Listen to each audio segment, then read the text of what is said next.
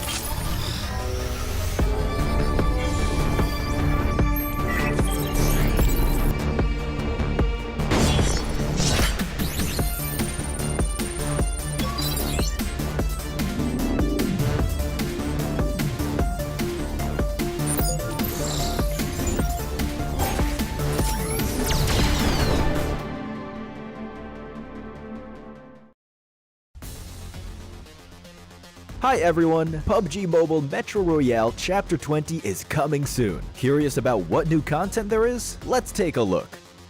Our focus for this update is on bettering your gaming experience, so we've added a series of improvements. First, we've added quick action functions. Starting now, you can tap to repair all items at once on the loadout page, and you can open multiple gift packs at once in your inventory. We've also improved the firearm status at the start of the match. During the preparation stage, firearms will be reloaded by default and will be set to full auto firing mode. These improvements all aim to save your time while improving efficiency. Additionally, you can now earn EXP from Metro Royale matches. In other words, playing Metro Royale will now contribute towards raising your player level. If you bring a companion into Metro Royale, they will also earn companion EXP. Chapter 20 also brings brand new honor rewards and collectibles. What's different this time is that after you get certain gold collectibles, they can be displayed in your personal space of the main lobby. You also have the chance to unlock home collectible decorations. Place them in your home to show them off to your friends. With the new version update come enemies who've already infiltrated Metro Royale's Arctic base and Misty Port. While you're out exploring, stay vigilant in these areas, as Striders are active there. Oh, and we've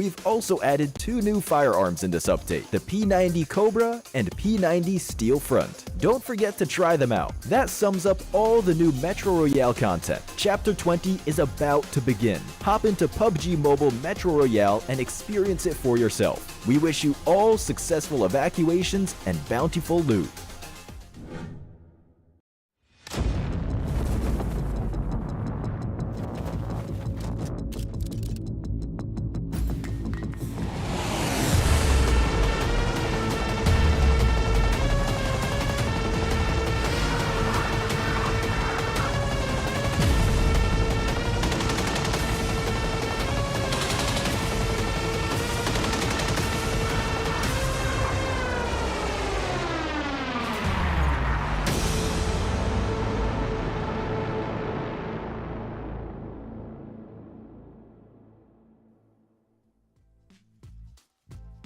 Hello and welcome to the PMSL EMEA. We are getting straight into day number, I think we're up to day number, 4 now, isn't it? It's pretty crazy. It's going pretty quickly, right? It's Saturday. It's the weekend. It's just begun, but it's going to be just some more PUBG Mobile action here for teams looking for their chance to secure a spot in those finals later on and get some all-important bonus points too.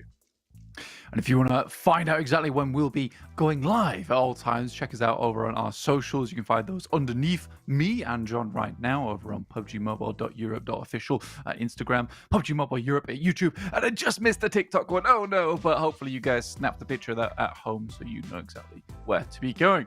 Let's take a quick look at the prize pool coming up here. See what these teams are playing for going forwards. Participation reward, 40,000. So for just turn up, you get yourself a nice chunk of money, John.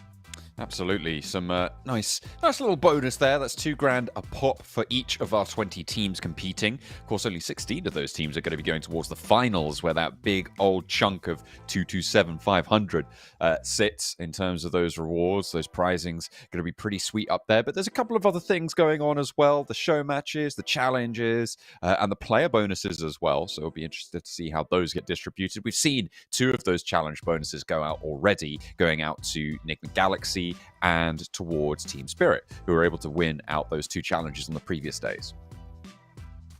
Yeah, I mean, going ahead will be today, Navi selected them, but here's our finals prize pool, which will be happening right at the end of the tournament. Still got another 2 weeks after this one concludes to find out exactly who's going through to that one, but $55,000 for that first place prize. A huge chunk of money considering our tournament here at the PMSL EMEA, and I'm sure any one of these teams would really love to get their hands on that. And not only that, but the beautiful trophy, which still needs lasers pointed at that little crystal at the top there.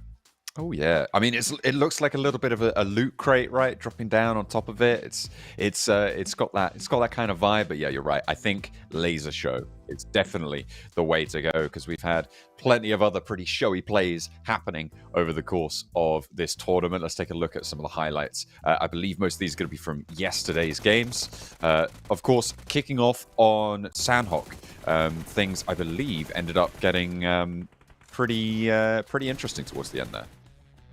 Yeah, I mean, it was a curious little Sandhawk to start things off, and it was Gladiators being able to take away that chicken dinner at the end of it, which I don't think many people expected, considering this is historically A very, very bad map for them, but you can see them here. It was a nice lineup, but Gladiators weren't able to do too much more than that with their day, which is surprising because it was like the flip-flop, right? Usually they do pretty well in Miramar and Orangle, but there you go. Sandhawk for them did well on that. Did pretty poorly everywhere else. Falcons, though, still putting in a little bit of numbers over the place, but this brute force here is really a little bit of a focal point just for this pre-show. I think they've been doing really, really well, and the numbers might surprise you when we show them to you later. You'll have to wait and find out for that. Moneymakers were certainly making their mark yesterday as well with another 2 chicken dinners, which should be pretty happy with over the course of the previous day, given that they hadn't really performed at the highest level. Something to be noted about today as well is that it is going to be the last day's games for 4 of our teams, right, including Brute Force. Brute Force, Enigma Galaxy, Team Spirit, and Twisted Minds going to be playing for the last time this week today. So they'll be setting that bar. It'll be interesting to see where Team Spirit step up to in terms of the top of that table, as well as if Brute Force can try and chase them down a little bit. Enigma Galaxy as well in Group E. All of these teams have that last chance today, so they're right at the top of the tables. It's going to be a chase to see if anyone can catch up to Team Spirit before their final day. Yeah, and I think for Team Spirit as well, this last day that they're playing, it's a little bit nerve-wracking, right? Because you've got to put up enough points that you maintain that #1 spot, even though you'll just be an onlooker come to that final day, which would be a little bit unfortunate. But for them, they want to be able to grab those bonus points, bag them away for themselves, so they can earn that extra little bit of oomph when you come through to the finals, as we will be distributing those bonus points there as well, which makes it a little bit easier for you when you do head on through. Some really cool plays that happened yesterday, and realistically, I think that actually that little play there is a funny one, because far too many times we are seeing that buggy play been sent in. You get up close and personal as quick as possible. You get the rundown, you get the elimination, but too many players are getting wise to it now. Just the quick sidestep into the 180, very practiced maneuver at this point. Yeah, the buggy plays, they are starting to get read, downloaded, and ingested into teams' playbooks. Here are the overall rankings as they stand. Obviously, Team Spirit 159 to 136 in second place on the Moneymakers. Brute Force 131. Moneymakers not going to be playing today because blank. We've had A, B, and C sit out. What group is next to sit out? That's right, it's Group E who sits out, and Moneymakers are sorry, Group D will be take it. Wait, have I got this the wrong way round? I think I might have done. I think I might have bamboozled myself terrible here. Information. I thought it was Group D that sat out, but I believe it might actually be Group E who's sitting out, which means that flip that, reverse it. Moneymakers playing today, Team Spirit, Brute Force, Enigma Galaxy, not. That's a curious one. In fact, so it's even worse for the Moneymakers in this case, because they've not only got to catch up, but they've got to hold on to that lead. And the 4 teams surrounding them have a really good chance to leapfrog them when it comes to tomorrow, because you've got a benchmark to be set to there, right, that you can catch up to.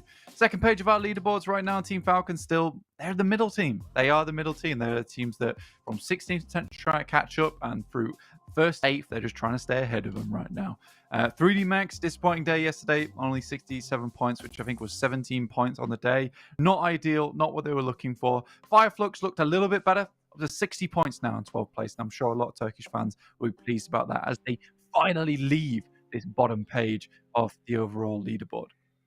We'll be pretty happy with that one, I'm sure. Down in the doldrums, right in the bottom, though, we've got Twisted Minds with all of their matches played. They do have another day to play, of course, but they are right at the bottom and underperforming the lobby. Na'Vi, Heroic, and Onyx Ravens making up the other 4 teams that, as it stands right now, would not be going towards those finals, would not be getting any bonus points there.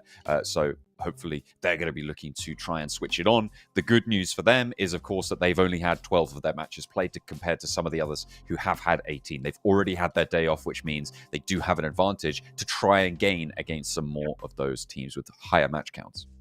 Yeah, you've got more time to bring things back up to speed, right? And I think one team that's certainly done that is Virtus Pro. I mean, their day 2 to day 3 stats are pretty good, to be honest with you. They got themselves back out of that rut they were in. You can see right here, they went from 764 to 1400. So pretty much all of the data here is almost doubled, apart from the average survival time. An average placement of 5th place it doesn't look remarkable, right? But that's really good. That's exactly where you want to be hitting. Getting towards that top 5, not only are you getting the placement points, you're getting the eliminations on top of it. So it's not like they're avoiding fights and just trying to live towards that end game. I'm very proud of what we've seen from Virtus Pro to turn things around, considering they had that little bit of a shaky start there, John. Yeah, and a massive performance put in by Malloy yesterday. He was able to get MVP, right? He overperformed players like Nomi, who are absolutely blasting, players like Coops as well, who have had such great track records over these last few days to get that MVP title on Virtus Pro. So really, really strong stuff coming out from Malloy.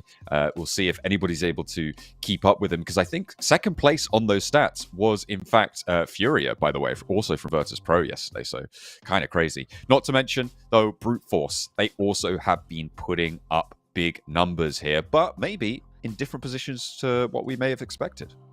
Yeah, I think we sort of expected Freezer to be the one that was right at the top of the tables for Brute Force, but in fact it's Ado. So although it's Freezer we're seeing a lot of times on the screen making those miraculous plays, it's Ado who has been putting in the shift all the time. 5,210 damage taken as well, so really being the meat shield at the front of the team. It's really good to see, and it's interesting you get this clearer image of what's going on within the team.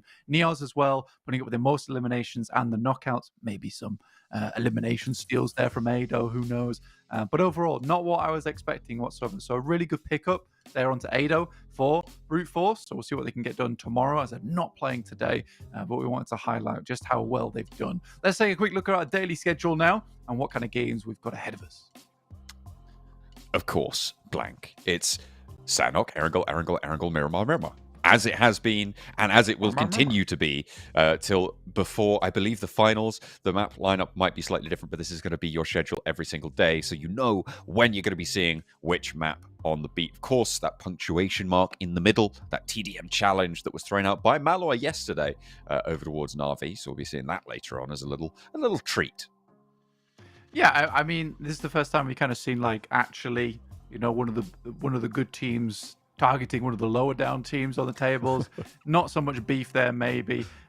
But good stuff for Virtus Pro. That'll keep them nice and happy about this one. These are our groups for today. So 3D Max, Digital Athletics, KAOS, FLUX. You got Virtus Pro, IWNRX, Na'Vi, and Gladiators currently playing over on that top bracket.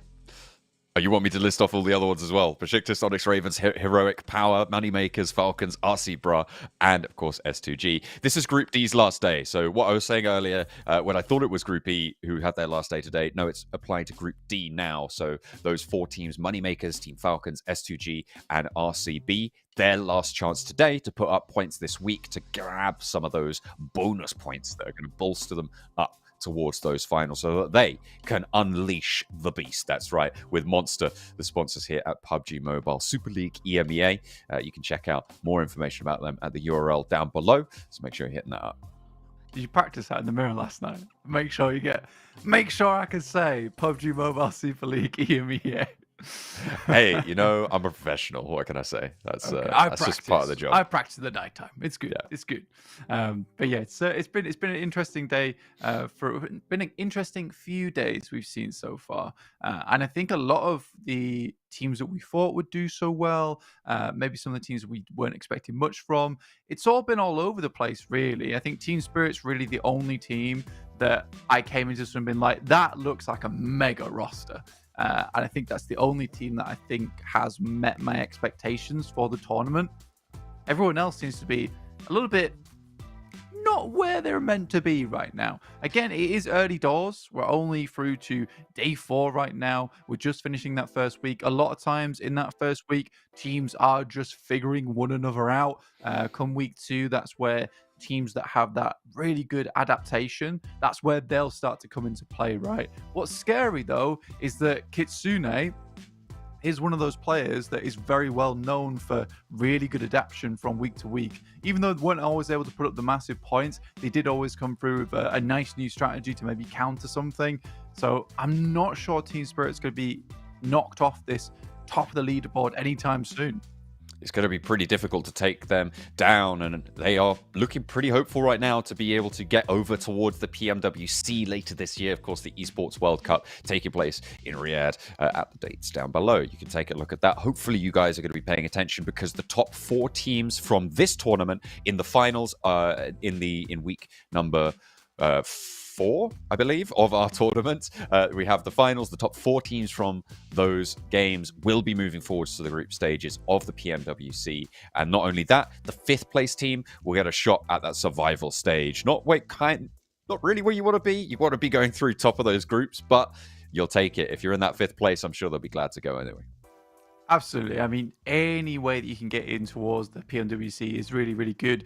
Not only is the prize pool absolutely gigantic, I'm imagining, just getting to survival stage gives you that chance to pick up some of that cash going forward, even if you go out. So any additional chance to go further in the international stages is really important, not only for your team to get some more experience, but also, some of these tournaments, they can be up and down for these teams. So could be that you have a bad tournament here in PMSL EMEA, you go through to the survival stage, and what do you know? You do really, really well in it, you make your way through, and so it's not all doom and gloom if you're in that 5th place spot, but you would be far, far happier to go through straight to the qualifiers, right, from 1st till 4th place here. That would be ideal, certainly, but there's still a little bit of road ahead of them to be able to get to their destination. Just at the moment, Heroic back in the mix. I've quite liked what Heroic have been able to bring to the table. Despite them being in 17th, I feel like we have seen some meat on their bones for the games that they've played in. They are in that 17th position, of course, down in the teams that wouldn't go to finals if all things were cut off here and now. But hopefully they'll be able to put up some slightly larger numbers and maybe up to some of the plays that I've seen from them and kind of enjoyed. Well, it's chaos on your screens. Actually, you know what? Getting quite a few times to the end of the games here, which is really good to see from them. Much better than what we've seen recently, but not much better than the INFINIX GT20 Pro, which you can use to stand out here at the PMSL EMEA, our official sponsor. Honestly, the phone looks awesome. I've seen Coops with the backlights on it. I think he's one of the only players that has the backlights on. And I mean, to be honest, if I was using it, I'd be having the backlights on all the time. I'd flex that. I don't know how much it affects the battery life, but I'll have to ask Coops. It's like when your boomer parents leave the torch on when they're using their phone. It's that kind of vibe. Yeah. It's that kind of vibe. Hey, they'll be like that to Coops. I'm just saying, Coops is a boomer. That's fine, right? No, it's not okay. He is. I think he's younger than me. I'm pretty sure. Yeah, probably by a lot. Okay. How dare you call him a boomer? He's the PMSL EMEA hero, right? Oh my god, he was born in 2004. Oh, in the 2000s. I know. That's he's deep into Gen Z. That's close to Gen Alpha. Oh well, we're gonna have to keep a track. I'm pretty sure. What are all these weird phrases? The Riz. Oh no, skibbity toilet. No. I don't understand it. Neither do I. I have literally no clue what I've just said. So there we go. Oh dear. We are going into match number 1 on the day. On to Sanok, something that we do understand. It's going to be a little bit chaotic, I'm sure, but we're going to be taking you right on through it. Northwest plane down to that southeast side near Bentai. Straight on through here. Gladiators over towards the northwest side. I said Riz once and I forgot how to talk normally, apparently. That's just how it works. But yeah, you're heading over down towards that southeast side. Virtus Pro very close to another team down there on the south. But NIGMA Galaxy not playing does open up Sami. We see already DA deciding they'll take advantage of that immediately. Similarly, Moneymakers are like, well, Team Spirit get a lot of success there from the center of the island in boot camp. So let's head there ourselves, get ourselves some money, get some points on the line. 3D Max, once again, embroiled in combat from the very beginning. S2G will be able to claim the point. It looks like they're certainly winning out the trade at the start. Calci trading off against Narvalo, and 3D Max will fall entirely. The res is available on Kelsey, and swiftly 3D Max are eliminated. This is a much better start for S2G than they've had in the past. 3D Max will not be able to take their toll. Another hot drop down on the south side as well, between Virtus Pro and I believe that's BEŞİKTAŞ as well over in Camp Charlie. Not to mention, as we hop on board to Hartin, Foot, KAOS, and Power, both very close to one another. Yeah, pretty consistent fights going on throughout the map, but it is becoming more and more heavily weighted in the favor of S2G, at least in those 3D Max engagements. This time S2G not losing a single teammate and going up to 4 eliminations. That is wonderful news for them. They'll be super happy with that. 3D Max, on the other hand, will be kicking themselves. Again, though, I feel like that they deserve to be a little bit punished here on Sandhawk. Purely because they take that initial fight with S2G. They win it out. It's a bit scrappy. Maybe they lose a player in the process. But they don't really do too much with that really valuable position that is Paradise Resort. I think the only time we saw it happen was over on that first day. Made a cool little play to cut off Team Spirit on the western side. Team Spirit got wise, and then that was that. There was nothing really else happening from 3D Max's position on Paradise Resort. So I think this is an opportune time for 3D Max to maybe reevaluate some of their decisions. Figure out how best they want to approach this one going forward. IWNRX, love the movement from them right now, moving far down towards that south side. Get themselves on the western edge of Quarry, looking to cut off teams that are coming out from Bantai into Cave. It's like Power and Foot KAOS are going to start to pop off now, though. Doka Machine having 2 of his teammates fall over. Power taking control of this engagement right now. 13th place on the table. We're going to try and put themselves a little bit higher up as well. Flush confirmed. Points starting to go over their way. Another knock to look for the res. Kairos does get his teammate back up. So 3 players for Foot KAOS. But they are split up 2 and 1 right now. Dan, maybe taking a nade there. It's a hefty chunk of damage, but the nade won't take him out of the game just yet. Al-Haji has cornered Doka Machine, though. Ooh, dangerous enemy to come up against, and there it is. Al-Haji immediately taking the knock on him, and then shutting him down straight afterwards. Footballists realise that, damn, without Doka Machine, this is impossible. Let's get out. There's no value in staying there anymore. They can just get out of dodge, or try to do so anyway. We'll see if Finan's able to get some shots on their backs as they run away. From Hartin on the northern side, this is a replay of that Paradise Resort fight. Razy just absolutely tearing them apart there. 2 players go down to him, including Robs, by the way. Really, really strong stuff. Victor trying to get that flush. He was trying to confirm it so much, but it just didn't go through. Galsey hidden behind that pillar there. Really strong to keep all 4 alive for S2G. Now they can leverage that rotation. The pillar, the stilt, essentially, which seemed to be impenetrable. But unfortunate for Victor, they're not able to get the flush. At least one elimination would have been nice, but not to be. IWNRX, talked about this rotation earlier, headed down towards that south side, cutting off teams in Cave. Already they find 1 player from Heroic. Really nice stuff. This is a great little hillside to play off of. Already they're taking control of it. We'll have to worry slightly about RCB as well, though, coming through from the tree line on their western edge. I think maybe at this point you've pushed it a little bit too much. You get the 1 knock, move back, try and take control of some of the compounds on that north side. It's getting dangerous now, John. Zed Wolf pushing up towards Heroic now. Ragnarok down. Can they find a pick on either side? It looks like both of them just going to fully disengage from this one. IWNRX want to skedaddle for the time being. S2G with FLUX just down the hill from them. They're playing on the east side of Quarry now. They're starting to wrap around there and over towards that cave position. Starting to put out their feelers. FLUX, similar story, playing just down to their south.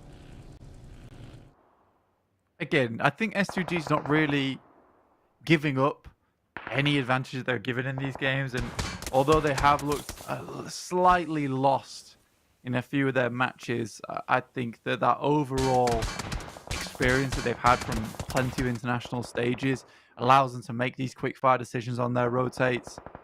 They do get caught out sometimes, but they're one of the more intelligent teams, I would say, inside the lobby.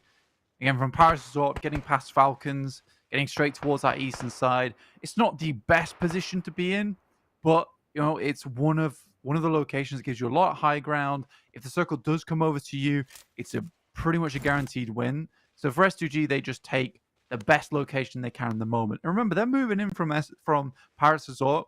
It's quite a long journey they've had to make here, and they've gambled on a position that most teams probably won't want at this point in the game, but will benefit them later on should the circle move that way. So I really like this from S2G. It does give them options into the future as well. I think them and IWNRX, just making some good decisions during these past 2 days. I think it was something that we saw from RCB as well in that first day, right? That strong decision making kind of fell off a little bit, which has been somewhat their downfall. Another dynamic that I kind of want to bring up right now as we see the circle shift over towards that west side of Quarry, IWNRX pretty happy about that, is the fact that we do actually have Group E sitting out, right? That's 3 of the top 4 teams not playing today. Team Spirit, NIGMA Galaxy, and Brute Force. That allows a lot of other teams to be getting up on those points where perhaps they wouldn't have been allowed to previously, right? So we'll have to wait and see just who is going to be able to seize on most of those points that were previously being vacuumed by Group E. Yeah, it's a great opportunity day, right? And not only that, like you say, for moneymakers in particular, right now, you aren't going to have that points vacuum from those top teams. And considering how they've been playing recently, this is a great time for them to be like, right, some of the toughest teams are inside the lobby. We can now suck up a huge amount of points. And it's going to be much harder for when that group comes back in again, because they'll still be fending off against one another. So moneymakers are in this unique situation where they stand to gain a lot today and really won't lose too much by not being in that play tomorrow. So I think for moneymakers, this is super valuable in terms of a day. This is not one that you can really let up on. This is where they have to prove themselves. They deserve to be in that top bracket. Virtus Pro started to look like they might be worthy of that top bracket yesterday. Now they got BEŞİKTAŞ just around the corner here. Kakali. Fury's a little bit too long on the cook there. Actually tags himself with a nade. Does a little bit of Kakali's work for him. Doesn't really have the backup in this position either. It's really going to be Furia in a 1 versus 2. I don't see the rest of Virtus Pro doing more than just trying to play up on a third party on the south side. They are slowly making their way there, though, and actually have managed to squeak, I believe that's Milky Way, a little bit closer to this, and Furia is holding his own for now. Yeah, Furia has always been really quite strong when it comes to compound control. Like I said, it was a bit weird on the cook on the grenade. I think he wanted to explode just outside the window. Milky Way on those off angles. Very deadly. They've re-established now, and I didn't think that Virtus Pro were really in the position to get this done, but I was also assuming that BEŞİKTAŞ would just try and push in and play on a 1 versus 3, 1 versus 4 situation. Virtus Pro have turned this around. BEŞİKTAŞ don't really have the off angles just yet to stop Virtus Pro from moving on in. Playing on the southwest side, though, they're going to have to leave Camp Charlie fairly soon. They'll have to find something. I think Heroic are having a little shout into the fight. No, it is just going to be a straight-up 1v1. Furia holds the door with that DDS, gets one, looks for a second, stays alive, and it is just BEŞİKTAŞ being torn apart in the crossfire. Excellent setup from Virtus Pro. Yeah, it's a crazy stall that comes out from BEŞİKTAŞ, and you're sort of confused as to why that happens. I mean, they tested the water. They knew it was probably just one player inside the building. In that time, what they really should have gone for is that 3-man push, taking Furia out of the equation, and went from there. Again, odds are kind of stacked against them, considering Furia is so good when it comes to solo man compound control. But in the meantime, Virtus Pro, very, very well maneuvered around there, like you said, John, to get into position to make it happen. And sort of enabled by the fact that BEŞİKTAŞ got themselves into a situation and just didn't really do too much of it. Circle moves over towards the eastern side, and this is where S2G's compound starts to shine. Really up on the hill here for S2G. They get a lot of sight lines. They have to look down in towards quarries, which is not so much of a luxury that IWNRX have. But not only that, it's quite difficult to get close to S2G here. So an early game decision That leads potentially into a top 5 placement here.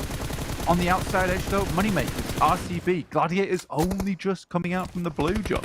They've managed to pick up 3 elimination points, the Gladiators, so they'll be pretty happy with that. I think they were plinking away over towards FUT KAOS before. He did go down earlier on. Na'Vi, in a burning vehicle, managed to make it to a shack. Very, very central on the south edge of Quarry, so we'll be able to stay in there for a while until basically anybody puts a nade in through the window, but it's going to be pretty difficult to get into nade range given the flank positions being held by S2G and by IWNRX. Maybe Digital Athletics are going to start to push in, but Heroic have the challenge there, so potentially quite safe for the next 2 or 3 circles for Na'Vi.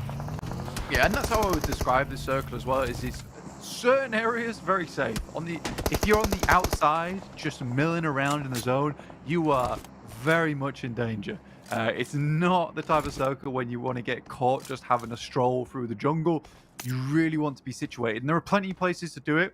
It's just depending on how many places are still left to claim by the time you get into the circle, which is why it's one of the rough ones. You are on the outside edge for too long. For instance, Moneymakers probably going to have a little bit of trouble, though I don't imagine they're going to fail too terribly at taking that compound off of Falcons after what we saw yesterday. RCB, though, starting with a knock, but it's not looking so great for Gladiators either. Matic pushing up to the rock, Loxy, taking one shot from the DVS, but hits the deck. The drop shot is good. Kiss can get rezzed here. Gladiator's not in a position to go for a refrag. Frozen not going to be able to move on up for it. Frozen on side for the Gladiators. I think that might be a substitution coming on through.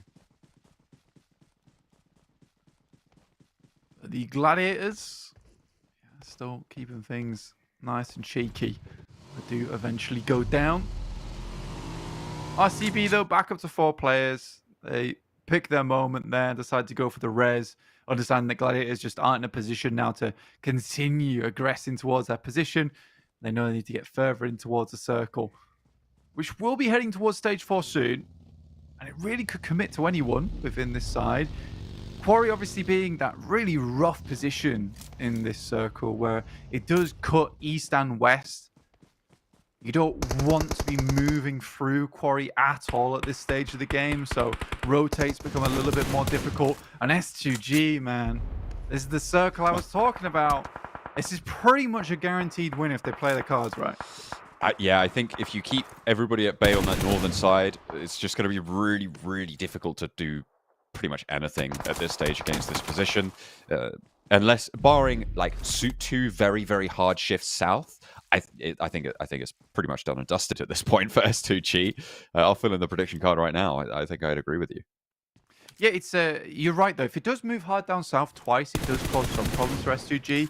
But then it's a question of, has S2G done enough in that moment to guarantee safe passage down towards that south side? And with that kind of spot where it is the highest position in the zone within the circle, you can scout the land, get a pretty good idea of what's going on. Really, the main competitors right now, surprisingly, is Moneymakers. Being able to slowly creep your way up on the eastern side of Quarry is certainly a viable approach, as there is buildings there and some fences. But eventually, you're going to have to make that smoke train. You're going to have to make that push. So for Moneymakers, this is a real question of how aggressive do they want to be? How well are they going to take this 4v4 between them and S2G? S2G, I don't really have too many doubts that they'll be able to handle a lot of teams around here, but this is where they're just starting to make their return to form right. They can still make a mistake. Double roll up here for Digital Athletics onto a Heroic player, but Hassan has the high ground there with the P90, though. Yekta brutalizing the players down the hill. Unfortunately, Hassan with the DVS just a little bit quicker on the trigger will not be able to save his teammate, but they will pick up 2 points for it, and Digital Athletics cut down to 1. CEO later finds Falcons. Satan goes down. Try to remove themselves there. Tough rotate for Falcons there, but they just allowed Moneymakers to get in way too easily. Again, I think Falcons are playing quite afraid of the other opponents within the lobby right now. Then it's sort of like trundling through a dark forest with a flashlight. There's going to be a jump scare around any corner, and that jump scare there was the moneymakers. And just gave them a wide berth, which caused them to have to walk into this area, which is in full purview of S2G. Which is strange considering, right, John, moneymakers are outside the circle for a long, long time. Virtus Pro losing Malloy. Questionable whether they'll be able to get him back up again. He will be able to get behind that rock, though. They're playing on this south side. FLUX will understand their location. I don't know if they're going to have an angle on towards it, though. They might be nice and covered off for the time being. They haven't been shot out just yet, so I imagine that res is going to come on in. In the meantime, Na'Vi in their shack. I said it was safe for a circle or two, but perhaps IWNRX are going to look to push on in. They did have a barrier down to their south. I believe that was in the form of Heroic, but that's got removed, and now IWNRX able to move across round to the south point of Quarry, moving out to the east now, but still haven't managed to find any of the Na'Vi players themselves. I think Gonzo was down earlier. Gonzo did go down much earlier. They just about crashed into this position with 3 players. Now they're trying to hold it. IWNRX forced to move down on that south side. If he had some information of where the Na'Vi players were at, one good grenade will start this fight out strong, but similarly they've been sent back over towards IWNRX, and Kine takes a heavy hit there. Forced to back off, another one sent his way, luckily not knocked. Virtus Pro still trying to work the south side of the circle. Milky Way low on HP. Got to wonder if their med supplies are running a little low, but it looks like he has got a first aid, or maybe that's just some bandages, actually, to top him up. Hassan, 2 players for Heroic, biding their time underneath this hillside. Not going for the push just yet. S2G getting rolled up on in the meantime. Falcons want a third party as well. They have to split their attention. 1 player from S2G is down, but 2 have fallen for the Onyx Ravens, and a third to follow. A lovely heads-up push out, but Razy now is fully flushed away. Falcons are third partying, and it's a 2-pronged attack with the Moneymakers just around the corner, looking to fourth party this. They might be able to make something work here as they can crunch the Falcons in. The nades start to pour on through the window. Gate and Damar go down. A 1-2 punch from the nades, and the Moneymakers looking to ramp up the pressure here. The Cook is there. He knows he's on the window. He hops out, but it's straight into the firing line. Not too sure what you want to do with that one. S2G back up to 3 in the meantime. Can they hold off the Moneymakers? Yeah, it's going to be difficult. S2G's sort of happy about the fact that the Moneymakers took control of the fight, removed the Falcons for them. They were able to recuperate their defenses. Kelsey hits a nice nade out the window, looks to throw a Molotov, won't quite reach them here. They're just trying to lock off these windows, allow Hamzy G to potentially hit the nade of a lifetime. Ooh, keeps going in. Havlik goes down in the push. Gets curtailed once more. Koa, though, going 1 for 1, blow for blow, and another nade in. I believe that was Icy popping the last through, and that is S2G dispatched. 3 teams descended on them, and it was just too much for them. However, everybody else is also getting shut out, and in some miraculous turn of events, the Onyx Ravens stay alive with 4, and they're now taking on the Moneymakers themselves, with all 4 of their players, with Havlik down, with another knock found as well. I think it's just BEŞİKTAŞ who is alive and kicking in this compound for the Moneymakers. Ali knows he's there. He's stepping up. He's looking for the shots. He's trying to bait them out, and he has managed to do so. The door gets shut. The door blown off its hinges. Ali sprayed from across the way. BEŞİKTAŞ makes the cross. How has he managed to do that? That is illegal. Get him in handcuffs. That is unbelievable that against 4 players, he's just been able to make that happen. I think he's just as surprised he was able to get out, but the blue's going to hurt him badly here. Has to hit another first aid kit, potentially pops out the window, isn't able to backstab on towards the Onyx Ravens. Odd push coming through. As if he's able to get one as well. That's going to cut Onyx Ravens down. Yeah, but odd push that comes through from 4 separate teams on towards S2G. It really wasn't a position that was as high stakes to gather anymore. And every team that went for that spot has gone down. I think S2G is completely justified in standing their ground. I don't think if I was S2G that 5 teams would challenge for a position that was basically doomed at that point. And IWNRX, they have a situation where they're just winning by default here. Kind of, yeah. They took out Na'Vi earlier whilst everybody was fighting for the S2G compound. And since then, they've just been in control. FLUX, 3 players alive. in with a shot potentially. I mean, you're right in that the compound itself wasn't great, but if you move or try and move around that compound, there's FLUX in your way, and whoever is in that compound is just going to take shots at you. So it's a really difficult maneuver to make if you don't first take care of that compound. We saw exactly what can happen if you don't get that to go your way from that rotation. Trying to make the most of it, and Onyx Ravens certainly did. They got 8 points this match, which is like the best match they've ever had so far. Yeah, really weird. Really weird push. And I think for Moneymakers, they were chomping at the bit to get into that engagement. And honestly, they bit off maybe a bit more than they could chew. IWNRX, though, 8 eliminations here. Looking to make that even more at the end of the game. Find that pick off onto Solcate. Saw as the final nail in the coffin, but not if there's a good play here from Ketch. Ketch behind the tree has got maybe one player to back him up there. Lux is going to hit the deck for the drop shots. A nade over to Swain. And IWNRX now on an even trade. 2 versus 2. Nobody's gone down into the quarry just yet, but in goes Kai. Goes for 1. Around the side, the DBS is there, but they shut it down. Spray through the chain link, and IWNRX bring things back under control. Sweep around the south side of the quarry and take care of business. A chicken dinner for IWNRX to kick things off. Hit 21 points total in that game after the eliminations counted through for FLUX going down. What a way to end it. For IWNRX, we identified their rotation really early. It was a nice one. I enjoyed it. But it's just not what I thought would happen. I think so many teams came in so late that they were all forced to head down towards that eastern side. Again, I do feel bad for S2G because they sort of got piled on. You are right in the sense of that getting past them would be difficult, so you sort of have to fight them. I just don't think they expected the entirety of the zone to fight them at the very same minute. It was pretty crazy. And amongst those teams, right, Moneymakers, who are one of the fiercest teams in this lobby. And I don't think, even going into that fight, with 2 of their players down right at the start when the third party started to come in, I don't think anybody would have called the Onyx Ravens were going to be the team to walk out of that one, right? Yeah. You know what Onyx Ravens did was hilarious, though, is they went in and they started battering everyone in. And then they were like, wait, actually, this is bad. And they left. They left. And then they heard the fight die down. They're like, we're going to go back. Time for round 2. Oh, dear. I mean... Did I hear the bell? It worked out. They only got 3 limbs for it, but they racked up a whole bunch of placements, which is the big thing, right? They got 3rd place. It's not bad. It's really not bad for them at all. Ravens, I like that one.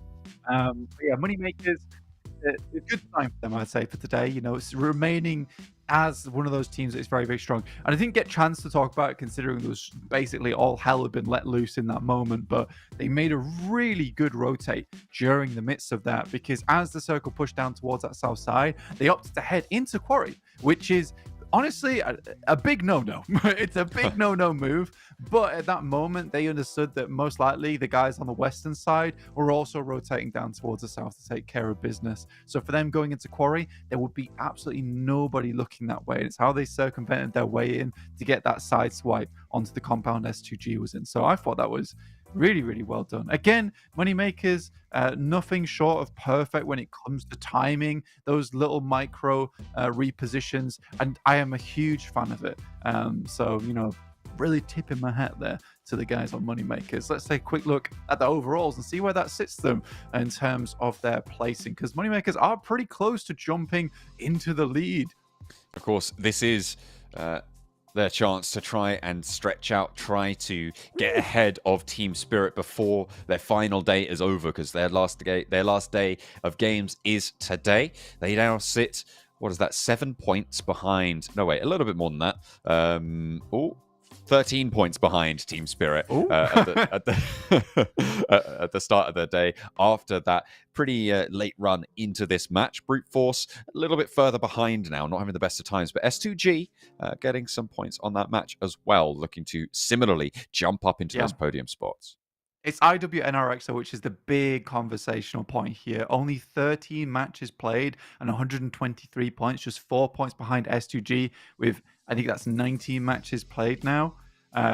Really insane stuff from IWNRX. And I think that at this pace, you know, they've sort of been the dark horse here for us a little bit, but at this pace, they would be up for challenging the guys over in Team Spirit and pretty much everyone in that top 3 positions of the lobby. So for IWNRX, what a great few days it's been for them. And I don't think we've been talking about them enough, honestly.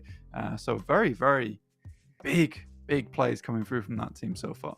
Absolutely. We saw that sweep on the south side in that last match, and you've talked quite extensively, I would say, about their rotations, and rightfully so, because of just how strong they've been. It's been really impressive to see, and they were able to take home the first chicken dinner of the day. And Sandhawk, there's still much more to come, though, so don't go anywhere. We'll be right back after this break. Please.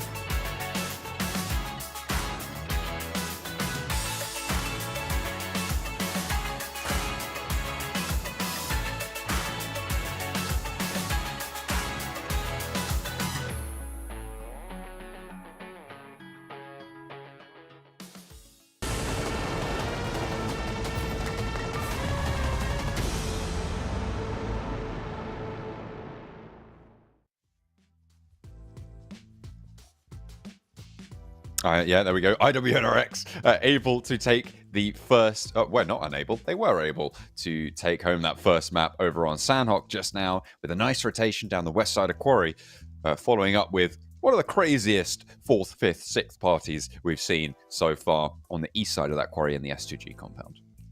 Yeah, some awesome plays coming through from all these players currently. It's great to see overall. I'm pleased that we do have this penultimate day happen where some of the top squads are out.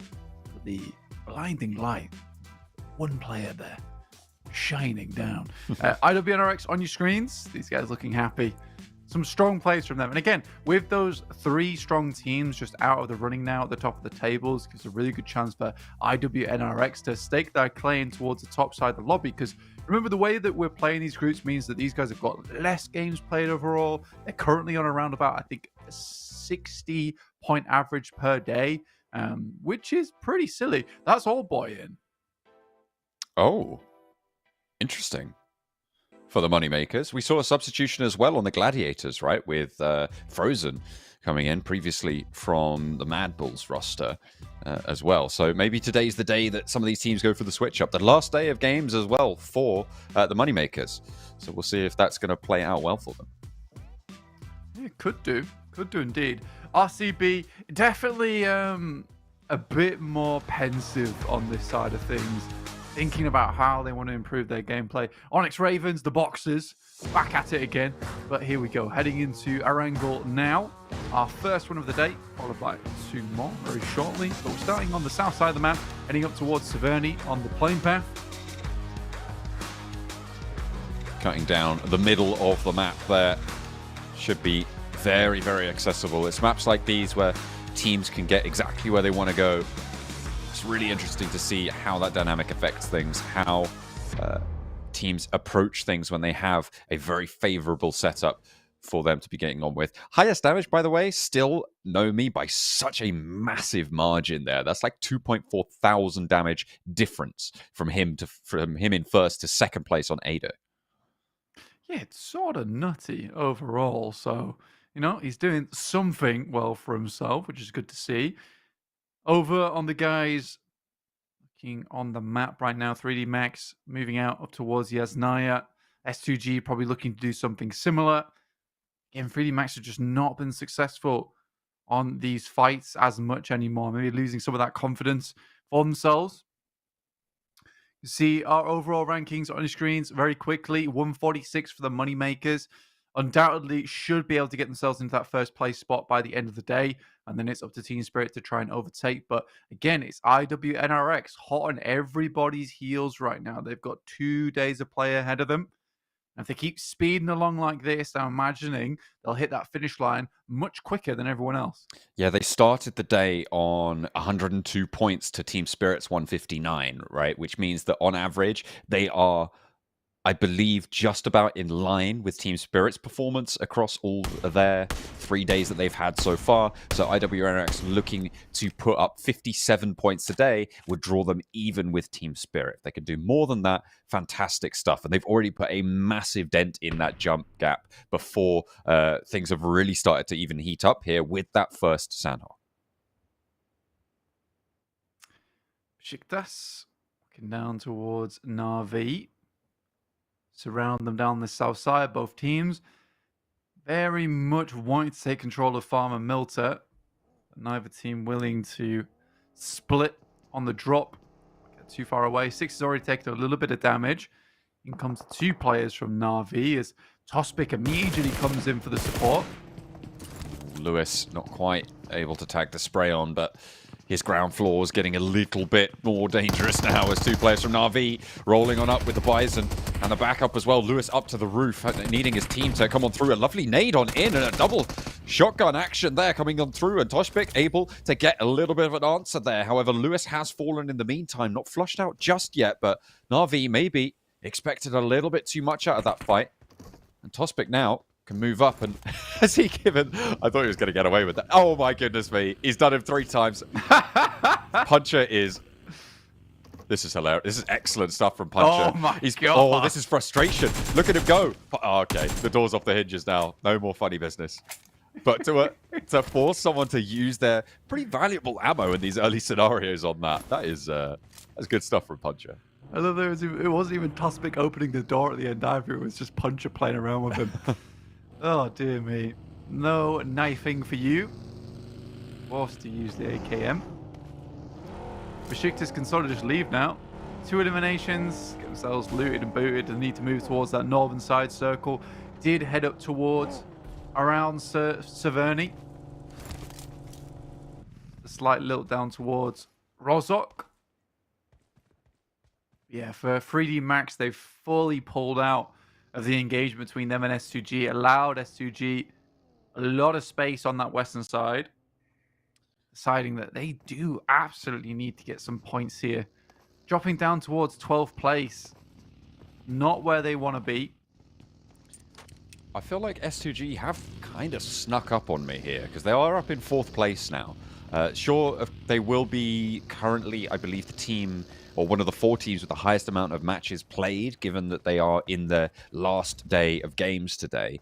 But still, up in 4th place from what we were seeing from them earlier, certainly in day 1, wasn't where we wanted them to be, and they've really just pushed and pushed and pushed, and it's great, because that's kind of what you expect from a roster like this, being able to put that best foot forward and keep themselves going, keep themselves motivated. Yeah, absolutely. I think that, IW and RX sort of overshadowed them a little bit in terms of their performance from their region.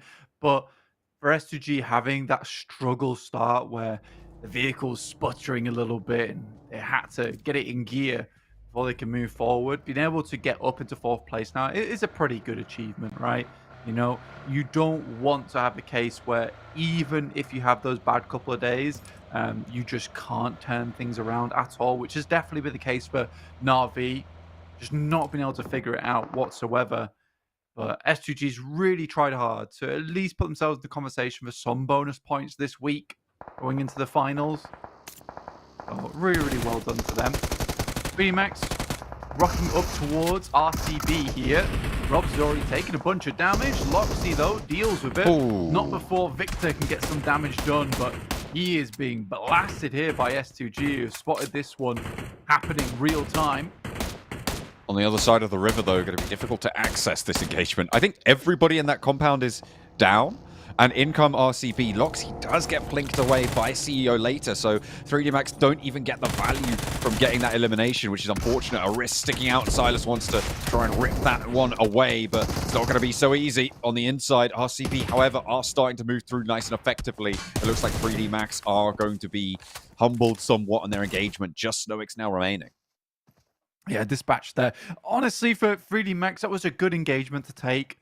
It was a 2v1. They had the side swipe on him, but just not able to make the fight happen. I think what they wanted was to get 2 players up and then make that happen from there. Here's this hilarious play from earlier. It's Puncher opening and closing the door, and even gives him the front ways. Oh dear. And then he draws out the AK, puts a stop to the fun. It's a professional tournament. I guess you kind of have to, but maybe just for my pride, I would have to get it with the knife in the end. Yeah. That's 2 16th places back-to-back there for 3D Max. A frustrating set of days for them. Not likely they're going to be able to get too many points now towards the top of the tables. This is very much a re-evaluation moment for 3D Max going into next week. Something was working out and then it wasn't, right? They added some ingredients on that first day that made it bellissimo. But they can't remember what that ingredient was because they didn't write down the recipe. It's unfortunate. It's one of the reasons I never cook blindfold. It's just impossible to know what you've put in. It's true. It is true. That's what I always say. I've done it, though. What I always say, never cook blindfolded. Yeah, I don't think you... I've always said that. Do you cook? Ordering food counts, right? No. That's cooking. No, I don't know. Well, it's something that I do, and then food appears in front of me, so tell me how that's different to cooking. cooking requires the interaction of food into an amalgamation that is tasty. Yeah, You I have choose it, and then it gets given to me. I Yeah, don't but get what you've you're not not. you've I don't not- get you've what you're not- not understanding here. the only time you've had interaction with the food is eating it, I've unpacked it. which is eating it. I've plated it. You've No, ate look, it. I plate That's then not ate. cooking. I plate then ate. Yeah, that makes you a waiter for your own food. That's not true. It's the chefs and the cooks who plate food in the kitchen. I've seen Gordon Ramsay do it. You can't tell me I'm wrong. I hate this so much. I know I'm right as well, so it doesn't matter, honestly. Yes, of course, yeah. Gladiators are taking down. Matic down. Honestly, there is starting to be some teams here who I don't want to say feel like they've given up, but it's just the sense of crushing responsibility to get into PMWC and or the finals of this tournament seems to be too much. Like, it's just not worked. It's not worked, and now it feels almost lazy and careless gameplay coming through from them. It's not been ideal. S2G trying to make their way around the coastline. This lake is so treacherous, though, and Falcons have already posted up. It's just not going to work out for you when there's a crossfire like that. S2G losing multiple players there. 2 players will fall down. But they do make it to the northern side of Yasnaya with a little bit still left to go in the match, I suppose. You're right, and I just want to loop back on what you were saying about potentially some lackluster plays. I feel like Gladiator is kind of the primary culprit, right? This is 3/4 of the team that dominated the region for so long. You take Kitsune out, and it does feel like they just haven't got the same thing going on. I mean, even when Kitsune was in, it was still looking pretty bad, right? And so, honestly, I thought that by splitting up the players, maybe adding some new blood into the team, it would reinvigorate them. It just hasn't. Yeah, it's a decision made by Kitsune, which he is reaping the rewards from. And I thought by giving Matic maybe a little bit more free reign, right? You know, loosen the leash on him, he'd be able to do some fun stuff, but it just feels like same old Gladiators plays, which is not ideal, considering that Kitsune used to be a shot caller, has now assimilated himself pretty well into a new playstyle for himself. It's interesting. Onyx Ravens looking to rush on in towards Poser. Will catch him out, dropping from the window there with an off angle. They lose Vigors, which is unfortunate. Beşiktaş might have a little bit of a response, though, as they do rally in too late to save their teammate. But Ali with a nade onto Tospik does slow their roll somewhat. Kakali, position known. Lewis as well, jumping out with a shotgun. It is going to be going the way of Ali as well, and the spray to turn it around. Onyx Ravens, okay, Ali is stepping up for eliminations, taking out the entirety of Beşiktaş. Unfortunately for them, Navi seem to have an angle. Only 2 of their players left standing, but they'll be able to get away for the time being. Drop those smokes, try and stay up as 3. Onyx Ravens, I've been asking them to do this for so long, is just take some fights, right? Finally, they take a fight over in Sandhawk. They're like, actually, we can play the game. That's cool. Let's fight some more. They do another fight here on Orangle. It goes well. And it's paid off. Now they have an opportunity to get into the circle. Ali looks a lot more confident. This is what you need to do. You can't just cruise in these tournaments. All right, there is no autopilot. Sometimes you got to make some plays, feel a bit more comfortable, because I would say that Onyx Ravens have never felt like they've had a warm-up coming into any of these matches, and I think that game there on Sandhawk was one that they sorely needed to get the muscles pumping just a little bit. See if they can continue to go for these reps as this circle goes on, because they are going to have to move. A hard southwest shift on this next circle puts the hills down to the east of apartments and school pretty powerfully in their power holding on that junction right now in a really solid position. The lining of those Yasnaya fields kind of occupied completely now, and S2G with their 2 remaining players after their mad dash around the north side of the lake could be curtailed somewhat. It's going to be a difficult move to make. It looks like they're going to do so on foot, which is quite interesting. And you were right, by the way. Old Boy is in for the moneymakers on that south edge. They're playing as 4. We'll see if they'll get the results.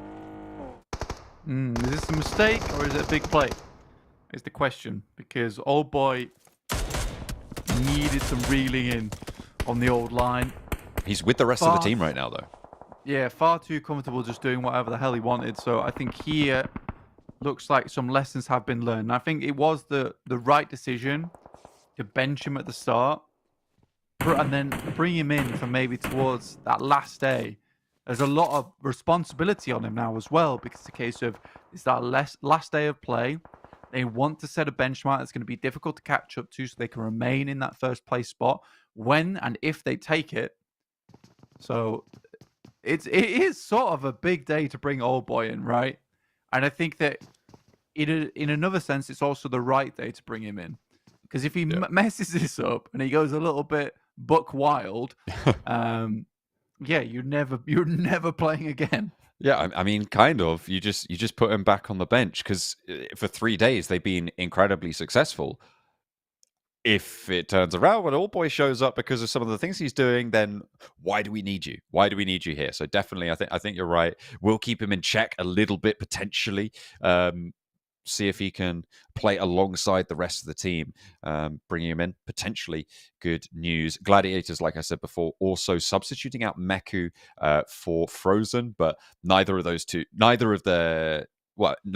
of their days have been really very successful at all. So maybe they're just trying to see what sticks here. I feel bad for Meku there. I think even when Gladiators did have subs, you never split up Matic and Meku. They were always the dreamy duo on that side, and the fact they've been split up now, it feels like a little bit of the spirit in Gladiators has been lost. It's not the same anymore. DA finds a shot down towards Koa from the Moneymakers. He's on that back line as well, so they will have to go back for him. It's a pretty bad timing for it. Luckily, they're on the slowest side of the circle, so they have a little bit of time to work with here. Interesting where S2G have managed to get as we hop over to this northern side of the circle in the meantime. I think most of their rotation has been on foot, and if RCB haven't spotted that, they could be caught unawares. RCB only with 2 players themselves, so potentially a danger waiting for them to make their move, because S2G will certainly want to strike at the right time. Virtus Pro going to be guarding them out on the north. Spot Silas, and if you sat still in a vehicle, Hamzi's just going to take your head off. There's no two ways about it. Yeah, I think this is one of those few moments where you don't see the run up to this, and it's probably Hamzi G waiting for the exact moment when Silas jumps in the vehicle to rotate out. So just very well timed there from Hamzi G. Just caught the tail end of it. Yeah, when you first start the vehicle up, very slow, Milky Way, finds Wild from RCB, gets some good shots onto him, but not able to finish him off before he disappears along the coast. He's going to have to get pretty sharpish around, though, because his health bar not looking super hot right now, with the blue zone starting to really lay down the hurt. Maybe stopped off for a bandage there, not entirely sure, but either way, manages to get it through, and that's going to be the spray down. Corker and Milky Way both lighting it up, and that's RCB eliminated on the northern side. This is the thing, though, right? S2G moved up, and they had no idea that they were there because they'd moved entirely on foot across Yas Fields. Yeah, they had an initial run out in the vehicles. I think a lot of them got sprayed down in the process. Then they come over towards Onyx Ravens. They find one of the players. Don't run away. It's 2 guys. Okay, thank the Lord. They're going straight on in, but might be a flawed decision that for them in the end. Kelsey goes down, sure, but Onyx Ravens in a return to form go down. I'm okay with that, though. I'm glad that it's, again, that's the right decision. That's the correct decision. Mismanaged. I don't really think you should just crash into the center there. Gives you very good opportunity to get the crossfires in. Situation where you want to bounce up on the side, especially if information pass across that it's just 2 players. Take your time with that. But I'm glad that the Onyx Ravens at least made the right call, that they should have dealt with them. Unfortunately, just a bit outclassed, outgunned. Footballist KAOS go down on that north side as Virtus Pro continue to push their way through. I think, honestly, Virtus Pro has been making some pretty cool little rotations and decisions there, trying to cut off as many players as possible on that northern edge. Kawa currently holding crazy compound here. over towards the northern side. Super difficult to deal with anyone inside this compound, considering the terrain around them very open, very flat. Great sight lines to be taken off the back of these walls. Northeast side now, Gladiators leaving Tixie forwards close to FLUX. Seeing if he can catch them out, but they're already on the road. All in a same vehicle as well. Moneymakers trying to make their crash over to an RV work. It's only Old Boy to go down, but KAOS swiftly follows there. The DBS, the vehicle goes up, and it's really bad news for the Moneymakers. Na'Vi doing a lot of work in this duo, but it's Digital Athletics who have those third-party angles. Icy wants some retribution now, wading on into the fight, and single-handedly takes down the duo from Na'Vi. But he is left alone, and not really too many places he can go from here. Yeah, sort of had to make that one happen, really. Get away with anything in that situation. At least he gets the central compound, but a lot less than they bargained for there. And I think that's just because there's so many sightlines towards that position. Hard to fight. And just two players potentially could have got in there much, much quicker. Heroic sat on the side of the hill. Pretty typical position, people to post up on. You have your right-hand side covered off by the hillside itself, and then put a bunch of vehicles in front of you and pray to God that the bullets don't find their way through the windows. Gladiators having their movements slowed on the eastern side. Digital Athletics doing well on the west edge, playing from those apartments. No one else really playing around that area. Falcons, in the meantime, 3 of their players alive. Playing close to power. Nades coming back from Fidan. Will find Gates with a nice pop over the top of the wall there. Ragnar launching one to the back lines. Fidan doesn't go down to it, but his teammate does bleed out, unfortunately. Ragnar wants this res, the last player on Falcons. You want to keep everybody alive and healthy if you can. Power, though, unwilling to let them get away with this. Power does go down to 3 players now, though, as Kante steps out and Ragnar finds him. If Kante goes down here, it'll be super unfortunate, because holding this compound becomes so much more difficult. And Ragnar's doing an amazing job. Fidan low, easy low.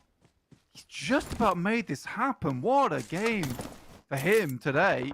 He's just refreshed on the nades as well, but there's a third-party angle. I think that's potentially Digital Athletics looking for those shots over there. A bouncing nade over into the garage there. Easy, nearly taken down. A second one as well to follow it up goes a little bit longer. The nade, well, no, hang on a minute. That was Digital Athletics who came on through with it as well. Fidan really wants to get this rest now because he's just been taken down to size, whittled away by the Digital Athletics off angle. I love that the nade bounces off the top of the garage. It would have taken out both these guys, but in the process at least removes Kante from the equation. Off the back. Very tough, though, for him to get in. A super unfortunate scenario here for Power, John. Consider, if you look at where the circle is right now, they had almost a guaranteed game for them. Just not able to deal with Falcons as they came in. Let's talk about IW Next Ruya for a second. Again, they're deep into this match. Again, a decent chance to perform well here. Potentially a difficult rotate ahead of them. But they are in pretty deep. If they can get rid of Heroic, then they can operate on this east side of the road pretty carefree. The nade in over the top, the spray down from Kind to surround anything that Heroic are thinking of doing. And the backup there to take down the player on the tree. Looks like Heroic had no idea what just hit him. IWNRX taking 6 limbs now. Just so you know, the initial nade that did about 80% of Heroic's health was a nade thrown from the back of a speeding vehicle. Moneymakers, just icy, not long for this world. But again, IWNRX, I sort of need a replay on that one, on the drive-by nade. I've never seen something so accurate like that, tossed out the back of a vehicle. That's the kind of thing that you want to do, but cannot do consistently. Let him apply for like Dude Perfect or something. It's kind of nuts to be able to hit stuff like that. But IWNRX now have cleared out that side, right? They're up into the top 4 with a really solid shout at getting this chicken dinner as well. 6 eliminations and a really great conversion off their first match. 57 points were needed today to draw level with Team Spirit for them, which is kind of the mark that would put you amongst the strongest teams this tournament, given that they will all then have played 3 days of their matches at the end of today. So if they can get ahead of that, that would be a good indicator that they are the team to beat, which kind of was the case after their first day. They seem to be just incredibly strong. I think they had like 78 points on the first day. WNRX now looking for their back-to-back from Sanhok to Erangel. Very good lineup for themselves. Again, the compound of the Northern Edge, slightly problematic, but 4 vehicles available for IWNRX, a rotational gameplay, still very much available at this point in time. Not problematic. The fact that Ragnar's still here and they've just let him hold on to this spot is silly business. Finally, Power decides that enough is enough. They've had it with him. Not without its cost, though. It looks like he might be able to do something there. Digital Athletics, they've spotted players over there. They've got the roof angle coming on through to control the entirety of this open ground, and that will stay in this next circle. I don't think you can get past Digital Athletics. The question for me is, can IWNX Ruya take down Power on that northern side? Wait for them to move on out and just try and survive with Kine in that circle. I mean, Kine is providing that front position for them. Technically, with the vehicles, they could get over towards his spot in the map, crunch some cars into a tree. The issue is it's still far off from stage 9, and stage 9 is really what you're going to need to force DA out from that position. It's sort of one of these moments where if the circle moves over towards the west again on stage 8, really difficult to get DA out of this game, and it sort of is just their game to lose. Power know that they need to take picks over towards IWNRX. We saw Fidan trying to set up a roof peak to maybe get a shot over towards them to allow them a little bit easier time moving out, but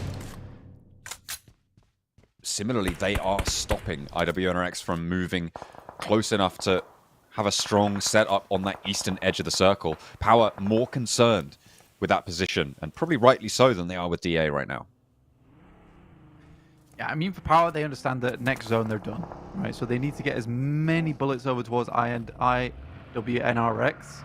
before that next zone comes through, because they'll be forced out from this compound.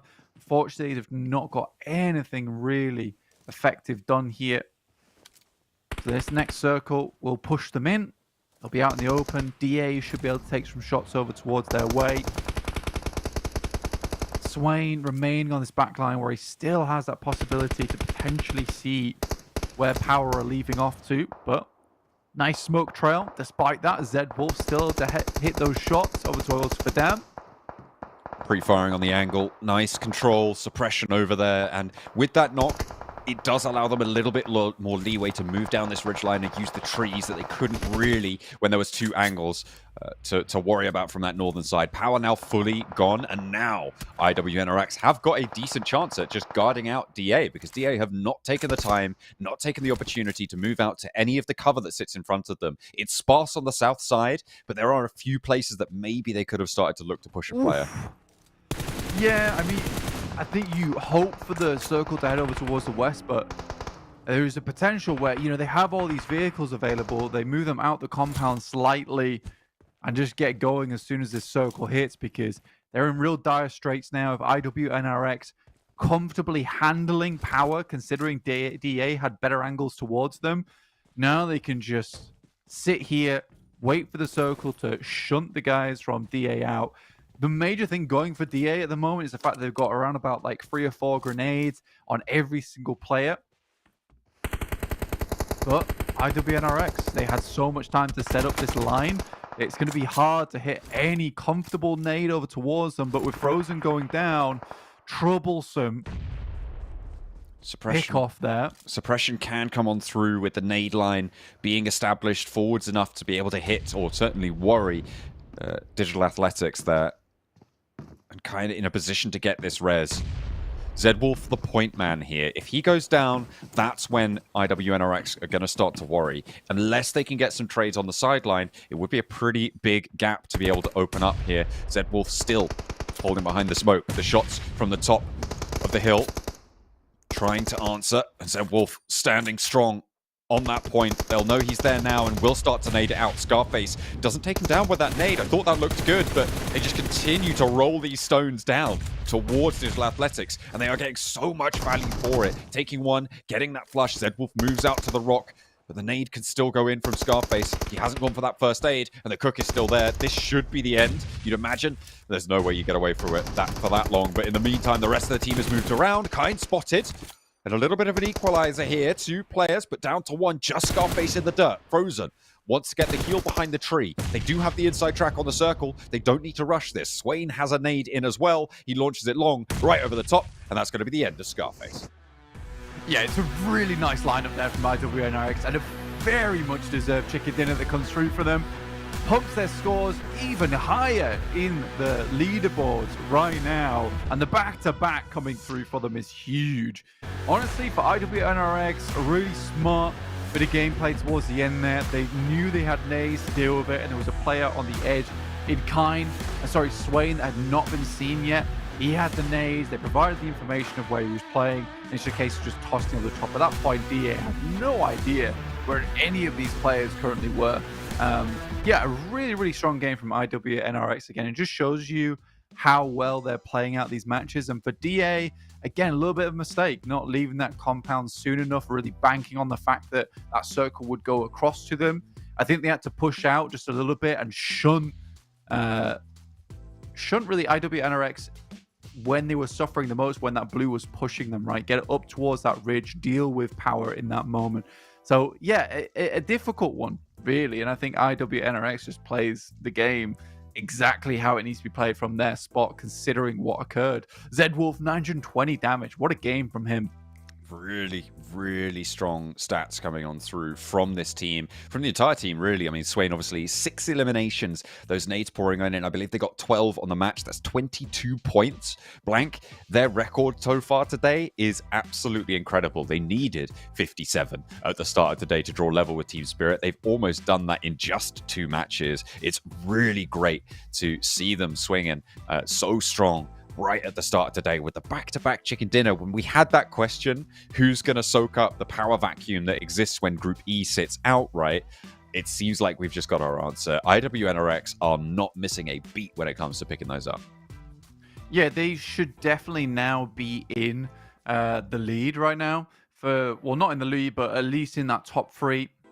Looking down leaderboard now, again, it's the same face we're seeing time and time again. Football is KAOS, Na'Vi, Fire, Flux, 3D Max down towards this bottom side. And really, I think we can now be disappointed in RCB because they've not brought things back at all. And funnily enough, it's Onyx Ravens who have been the most pleased with today, considering it's taken them a little bit while to really figure out what they wanted to do with these games, but starting to be much more comfortable in taking those engagements, which is so important. If you're not comfortable taking engagement, then you may as well not be playing in the tournament. I mean, that's kind of fair. I mean, you have to be willing to go for these fights and willing to take it as it comes, because they aren't going to let you go with the third-party meta that we are seeing in these matches. Incredible damage numbers from IWNRX there. Digital Athletics as well, having decent oversight across a lot of those fields, doing a decent chunk of damage. Let's not ignore the fact that that's almost, that's almost 1.9k damage, right? Coming through from Digital Athletics, which is a pretty decent result, but it's just completely overshadowed by the IWNRX performance. Yeah, well-deserved game, like I said, from IWNRX, and it's just crazy looking at the damage numbers and how quickly they fall off there. A lot of damage had to be pumped out to maintain that position they had, and it's the fact that they hold on to all 4 of their vehicles which really leads them into a nice victory there. But I think if they didn't have those vehicles, it would not be a win for them whatsoever. They need to have that movement. Unfortunately, we're going to move very quickly to a break, but we'll be back shortly. See you soon.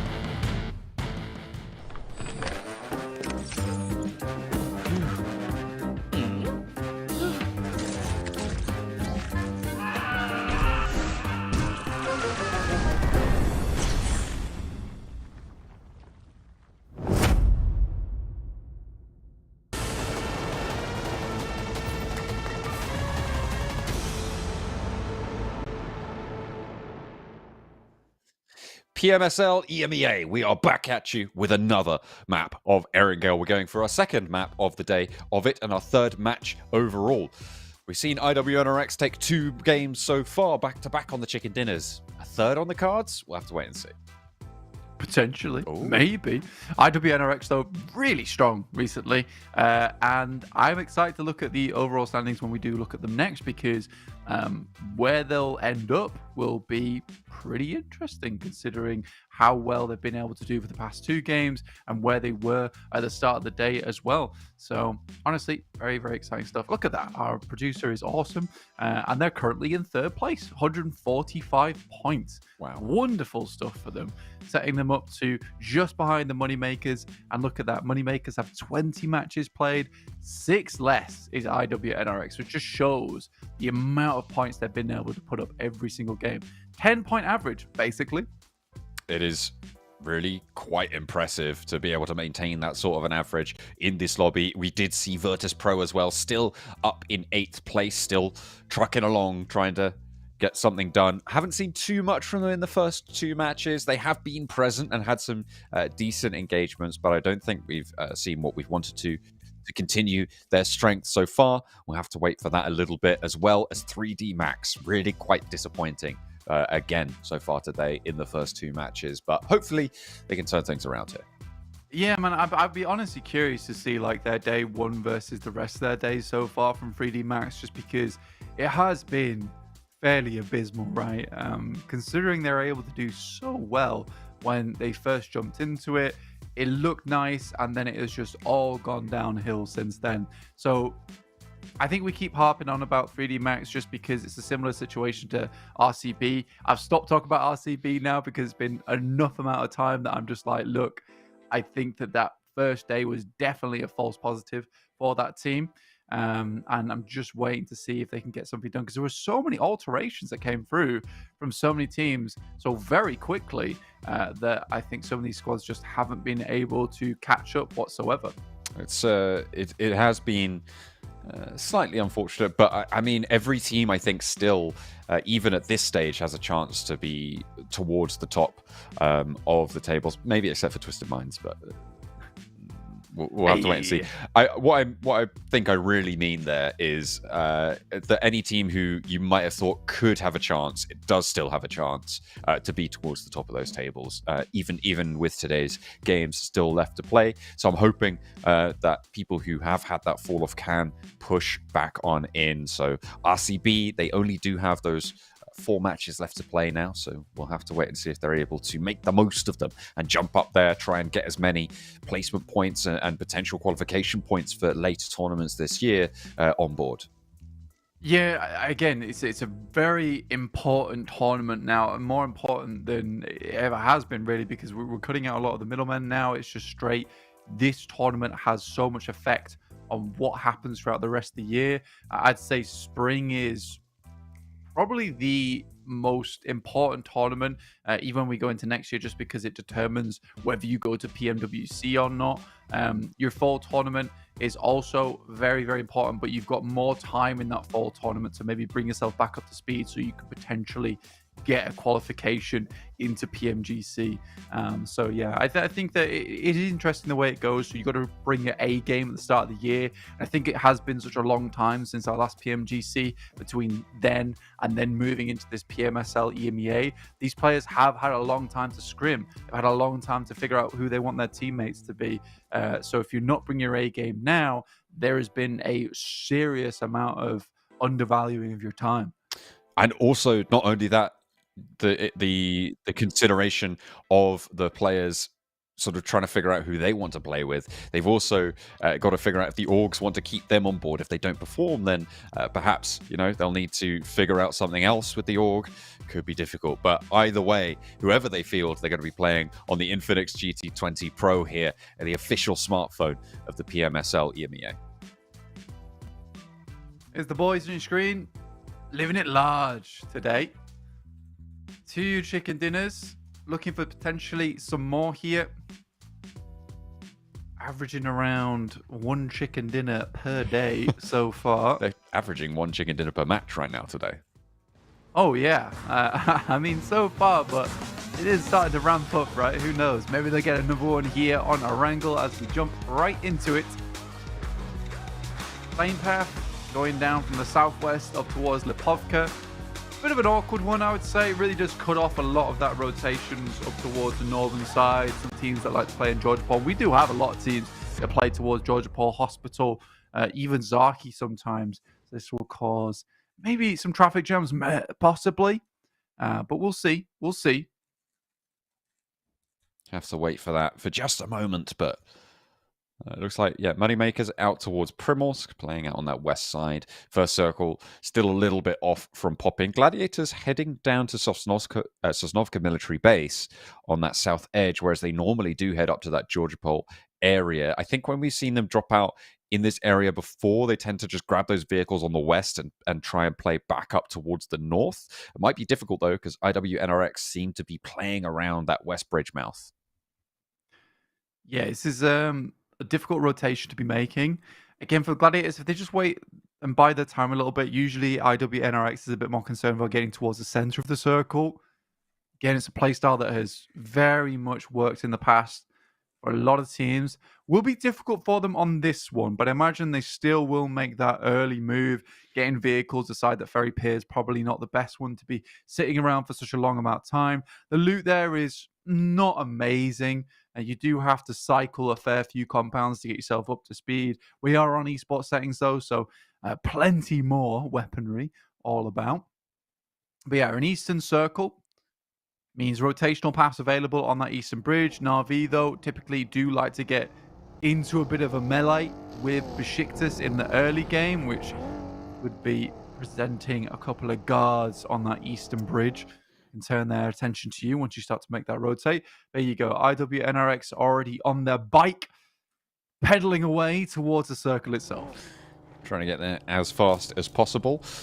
From that western side, right on the east in Milta Power, 3D Max, not in Yasnaya Polyana. They're leaving that one to S2G this time around, and they'll try to have a bit of better luck here with the circle popping out that way.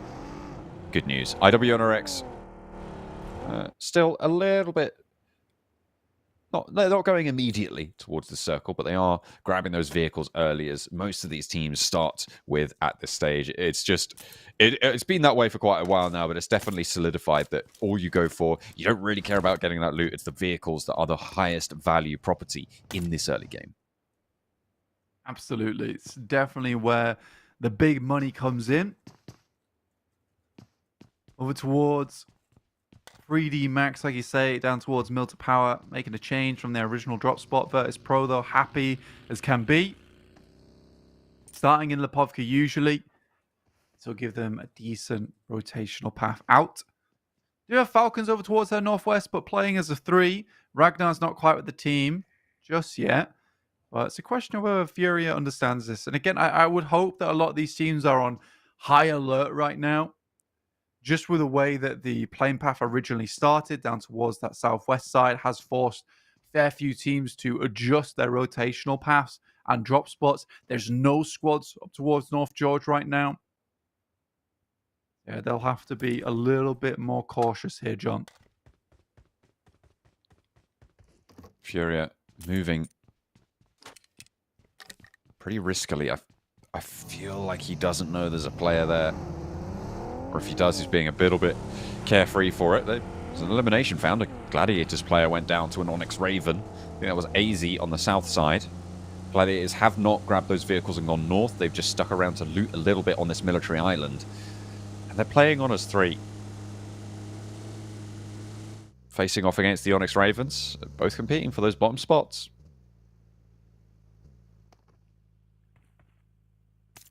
It's painful. Want to make sure you can drag yourself out from there eventually. Heroic. Taking a fair bit of damage here. Ragnarok goes down. That's the 3D Max. In the moment. Now Valo, look for some more. Some good shots from Snowix too. And this is the first start to a game that has gone pretty well for 3D Max in quite some time, John. Oh, you spoke too soon there. Narvalo gets caught. Snowix as well on the crossfire. And Heroic find their feet in the fight. And plant a punch back squarely on the jaw of 3D Max. will spin them around quite a bit. They've lost 2 of their players now. Down to, I believe that's Victor and Rob's left standing. Unfortunate crossfire established. And this is what I was talking about with Heroic. They have, in general, not been performing the best in terms of their overall standings, but there are those glimmers of hope. They had a strong established crossfire. They know how to play off one another, but it just hasn't been put into action in the right places just yet.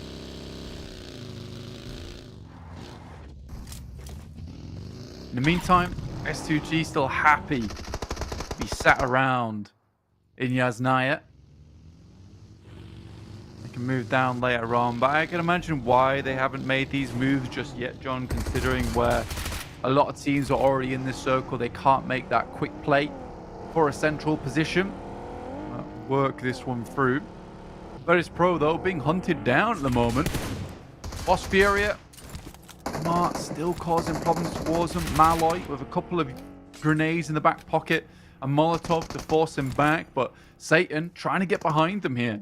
Pushes him back off the vehicle. A pretty heads-up play in the top window to get the spray down for Milky Way. Over towards Satan moving forwards. Nade being cooked, but he's already into the ground floor, but Corker has the response. And the nade from Milky Way, actually the thing to find it. Bouncing it out the window or down the stairs. Either way, it's going to find its mark, but they start to hop out, and it's a shooting gallery. Vulcan's going to pick that one pretty easily, and Virtus Pro continue today's record of not really having the impact that they'd want to. IW next through you, though, they've certainly been having an impact, and Foot Chaos going to be feeling pretty annoyed about that one. Another nade from Dokkan Machine at the backline, does get the flush onto a player, but goes down almost immediately in response. Zedwolf falling. Pretty brutal, though, for IWNRX in this position. Yeah, I mean, losing Zedwolf, he's been consistently one of their best players on the squad quite some time now. So losing him early on, not ideal, but again, it's just a big crunch on this eastern side. With the circle and the playing path coming together like that, it was not fun for any of these teams to work around. Was to just figure out these positions as they go. Almost coming to stage 2 now, though, John. Na'Vi down towards that south side. Yet to take any casualties yet, which is a rare occurrence for them, to be honest. Just love to see it. And still going. Usual spot from RCB too. Sat over towards that top side of shelter. Hasn't provided them too much shelter in the past, though, as they allowed quite a few teams to just bobble on in and take it away from them. This time, though, I think so many teams are far more concerned with their own safety. They've not bothered to move over and cause a bit of nuisance for RCB just yet. Looks like Digital Athletics might do, though. They've been slowly starting to move their way closer to the northern player Silas of RCB, who are playing us 4, but only 1 player up on that north position. That is going to change things up just a little bit. RCB now in much more danger with a hard north shift on this circle. Cuts Yazfields in. Mansion compounds now back in play, and you can see immediate response coming on through. You said it's unlike Na'Vi that we see they haven't taken a casualty. Well, there you go. There's your Na'Vi casualty. But an immediate migration back up north, really on the cards now for every single one of these teams. S2G move fast. RCB as well, looking to get ahead of the game. Yeah, I mean, for S2G, this is the easiest rotation of their life as well, considering the fact that when they make that initial rotate, they've cleared out all of that space beforehand, so they know exactly where they can go and when they can go there. Here's that nice couple of shots coming through from the Falcons earlier on to take down the guys on Virtus Pro. They hunted down earlier on. But yeah, for S2G, picking themselves up a great little spot down towards the south side of Yaz. And they'll be comfortable with that bit of high ground quite some time. I think it's actually the high ground they were able to take and win out over in PMGC just a couple of years ago.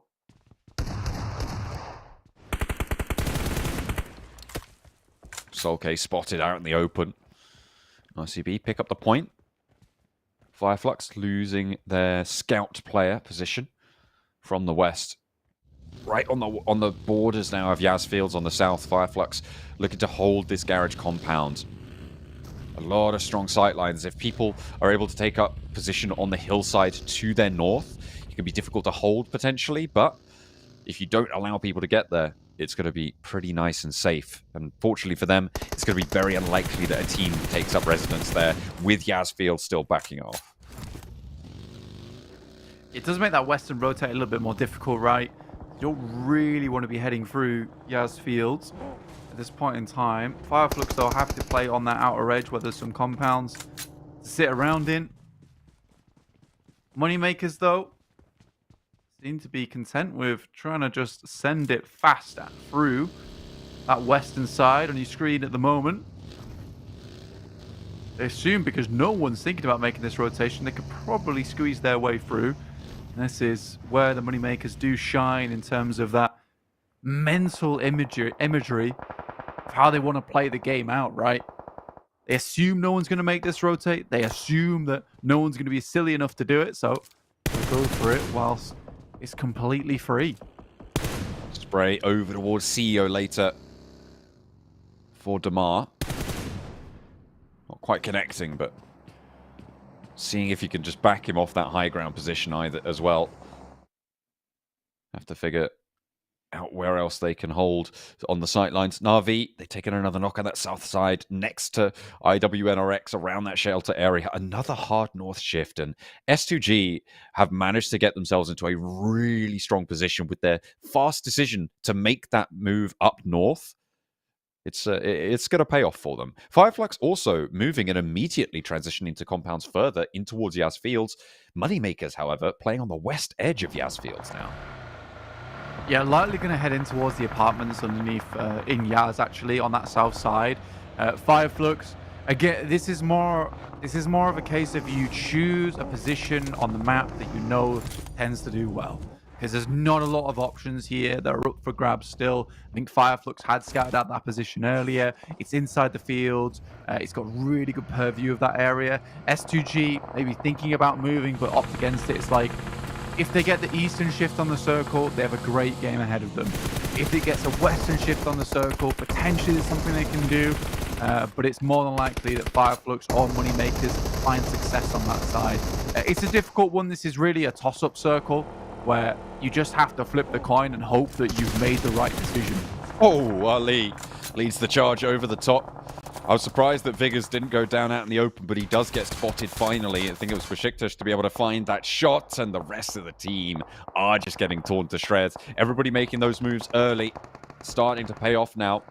Moneymakers with the clean angle over towards Onyx Ravens there as they try and make their roll up, put them to bed. In the meantime, Gladiators have moved in on the northern edge of Yaz as well, and Heroic are looking to move in on the east side. Yeah, I mean, Gladiators can hold that spot. It's not as ideal as where Moneymakers are holding, but again, like I said, it's a case of you take what you can get at this point in time, because there is not a huge amount of positions here that are viable. A lot of teams that weren't able to find themselves a compound early on are now forced to take this warfare out in the fields, out in the grass. One of those such teams is Na'Vi, currently battling against BEŞİKTAŞ in front of them inside the dip. It'll keep them safe for a little while longer. DA, RCB, IWNRX down towards that south side. A little bit slow on the rotates, but makes sense considering where they were starting from. They really are at the back of the queue, those three teams. Ooh, going down to a nade, trying to hop into the vehicle to save him, give him a little bit of cover, but it's not going to work out. Lewis launching another. BEŞİKTAŞ really want to keep themselves nice and healthy. Gonzo pushing around to spot out Al-Haji. Fidan maybe trying to go towards him, but strafes away, changes his angle across vision. Woo, and the run down there cannot beat out the Vector from Gonzo. Gonzo actually potentially getting away with this. I'm not sure how, but he has made it happen. Almost got squeezed between two buggies. Squashed flat like a bug itself. And here's the circle shift over towards that eastern side. Again, this is what I'm talking about. It's the toss-up, right? You get a western shift, Moneymakers, FLUX, super happy with that one. Big grins on their face. But in this time around, it is shifting over towards that eastern side, in which case it's S2G. Extremely pleased how things are panning out right now. I mean, what do you do? To be honest, it's, again, another circle where it should be a really, really strong S2G win, right? Unless we have about 18 teams crashing in at the same time, onto this compound, it's even harder than the compound on Sandhawk that they were holding to get those crashes. A lot of open ground surrounds it. Everybody's going to have sightlines out towards you if you make that move. And there's only one real path up that you can take to just go for a full send. So as long as S2G hold out on that northern edge, they're going to have a good time. It's going to be really, really tricky for them to throw this one away and not finish in the top 3.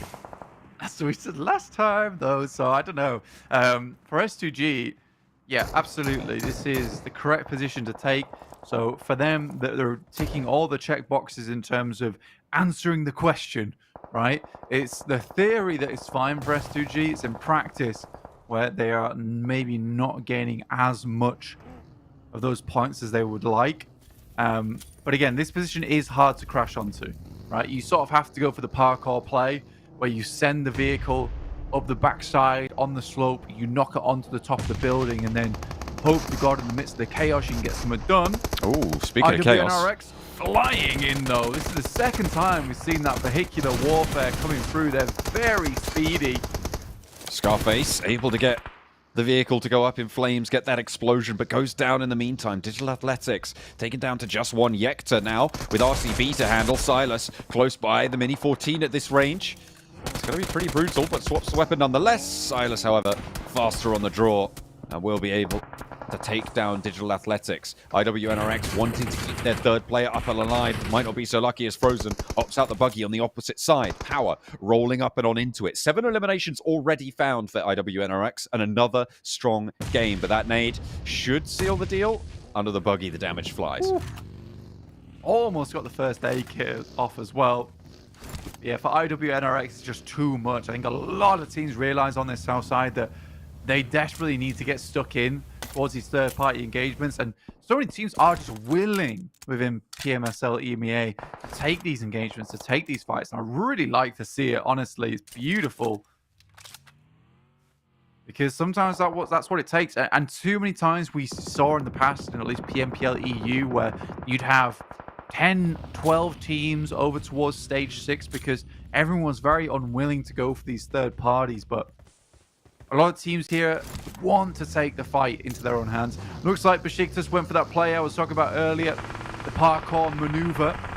Unfortunately, S2G is quick with it, and they hit the shots. It's just so hard to push up to that compound when it's fully surrounded. You can't take your time on the ridge lines. You do have to just fully commit because everybody around you, if you're stalling on those bare hillsides, you're just going to get shot. It's not pleasant to deal with whatsoever. Hard southwest shift does keep RCB on the south edge, though. So they'll be happy to play on that one for the time being. Power looks to be falling here. Only easy left remaining. FLUX over towards the fields. S2G still happy to play over in heaven.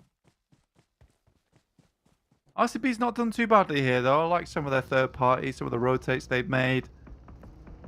Held this one down.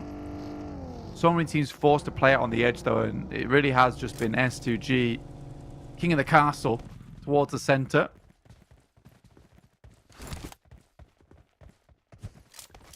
Redistributing the loot on the south side. I think RCB are thanking their lucky stars because they were planning their next move and thinking, I think we're just going to have to go to that compound and see if we can send it. Heroic have made that decision to try and make that work, but immediately Kelsey popping a volley of nades down. The bombardment continues. That looked like it was right next to Hassan, but maybe had some cover from a vehicle or some terrain there. And one goes a little bit short. Sakura healing up in the vehicle, trying to stay covered off from those alternate angles. You've got to think Vulcans are going to spot this heroic position out. Maybe Gaith takes some shots out their way. And you can see, yeah, it is actually Satan who spotted them as well. But unfortunately, for the heroic team, Moneymakers have spotted Satan on that off angle.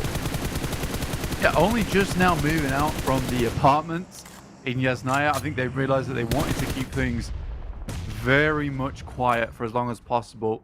They knew the third parties would be absolutely rampant in a circle like this, of everyone wanting to vie for a little bit of position for themselves. Demar looking to send some nades up towards S2G. It's hard, but that could do a fair bit of damage. Luckily, S2G all run back just in time. Icy spotted by S2G. Now's the time for a third party, though, from the south side. It doesn't look like RCB want to go for it. FLUX are slowing down Moneymakers on that northern edge. So no third parties really potentially to pop off here. And it is just the nade trace. That looked like it bounced off of Damar, right off his face there, which is really quite unfortunate. But he goes down nonetheless. And I think the Falcons are done and dusted. Eliminated 7th place with 6 elims, a decent run into this match, and you can't really hope for much more when this is your only choice to go for the assault onto this compound that S2G hold. See you later. 6 eliminations, 600 damage done as well, so a clean amount of damage been dealt here. Coming through from them. FLUX looking to leave the fielded area, but Moneymakers identifies his position nice and early. You're going to force them to struggle to cross this road.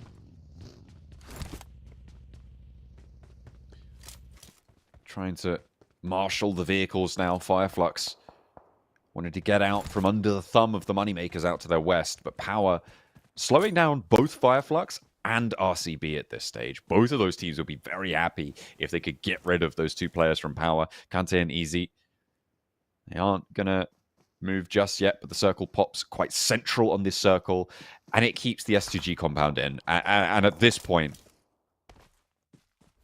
I've got to say it, S2G can't throw this away.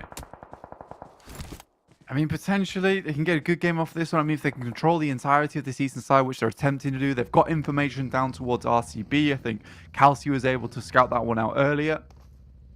Heroic still has been a bit of a thorn in their side, but they have tabs on them. I think they just couldn't be bothered wasting too many more grenades from them there. Here's CEO Later's nade. Literally bounces off the poor guy's noggin. Can't get more accurate than that.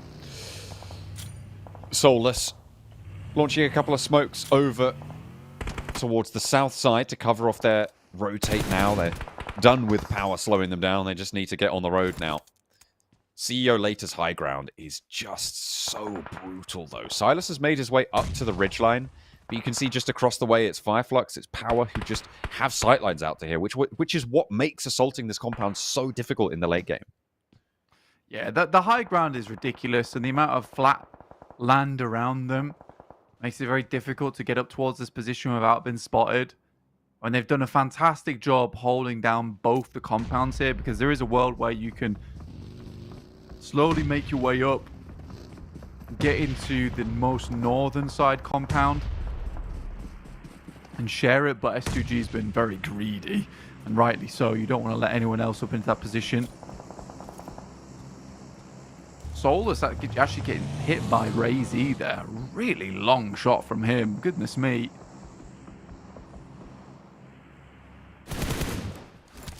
Razy just with the angles there. The Mini 14. Perfect for this scenario. Conserves more ammo than spraying long range with the M4.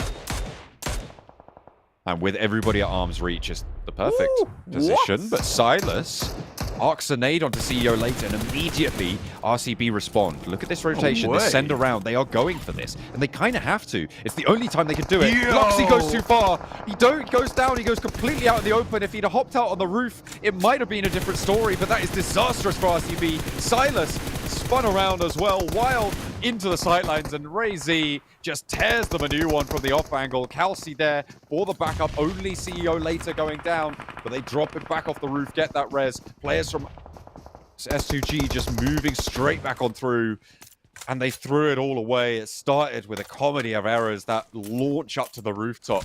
Loxy flubs it. I mean, it's the right play. But yeah, he went flying through the air. Broke both his legs on impact. So sad as well, because Silas opened up for him easily. Look at that. The remnants of failure. Oh dear. On that jump. So close, but so far. It looked so cool. Yeah, he did well. Honestly, though, I am sad for Silas there, because he had made such a good play. The opening grenade into the second pickoff as he immediately responded. I mean, a 2 knock into what is effectively a 2v4 wipe. Pressing, say the least. In comes the Moneymakers. See you later, though, opens with a nasty nade onto Icy immediately. Just putting them back just a little bit. They know they only have to hold on this northern side. They're not too worried about the western edge anymore. They were able to get enough picks over there to know that if that dash comes through, they'll hear the vehicles rolling up and be able to respond. A nade onto Hamzy G confirms the flush. He was knocked earlier as well. So now S2G are down to 3, and Icy is back up. So 4 players for Moneymakers. They seem to have breached the northern side of this compound. Once every other team has been dispatched from their off angles, they might just have that better chance that they were looking for. I mean, for the Moneymakers, this is definitely the moment. 12 elims here for S2G. They've done a marvelous job holding on to things. Kante almost makes it across. Ketch, final player left alive here for FLUX. Not for too long. Kante could be the backstab potential, but they're in business with S2G, and I think slowly but surely they are falling. Just Razy looks to take down Kante. Get himself a 3rd place would be phenomenal. Moneymakers doing a lot of work in the compound. Razy wants to take down Kante, confirm themselves, getting up into those top 3 at least. Still a solo player in Ketch for FLUX on the off angle. They know Razy's over in this area as well. They've dealt with the rest of S2G. Moneymakers really, really effective. They played the perfect time to roll up to that compound. Once the teams on the west had fewer and fewer players, that gave them the freedom to take this fight. Old boy up the top on the roof will spot Ketch. Now it's just Razy versus 4. Yeah, it's a great gambit coming through from the Moneymakers. 4 bullets on the S12K. Not ideal. Drops a little gas can there as well for maximum impact. Okay, pushing into the smoke, stepping into the blue, trying to swap it around. Razy gets 1 point, plays around another smoke. The reload on the S12K, pretty rapid. The nades start to come on through. They don't want to get a little bit overzealous with this one. Certainly if they can avoid it. Icy maybe going for the same path, but the smoke clears, and immediately 2 players line him up and knock him down. The Moneymakers find a chicken dinner. Match number 3. Yeah, nice and patient from the Moneymakers as well. Good wrap on the western side early on. So good at identifying where there just isn't a lot of teams. They get that wrap, get the south apartments, they wait in there as long as possible. It's a very safe position to play in, and eventually make their way down towards our eastern side after all the carnage plays out. S2G just running out of gas there at the end. The Moneymakers, they capitalize on that moment and catch up. Absolutely. A really strong rotation, a really strong take on that compound coming through from the Moneymakers. And that's kind of what we've been singing about for that team for the last while. You're right. Have you seen the light? I've seen the light. The light's on. Excellent. But yeah, absolutely brilliant take on that compound that we thought might just be undoable that they were able to execute on. But still, a lot of eliminations for S2G in that match, and a lot of power, like you say, just running out of gas in the end. 20 points apiece, and you can't say fairer than that. Yeah, I think for the Moneymakers and S2G, it's a success either way, because the Moneymakers, they lack on the eliminations because they have to wait in the wings for such a long time. Still getting 10 there is fairly impressive. But for S2G, I think a 2nd place or a 1st place is ideally where they wanted to end up, and a 2nd place is by no means bad for S2G, just because they held off so many teams, were able to accrue so many eliminations. This is still a good game for them. And I think that they'll be happy with this one. Power Esports for the first time in a while, though, getting up to 3rd place with Kante's little run in towards the end there. Nice stuff, nice stuff. We also saw IWNRX getting 7 points on the match, which sounds like mildly disappointing when you compare it to their first 2 matches, but still 7 points in a game is a really consistent way to play. So the fact that they've been able to get 2 chicken dinners and then come back with a 7-pointer, really, really great stuff. On the bottom page, notable entrance, again, 3D Max. I know you said you're not going to talk about them, and Virtus Pro as well, still just not quite having the same power as yesterday. No, not really. Again, yeah, for IWNRX, 7 points after 2 chicken dinners. I'd be pretty pleased with that, to be honest. If you're able to do that every single day, get a couple of chicken dinners, then 7 to 10 points every game. It's very hard to catch up to a team like that. I think a great example of that is Vampire Esports from the past. Just accruing points and points every single game. Even if they weren't getting their 20-pointers, 25-point games, they were still getting 6 or 7 points a game, which made it very difficult to catch up to them because they were never lagging, right? It was always a case of they were either walking, jogging, or sprinting, but there was no resting for that squad. And there seems to be no resting here for IWNRX. So they read the assignment and they perfectly responded. So well done to them. Bit of tortoise and hare action going on, but that's not to say that tortoise can't move on out when it needs to. They have been just time and time again putting those numbers up, probably quite quietly compared to teams like Team Spirit, given that they did start at that fewer match total sitting out the first day. So they are maybe sneaking up on these overall standings, but they are taking the fight to the top of the tables. We'll see if they can continue to do so after the break.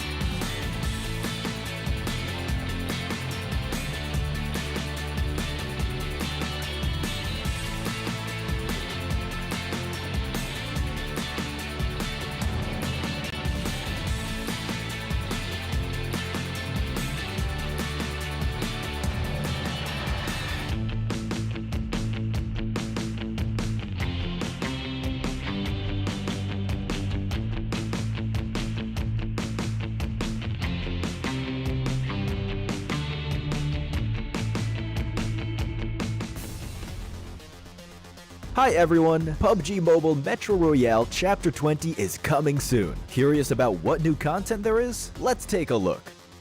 Our focus for this update is on bettering your gaming experience, so we've added a series of improvements. First, we've added quick action functions. Starting now, you can tap to repair all items at once on the loadout page, and you can open multiple gift packs at once in your inventory.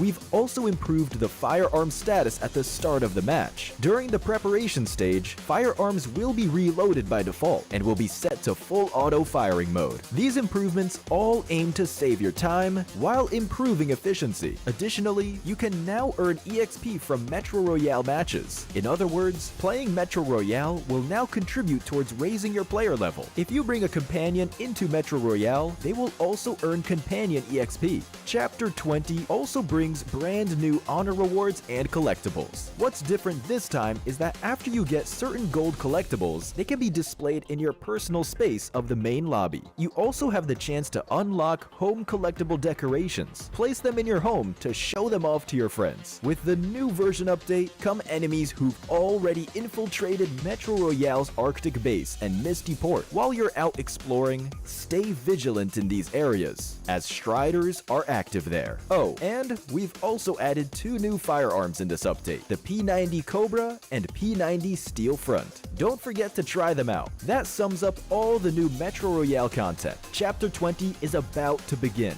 Hop into PUBG Mobile Metro Royale and experience it for yourself. We wish you all successful evacuations and bountiful loot.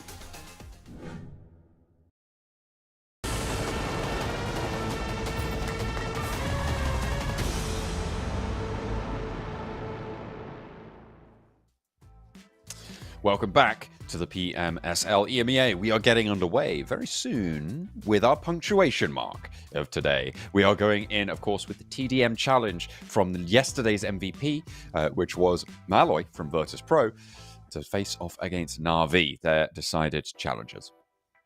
Indeed, another TDM match. Amazing stuff for us here at the PUBG Mobile PMSL EMEA. I think that's 2 PUBG Mobiles. Awesome. From Awesomeness. the PUBG Mobile, PlayerUnknown's Battlegrounds Mobile Super League SL, Europe, EM, Middle East, and Africa A. Unleashing the beast here at the, I'm not going to say all that again, the PMSL EMEA. UTB. With Monster Energy. Unleash the beast. Our official sponsors here at the PMSL. Here's the lineup here. Virtus Pro versus Na'Vi in the Warehouse Challenge for Week 1, Day 3. Let's get it. Let's get it on. Let's get it on with the beast. Unleash the beast in the warehouse. Here we are, Na'Vi. Starting things off versus Virtus Pro. Will Virtus Pro win this one out? Because typically, if you win your TDM, you do really well for the rest of the day. And this is the first time we've kind of seen a call out that hasn't been a grudge match. The first 2 certainly seemed that way. It was NIGMA Galaxy versus Moneymakers, with Coops calling out Moneymakers and BEŞİKTAŞ having that link to NIGMA Galaxy, previously playing with them.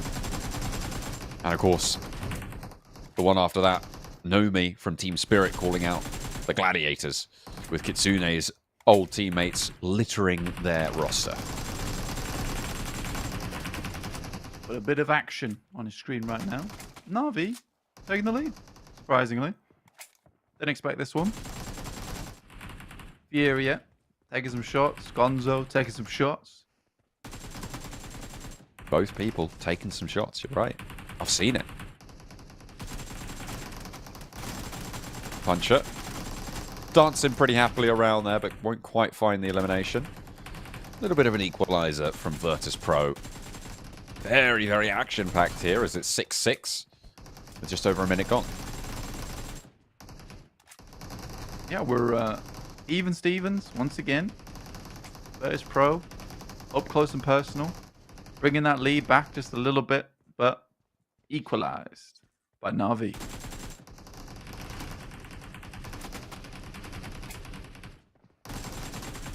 I think something you said earlier was quite interesting, that Na'Vi, you don't really expect them to be as strong in this one. And I think to an extent, I kind of agree with that, right? Because you've got them sat right down towards the lower end of these tables. But when you take away the surrounding context of playing in the entirety of a PUBG Mobile match and the entirety of all of those teams that surround you, with the complexity of rotations, when you remove that, it does just come down to raw gun skill.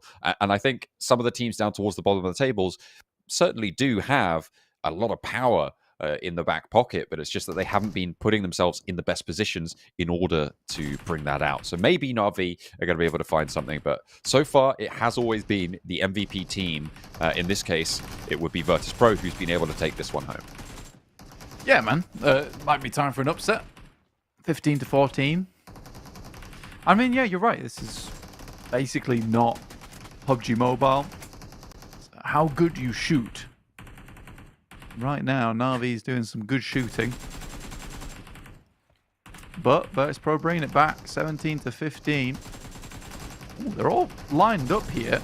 Bit of an interesting maneuver, but AXA will find at least one of them, which makes this gambit a little bit worse for wear. Not quite the bowling ball he needed to roll down those pins they lined up for him. It's always very difficult. Going more than 1-for-1 in this game mode, really, really tough stuff. You need to catch someone unawares. And that's where the points differences start to come through. Virtus Pro, currently, a little bit more surprising. Yeah, I think every single time we've seen a TDM, it's been pretty close. Right now, Virtus Pro staying fairly ahead, but with that, Na'Vi actually brings it back up to speed. Nice and easily. Milky Way on the corner. 22-22. Na'Vi Getting some good shooting done here. It is being traded fairly evenly. But it's just going completely even. All the way up to 25 points now.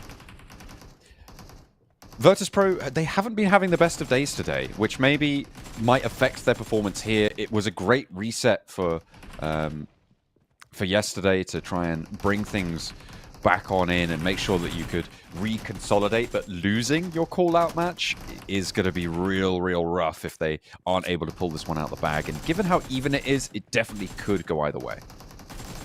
Yeah, it's weird as well, considering like some of the top squads just aren't playing in the lobby right now. So you would have thought Virtus.pro, after yesterday's performance versus some of the toughest teams in the lobby, would be able to do something. I mean, there is sort of that interesting dynamic of some teams play better against better teams, right? Because maybe they are able to read into them a little bit easier, or they've got their strats figured out. Perhaps that might be what's going on here with Virtus.pro. We'll have to wait and see for the rest of the day. I'm pretty sure... Yeah, Furia, 13 eliminations for Virtus.pro right now, carrying them on his back. Yeah, he's an extremely good player when it comes to mechanical skill. Almost evened it out, but just dodged away. Now 34 points for Na'Vi. Ooh, this could be our first upset, John. Bringing it back. Corker still healing as well. No trades sent off there. AXA still on the forward blocks. With 4.5 minutes left, 6 points for either team would do it. I think we're going to go to the 40 rather than the 10-minute timer. Milky Way, Malloy. Shots off against AXA. Puncher trying to break out wide as well. For that challenge, 6 has his backup line as well. Furia breaking out, looks for the shots to the back line. Puncher wants to bait him through, but they're trading it, taking it in turns. Seeing who runs out of ammo first. Beautiful lineup from Furia there. And 36 now, 4 points remain for Virtus.pro. Yeah, damn, 14 eliminations for this guy. Once you get to 36, it does become a little bit more difficult for the enemy team because it's just a one full squad wipe, right? So, typically don't want to go down. And Furia is still popping off here. Some great pre-fires on the angle. Puncher decides not worth it. Let me try and take the task to maybe a slightly easier fellow over on Virtus.pro, and they do find Milky Way off the back of that. Corker spotted by Puncher. Not willing to continue the trade. 3 points needed for Virtus.pro, but like you said before, 36 points achieved by Na'Vi. All they need is to find one onto everyone. But those one-for-one trades go the way of Virtus.pro in the end, so they need more than that. Furia should have seen AXA popping out there.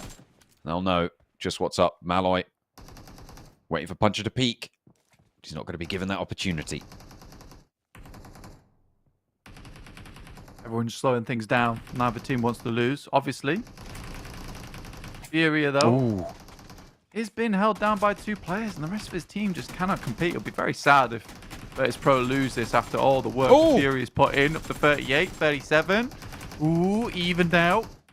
Back and forth, 39 for Na'Vi, but it's equalized almost immediately. It's the golden elimination now. Next one wins. 15 points on the board for just Furia alone on Virtus.pro. The guy has been popping off so far this match. AXA playing up close with 1 point in it. Nobody wants to step too far forwards. Nobody wants to give the game away now. AXA playing behind those blocks.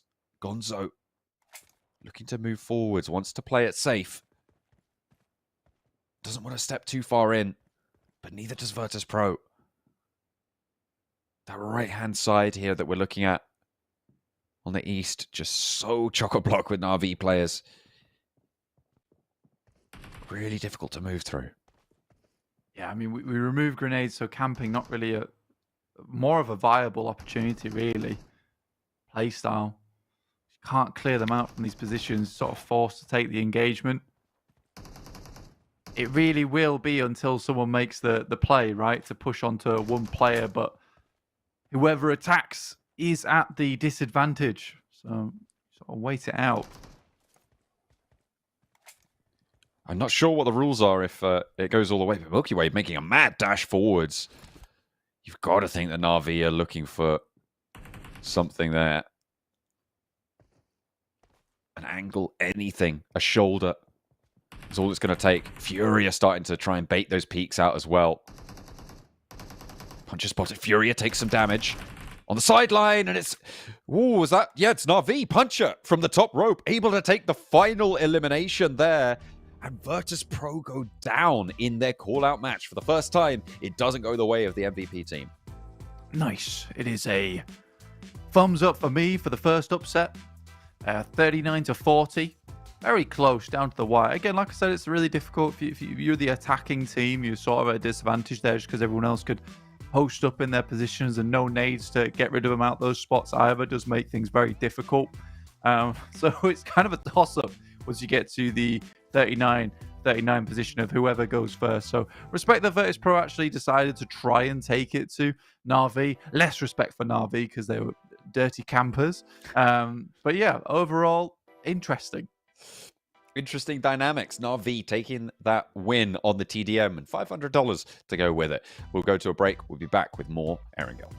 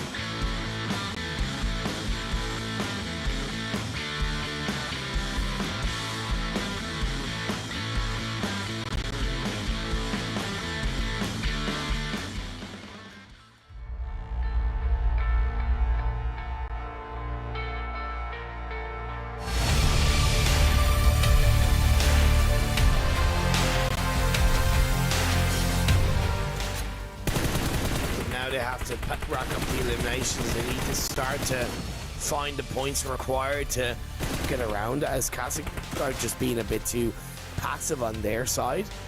But now the next fight starts. It's between SBG and Nexus. SBG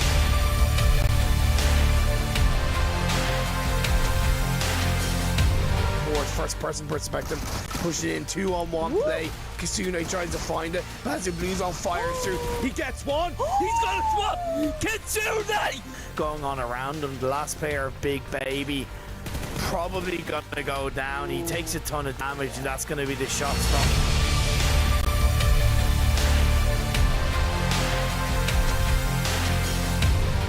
Corco will find EXO as well as Doran as they're passing. Both don't have too much utility, I don't think. That's a nice nade from Fury. It should do a lot of damage. Gets them both down to half HP. One more nade left in the pocket. And they're just going to deny. Victor burns himself away. They want the challenge short.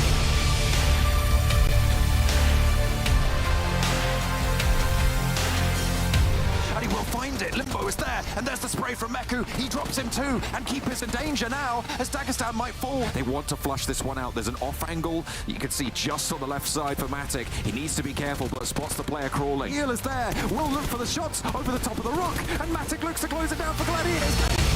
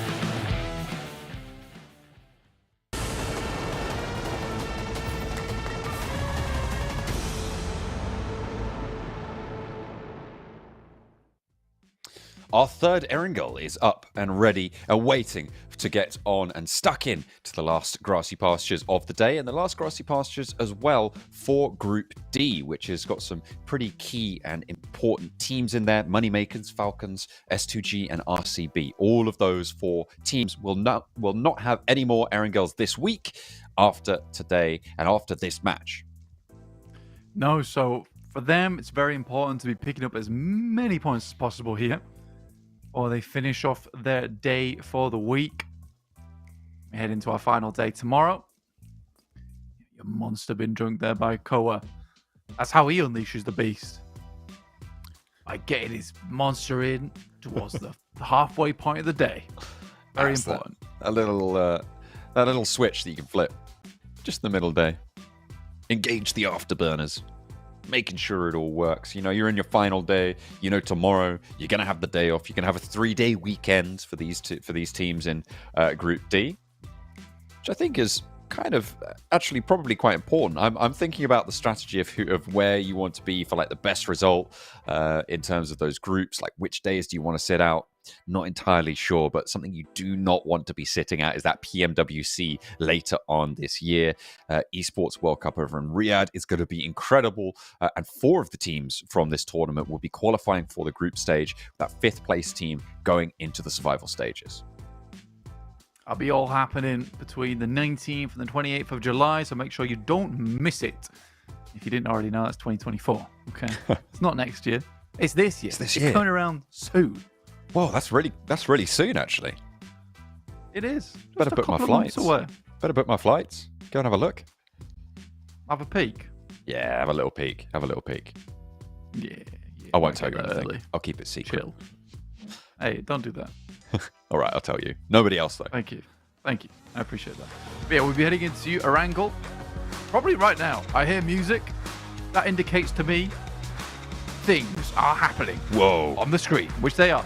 Western plane path here from Sosnovka up towards shooting range. So we've had a whole range of plane paths today, all over the place, really testing a lot of these squads, these teams on how best to rotate around the map right now. And this one is no easier than the rest. Wonder if we'll see Gladiators go back to that military base. It didn't work out for them so well. And their normal drop spot a lot further north than that. And with a plane path as it is, you've got to imagine they're just going to go back to basics on that one. The fact that Team Spirit isn't playing today and Nomi is still 2,000 damage ahead of Koa is insane. I mean, the guy's just on a different level. What can you say? He's pretty unstoppable. Yeah, it's a little bit silly, honestly, coming through from Nomi. Knockouts at 39. I mean, Coops is winning in terms of eliminations, but that's just because he's been picking up more of the eliminations from his teammates who've been knocking as well. So overall, Nomi is really being a massive fragger for that team. Won't get to see him again until tomorrow, though. For the time being, some of these squads will be playing out their final matches. That's Moneymakers, S2G, Regnum Kaya brought Esports, as well as Team Falcons. They will be finishing today. And look at that, a South Circle as well. So it's been some very curious angles today. Pretty tough way for Moneymakers to have to finish them off. But luckily for them, they're down towards Quarry in Primorsk. So they do actually have a pretty decent approach down towards Sosnovka, which I imagine this one will be. This is going to be pretty quick for a lot of teams to get to that bridge. IWNRX need to try and hold their nerve on that front. Virtus Pro and S2G taking shots out towards one another on the north side of the river. And the Falcons actually yet to fully touch the ground. Remember, this is S2G's last Erangel this week. They're up into 3rd place. They'll be setting themselves up to go a little bit higher up the tables than maybe than 3rd place that they'd like to be, up towards right at the top, obviously, but I don't think that's going to happen with Moneymakers sat up there in that 1st place position now after their games, with Spirit as well still just about ahead of them in that 2nd place. Yeah, just still pumping slightly. For S2G, though, I think this has been a pretty notable week for them. You know, going from down below on the leaderboards and making their way upwards has been fantastic. The monster truck rolling through and the parade on the back getting absolutely rinsed, though. They have had a nightmare there, and actually they're going to run it all the way down. 3 players pulled out. There was an answer onto Virtus.pro's backline, but only Milky Way falls. He's got a player to back him up. CEO later left alone, and it might be notable on the week, but S2G fall right flat on their faces as they try and get across the bridge towards Yasnaya Poliana. Virtus.pro, this is what I wanted to see from them today that we haven't quite been treated to. And they aren't going to let this one go either. They are on the chase. Since it doesn't matter if you win or lose on the TDM, stonks still go up. CEO later desperately tries to jump into the window, but will be dispatched by the squad of Virtus.pro. 4 eliminations and not a single elimination taken in return. Published KAOS will find a shot over towards IWNRX, who haven't really been having the most amazing of games past their first 2. I mean, well, they didn't have the most amazing previous game, let's say. They still got 7 points, though. I mean, it was mate. It was pretty chill. Oh, mate. Don't do me like this. Do you want to try that one again, or should we just move on? Don't put that evil on me. No, let's move on. Okay. Well, wipe the slate clean. They've managed to go down south past that bridge, but a lot of other teams made that move early as well. I said they needed to hold their nerve. They've lost a player early in the form of Swain, who I think was one of their heaviest hitters over the course of today so far. So not the greatest player to lose, but still playing as 3 on that western side where the circle is likely to end up shrinking towards. Might have a good time of it, but they want to send to the south side of the airstrip here. They're going pretty deep into this one. I'm not sure if I agree with this too much. I mean, I think for you as IWNRX right now, you just want to get to a position where you can happily stay for the majority of the game. I don't think that they have the numbers anymore with losing Swain to hold on to a significant position over towards that north side. So I can sort of understand why they're just sending it, bottling it down towards that south side. Just live out and get 7 points, right? You know, that's fine. That is true. Onyx Ravens. They've changed their tune a little bit today, pulling 2 players out of FLUX KAOS's car. Should be able to confirm those fairly easily. Flush is starting to come on through. Ali bumps him down, puts 2 points on the board for the Onyx Ravens. They don't want to be going down in those low placements. They want to try and keep their morale up, keep their position above 16, try and get into those finals. Yeah, it does feel a little bit like the boys from Onyx Ravens have certainly decided to change their tune a little bit coming into today. I've said before, I'm a huge fan of it. This was some great shots coming through from Corker. And again, when you're in the back of the monster truck, I think you just hunker down. You don't step up and try and take shots back because you are so exposed in that thing. And it forces your player character to stand up. Yeah, I wasn't a huge fan of that one. I think as soon as they saw Virtus.pro should have diverted, they had time to do it. They didn't quite have the vehicle numbers as well. I mean, in the front cabin, obviously, it's a lot safer. But yeah, being in the back. Tricky stuff. Yeah. C block in the meantime on Sosnovka. Al-Haji putting nades towards Kakali, who has exited the building. He spotted him. Pre-fires the wrong angle there, and Kakali spins him around. Gives him what for. Has a nade. It's cooking. Wants to put it back in towards the stairwell. Worried about that window up top. Hops in. And has now got backup from Tospik. Kakali's played this well, but he's still got a little bit more to do. Lining up down the corridor. Shotguns await them should they pop through. Tospik cooking the nade. Drops it around and does a little bit of damage to Fidan. Can they find the opening on the back? It's going to be a little tricky. Uh-oh. In the meantime, Falcons come in. They'll take down Kante, Satan, with a pumpy. It's all popping off here. I didn't expect for us to lose so many players so quickly. We're down 10 already. The game's just started, John. I mean, it's that mad dash, right, down south with S2G obviously going down early. That's padding out those numbers quite nicely. But the rest of them are stragglers, except for this engagement. between BEŞİKTAŞ on the south side, trying to hold themselves together, and Power in that south edge of the C block. Both of them losing a player now. So they'll have to try and keep control of their respective areas of that military base. IW did go back to where they originally were, by the way. They have now sent back to the west side of this circle, despite vacating it earlier. And thank God they did, because look at that shift. It is right on the west coast. I think you said we've seen a lot of early eliminations. I think we're going to see even more now. Yeah, there's so much water in this one. There's only so many places this circle can go. It would be maddening to see this one go up towards the north side, in which case RCB and Heroic literally thrown a lifeline. Just want to talk about S2G really quickly, because it kind of plays into what they've been trying to do, which is just get a central position as soon as possible. But you do need to be at this level of competition, both a master of edge play and center play.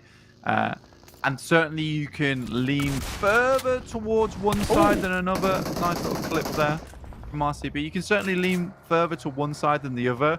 But in the situation like that, S2G is so far away from the circle, man. I think at that point you just, you know, it's a gimme to be like, look, let's just get looted. Let's get as many vehicles as possible. And we'll just play edge. Right? They were sending it as fast as possible to get towards Sosnovka. And sort of overzealous, in my opinion. I think that's some mega overconfidence there, thinking that you could get to Sosnovka before any other team, despite being far on that north side. I mean, they might have just been scouting that road for more vehicles, right? And get to Yasnaya, get looted, but I guess we'll never know, because Virtus Pro stopped them dead in their tracks. RCB holding out against Heroic. Nicely on this northern shore still. Trying to sweep them out as time goes on. 3D Max, they need to put up a good performance now. They want a chance of staying up there in the conversation with the big dogs. But they've been lackluster so far today. A chance to play that off angle, play that outside chance now on the northern shore. Yep, they do make it in though, nicely though, towards Ferry Pier. Victor takes a heavy rattling, but will be able to get out. Close to unconsciousness though. Survives. Team will have to slap him awake, get him back into this game. Heroic right now, Moneymaker's in a south. good position at the moment. I was going to say Heroic are further south on this Ferry Pier position. Strung out, really, and probably going to have to go for the swim. And like you said, Moneymaker's in that good position on the western point, playing on those cliff sides, going to see anybody going for those swims. Yeah, it's a great position to be in for the Moneymakers, because you have like all of the water to your back. You're mainly only focused towards that eastern side. The only thing about playing that position is that you are on the low ground and you give up that high ground to Onyx Ravens as well as Falcons. Roll over the top. Power trying to push into the Na'Vi position. Easy. Doesn't get it done, but his teammate does. Al-Haji on the off angle lines it up. Gonzo now trying to get that off angle dealt with, but Power not going to let it go too easily. 2 players alive, and 6 isn't close enough by to go for the res straight away. Has to sail on in after the fact. Al-Haji moving vehicles out of his path as he goes. Bombastic movements up this ridgeline, but still, the reses can stick. 6 gets 1 back up. Axa now back in action. Finds the backline though, and then back down to 2. Axa's next, and Al-Haji doesn't stop until he's stopped. 6 is the one to do so. Puts him back on knees. And it seems like an off angle is going to deal with the rest of it. That is going to be Digital Athletics finding the third-party angle, and Power go down to Na'Vi. Sort of surprised that no one's moved down towards that position to have a little gander what's going on with Na'Vi. Yeah, very close to death there. FLUX out on that eastern edge, pushing their way in. That's an unfortunate crash there. But it seems that these guys definitely heard what was going on. Look to finish the business that Al-Haji started. With only Axa now left remaining, the smoke blooms. He's on his tail turned and running up further north, but that's going to be straight towards Digital Athletics. I don't know how much further he's going to be able to go. You've got 6 still close to FLUX. He take some shots, but they're already just behind the dip. Up the coast they go, and towards Influence next. Ruya. Frozen's on his own, though. Might divert them on this. They're right up to the rock. He needs to find the knock. Does, in fact, manage to get it. And now he can turn his attention to the other players rolling up from FLUX. The rest of the team need to suppress the angles, too. IW next Ruya here. It's a great position to hold. Frozen's got to be careful. Doesn't want to force his teammates to come have to pick him up because currently they're holding down the compound on the south side. Losing that would be pretty catastrophic. But they understand that because Lux has been knocked so close to him, doesn't really want to let them get the res for free. Just holds them on this angle. Peeks up and down.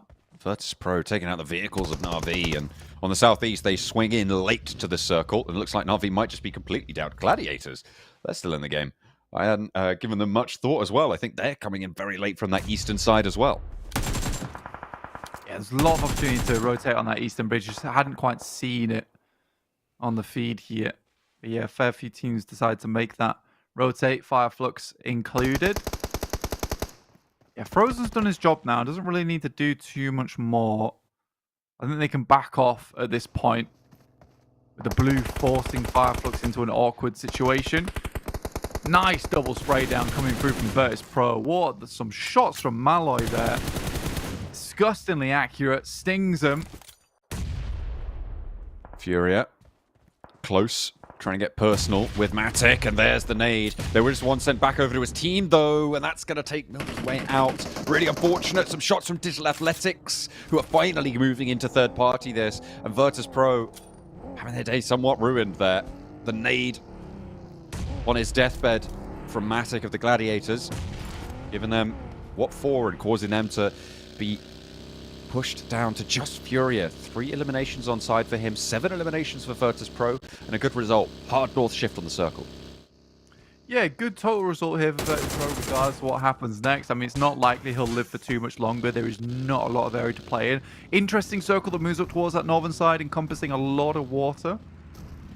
You're likely to see some of these teams on that northern edge be able to live for some time, or maybe even swim out towards that eastern side. I mean, if you 3D max, you got some vehicles. At stage 4, it'd be risky, but you could cross the bridge technically on the eastern side. I guess you could. Would take quite a while in the blue. You're rotating for around 700 meters there. It's doable right now if they want to go for that rotate. But risky. They don't really have the info on the other side of the bridge to know if they can confidently find a spot on the other end of it. Maybe safer just to try and swim out and play late into this circle with the water. It's odd that there's just no one there on the bridge. And again, it's most likely because we did get such a hard shift over towards this northeast side. The swim could come through on towards the bank. But yeah, there's a lot of angles there. Depends if they've got boats, maybe. I think they're just sending the cars into the water there to get as far as possible. Moneymakers, Icy goes down, and from the Onyx Ravens, no less, who are, you know, making some moves today. Certainly are. They are putting their best foot forwards, and it's what you need to see from a team towards the bottom of those tables. Getting a couple of points a match could be great news, but, I mean, you look at Gladiators getting 3 points, Na'Vi getting 3 points as well. When the teams around you also do it, it kind of takes the wind out the sails on that front a little bit. Up and down gameplay right now for Moneymakers and RCB. Difficult for RCB to do much here. They need to get around to that headland further north, but as soon as they do, BEŞİKTAŞ has the angle, and with Old Boy peppering them with nades, it's going to be so hard to get out of the water here. That's a good nade as well from Old Boy. He's got 2 left, but most likely it wants to hang on to these until later. BEŞİKTAŞ is able to find Wild as Old Boy provides that information back towards him. Super interesting circle. No one really with a hugely dominant location within it. I think BEŞİKTAŞ probably in the best spot right now with the compounds directly in the center. So many teams forced to play on the edge here. Kiss gets knocked. Potentially shots coming out from BEŞİKTAŞ. He's doing a pretty fantastic job here on the coastal side. Silas enveloped by the stage 5 blue. very soon will hurt. Koa going to have to reposition from that high ground. The nade bounces almost No perfectly onto Wild. The geometry helping out. Oh boy, that was insane that hit. Goodness me. Kiss goes down to the drown damage. Oh boy, shots onto Silas. And it is a matter of time for RCB to fall over on this one. This next circle brings it back around the Onyx Ravens and BEŞİKTAŞ. RCB slowly been taken out, but yeah, you're right. Moving back down, and it's a good circle for anyone on the southern side. I think they're pleased with this, just considering that I think no one wants this to end up in the water for too long on that northern edge.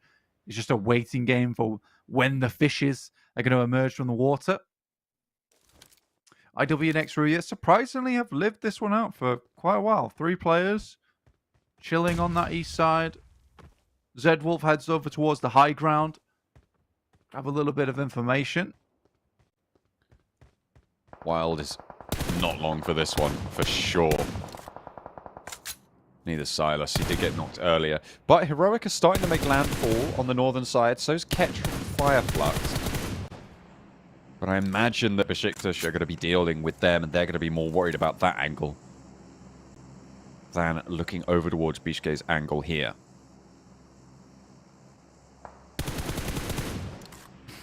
I like that a lot. That's some good scouting there from Biscay. Unwilling to believe that he could only be in that location. Especially with the 3x as well. It really does limit a lot of your vision. Being able to catch that out of the corner of your eye. Some good reflexes from Biscay. Ooh. Nasty shots onto Robs, but he's got the smoke cover and he can answer with shots of his own, but it's not really going to be that effective. Has to see it in his mind's eye, and with Zedwolf lining it up, he's got a teammate at his back as well. It's just not going to go his way. Usually does go down and get flushed to Heroic players. They were in the water, so not too sure how that one was able to be pulled on over, but either way, Volt takes down the forward position for Moneymakers, and that actually is going to put them at a real disadvantage here. That is completely a change of events to how I thought it would go. How on earth did he manage to sneak out the water in front of him? I mean, Moneymakers do make a mistake there by putting too much emphasis on finding those eliminations onto RCB. If they just roll down the coastal side, they might have a better time of it, as opposed to jumping in the water, which is basically a death sentence for them. Wow. That is... Do you like what INFINIX Ruya are doing, though, John? You know, immediately taking that high ground on the eastern side. They understand there's going to be a lot of people coming out of the water now with the circle moving down towards the south. So they're just going to try and pick up points. Ooh. Snowix needs to surface for Air, and Kakali is ready and waiting from BEŞİKTAŞ. A nice nade over the top spot to catch, and FLUX will fall with it. 3D Max still floundering about now with Victor in the water. Staying alive for the time being, but you've got to think that they know he's there. It depends what the count they had was here. He doesn't have any more nades, though. And we'll have to take a pause. BEŞİKTAŞ still chilling in this compound. INFINIX Ruya needs to start figuring out how they want to clear out this south side. BEŞİKTAŞ also similarly in a situation now where they're realizing that at some point they're going to have to leave. Same situation for Onyx Ravens down towards the southwest edge. So it's a very curious circle in the sense that sort of opens this up to be anyone's game now, even from the outside edge with the Falcons that have just been circling on that south side. Only 3 players on any team right now. No full force squads. So diminished sightlines all around, really. Volt trying to dodge the nades, but finally takes a little tick of damage. Onyx Ravens wanting to control this west coast and sweep around, swing through that northern edge. Falcons try and make their approach, but immediately rebuffed as INFINIX Ruya take down their backline, force them to regroup.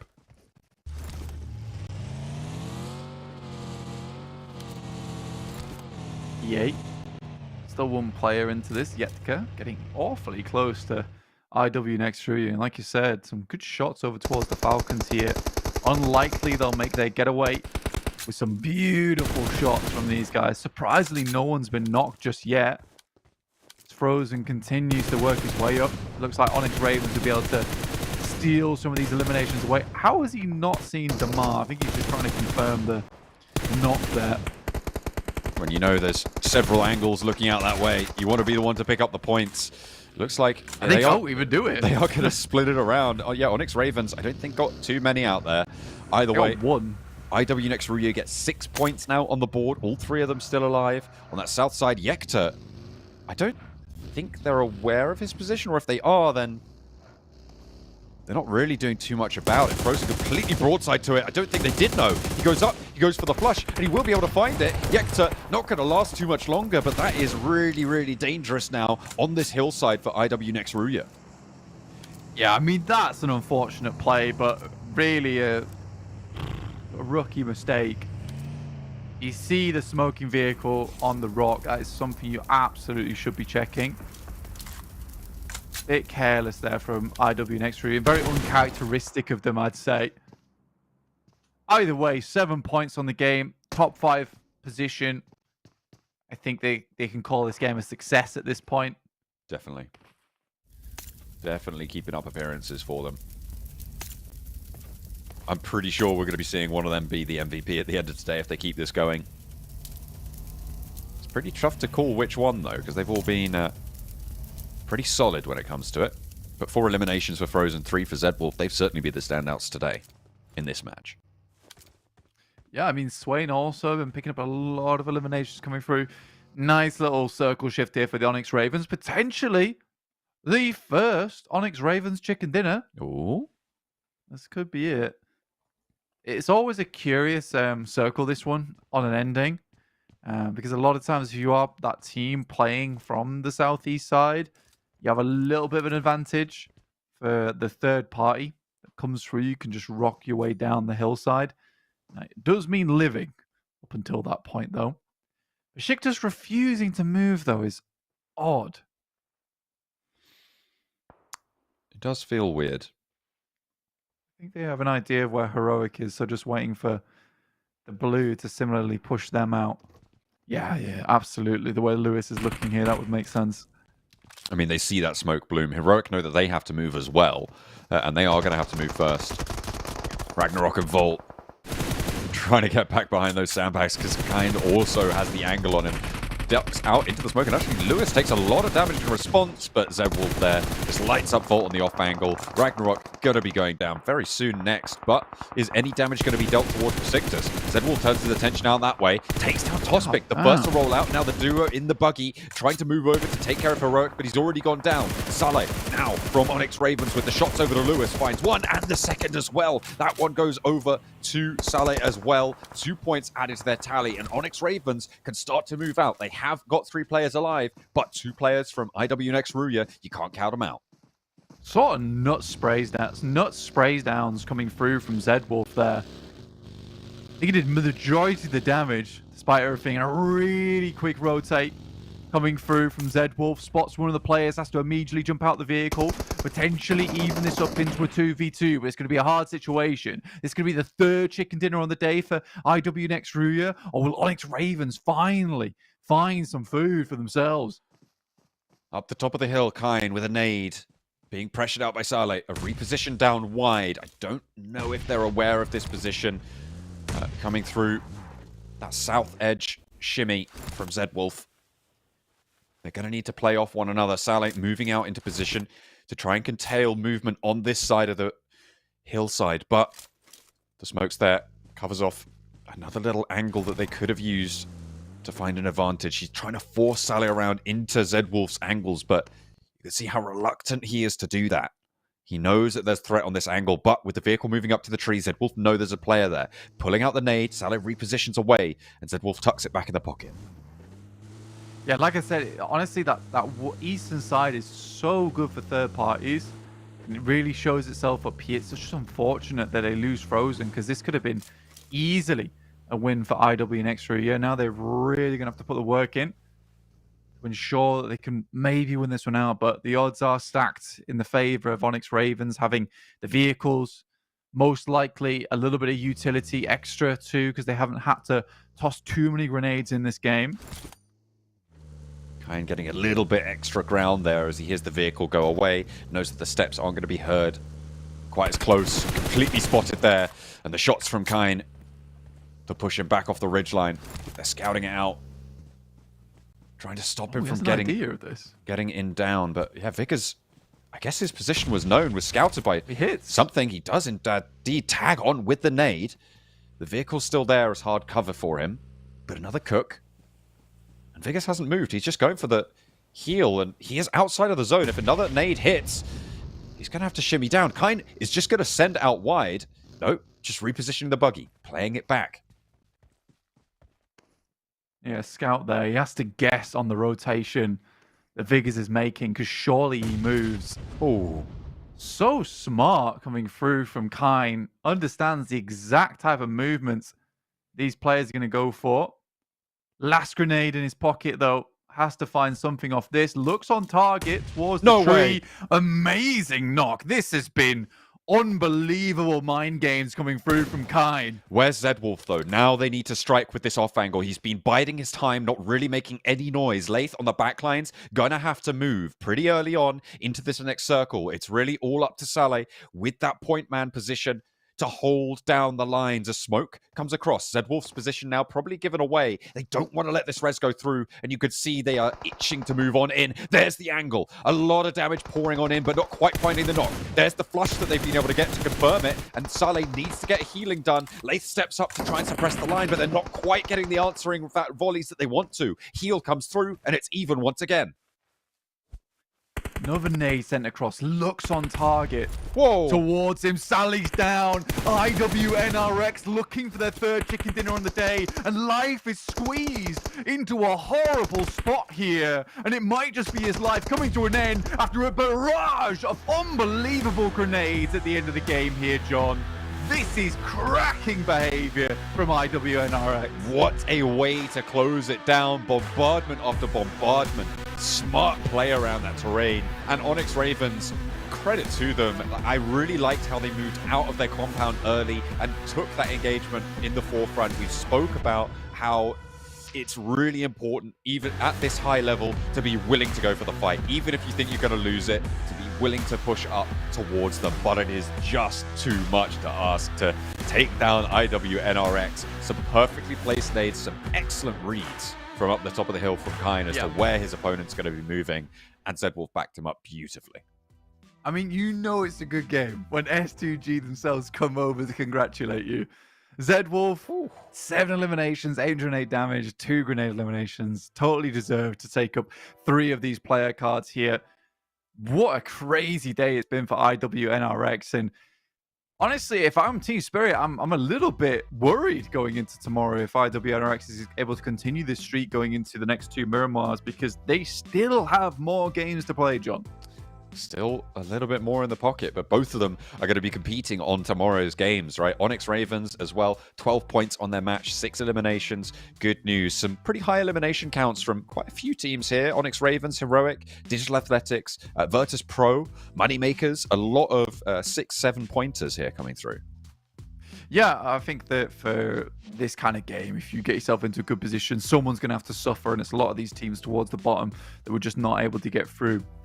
IWNRX guys still can't get over that game. That was so well played. Really lovely to see. Moneymakers, again, making some mistakes here and there. And it's frustrating to watch because they can be so intelligent at times, but they do make some misplays. And I think that that's due to them being somewhat inexperienced on an international stage, just a little bit. I think that'll come with time. But right now, coming onto the scene, fantastic stuff from the Moneymakers. Definitely. Really impressive from a lot of these teams starting to find their feet, to recoalesce as rosters after the early shuffle up that happened at the start of this year. So really glad to see that happening, and a few consistent rosters still sticking with it throughout it all. Some of them not having the best of times here, I think it's fair to say, as one particular French team. Not naming any names, but there's a French team that isn't doing so great. That has been together for a long time. Hopefully they can do better and step up to the likes of Team Spirit, to Moneymakers, and IWNRX. We'll see you after the break.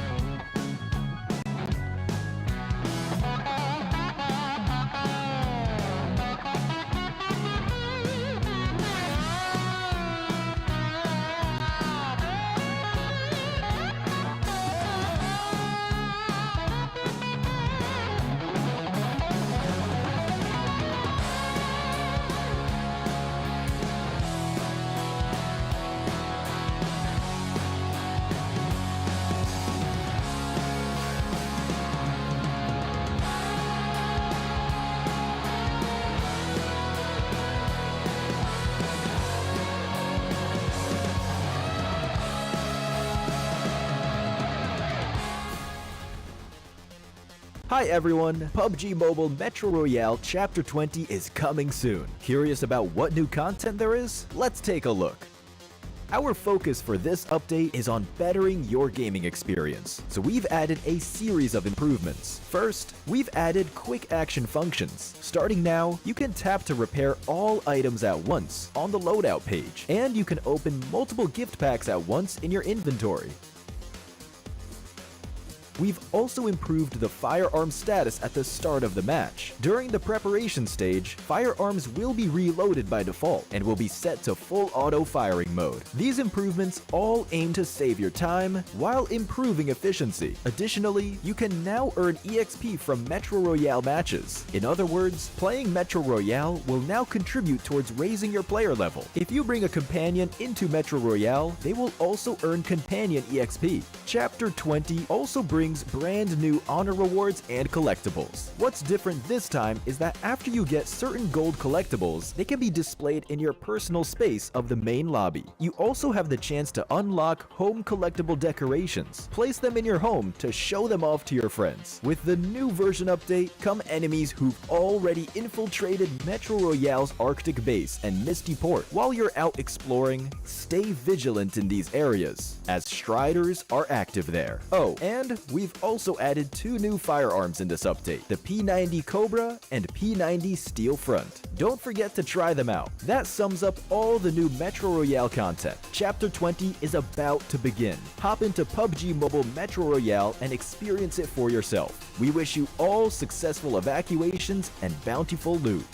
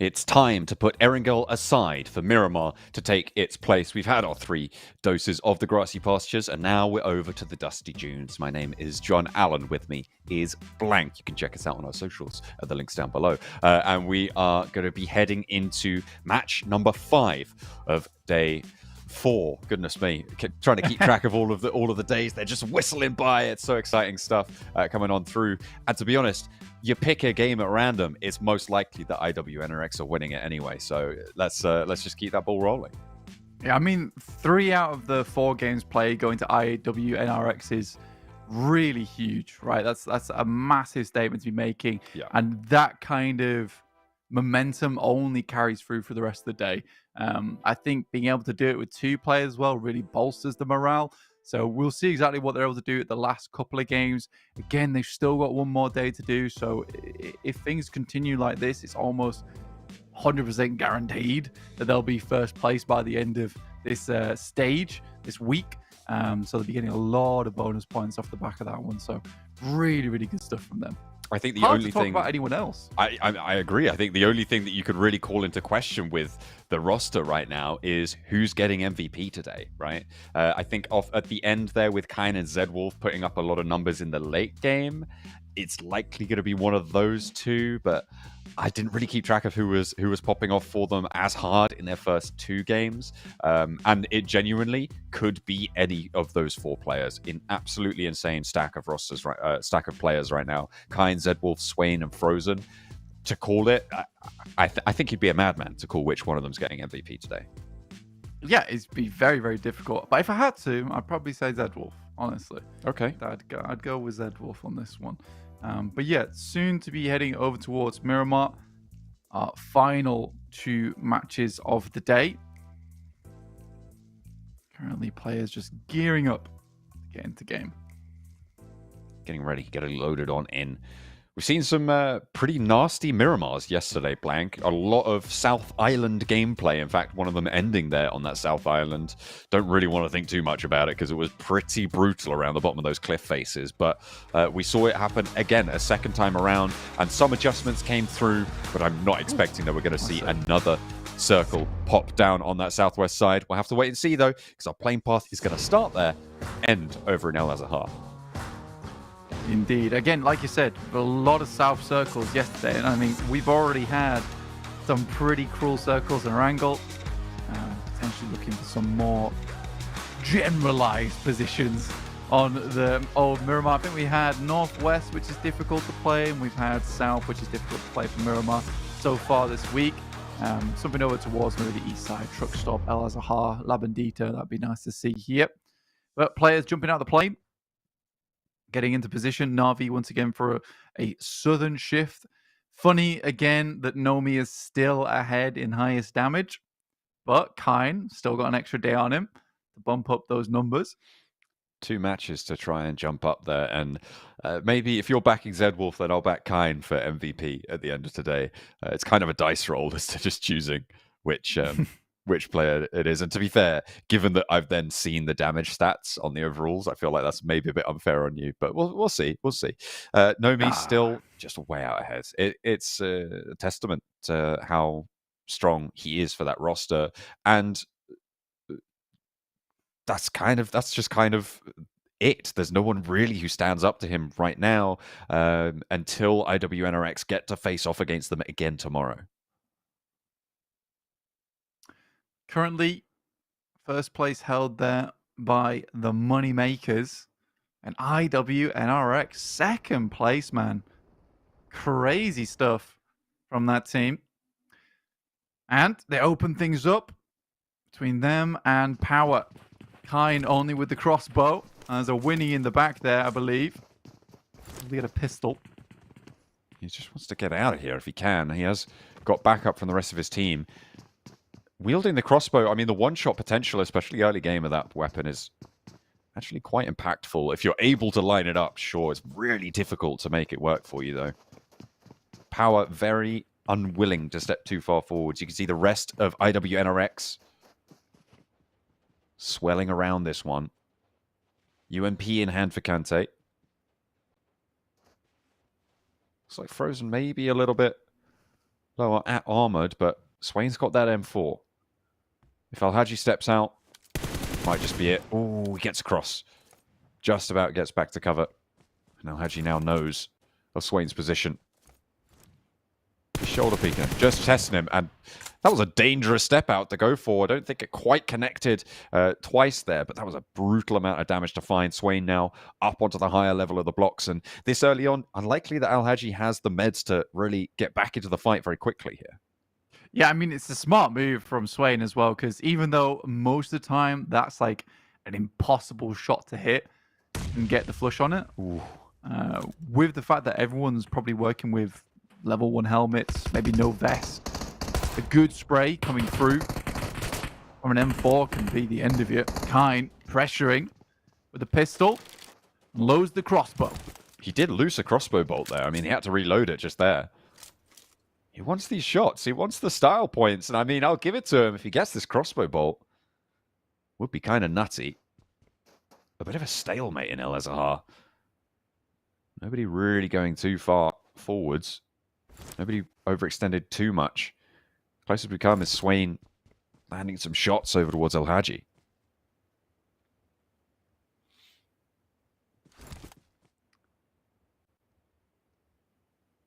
Both teams, like I say, pretty unwilling. And they haven't really got themselves too many good pieces of gear. Swain has to step out for this nade. It's pretty obvious the direction it's coming from as well. Just look to continue gearing himself up a bit. Easy, spots him. Little tag. But not much more than that. In the meantime, our circle has popped down towards the south side. Around Los Leones and Picardo. Falcons and Heroic. Closest to the center alongside RCB and La Bandita. A very familiar part of the map for everyone. No South Island shenanigans this time around. So players looking to make the most of it now. Kine still has that crossbow. And against the Tommy gun, I don't really back it. And Al-Haji finally opening up the bidding here. And it's IWNRX to lose the first player, or at least take that first knock. Now Swain is starting to move. He needs to move on in to try and get that res. He didn't see the nade coming in. I think he might have caught wind of it somehow, though. Maybe call from a teammate. Back off that door. Nade in. Does so. Discipline. This should be a flush for Fidan. Yeah, kind of going down now. IWNRX not able to find it. Al-Haji, though. Wonderful stuff from him. Long-range Mini-14 shot to immediately put him down. And I think that, honestly, this fight starts off in a bad way just because Power surrounds on Kine. And he's not able to do too much to get himself out of the situation. You know, even crossing that road would have been difficult for him. In terms of the circle, a lot of teams got pretty easy approach into this. No one dropped too far away. The Gladiators didn't even head up towards La Cobreria. They were on the south side of Los Leones. Everyone got a good shout into this match. Virtus Pro over in Montenuevo with El Pozo occupied by Digital Athletics up to the north. Both just scouting out, grabbing some loot where they can. Blue Zone still quite far away. Plenty of vehicles around for them to grab and get on over. Navi moving south from Valle de Mar and going to be swinging around past Partona on that south island and coming in on that south edge to try and play all the way as a backstop on the south. I always hate this position, honestly. So many sightlines from up above. In Los Leones, you can shoot down towards this spot, so Appreciate the fact that the Gladiators are just going to go for the more choppy hills over here. You can sit around a little bit easier. Satan scouts up. I think he sees something he didn't like the look of and will move back down towards the rest of his team, or towards that northern side. So, good bit of information gathered actually by Satan. The rest of his team has looped up towards the north alongside BEŞİKTAŞ and RCB. Rather than just sitting around for too long, doing nothing, you can at least gather some information where teams are playing around them should they need to make a southern rotate. I mean, after yesterday, like you said, I think a lot of teams are expecting something a little bit mad to happen. We'll have to wait and see if we're going to be denied that opportunity or not. I've just had a message from Maxman saying, don't talk bad about my French homies, is what he said. And then followed it up with a French bread emoji and a croissant emoji. So 3D Max have had the blessing sent back over their way. It's working its wonders, the Maxman blessing, even from beyond the broadcast. I do feel bad for him. I don't feel bad for Max, though. Even though his name is now in the team. I know, it's even worse, right? Goodness me. Yeah. I'd like to see a 3D Max. And by that, I mean, it'd be good to see him in person again. Yeah, it would be. It would be. We'll have to wait, though. We'll have to wait a little bit longer. If we see it at all. No spoilers. Ooh, a Los Leones circle. Okay. Haven't had an urban finish so far yet. This might be the match to do so. And you said we were waiting for something quite crazy. Blank. Maybe that's what it is. I mean, for Falcons, I'm easily starting to move back down again. And due to Satan's heads up rotates down towards the south, they've got a pretty clear path in.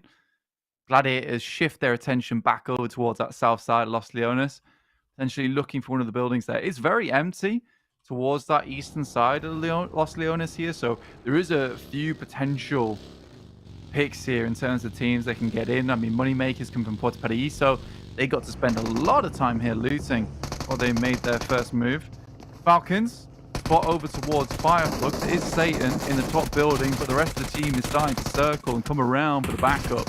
Satan running away from the fire. You don't see that too often, but will be flushed out of the top floor. Fortunately, has the backup and the spray down onto Solke for FLUX. Lux trying to hold down on that angle, but going to be backed off the corner. Satan holding face. Falcons effective in this fight against FLUX. Nades now starting to be traded back and forth after the original crash. Satan takes a lot of damage, but one from the sidelines bombs him back out, but behind two corners somehow finds some sort of safety. Lux still going, but he's the last to play forward.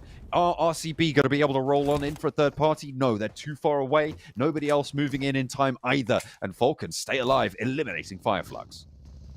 S2G might be able to have a shout into this one. I think they heard some of the commotion and will just peek their head over here. Razy spots them, decides to not do too much with it, opting instead to just sit pretty for now. And I think this is a smart decision from S2G, understanding that a fair few of their big mistakes has been not fully scouting the location, falling prey to one other team getting into the mix. So RCB being so close by, they actually could rotate on top of S2G if they took the fight with Falcons there.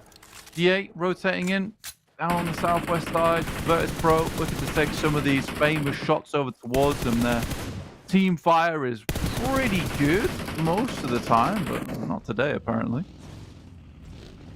Be able to connect just yet, allowed to get away with the buggy roll up the hill on the broadside. Digital Athletics moving in on the south, looking to try and push in behind Na'Vi.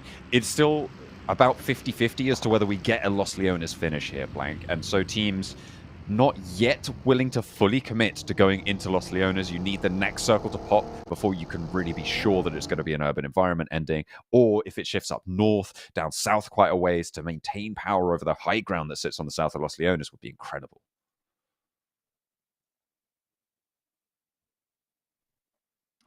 Definitely, it's one of those situations where, like you say, you don't want to head into Los Leones too early. You can at least sit on the outskirts, but getting too deep in would cause a situation like this. If you took up residence towards that northeast side in Los Leones, likely not getting out unscathed. DA able to find AXA, get the elim on him, move out. Trying to create an opening in the circle here for themselves to move north. Circle down towards the southwest, though, gives them a far better approach to this game. A few more options to them. We are getting that northern crunch now, John. Yeah, a little squish on in.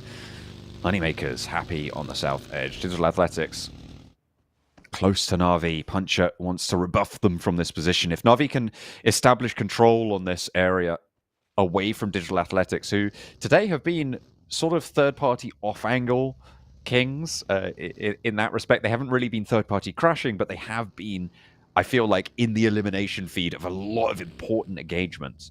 So Na'Vi going to want to remove that thorn from their side.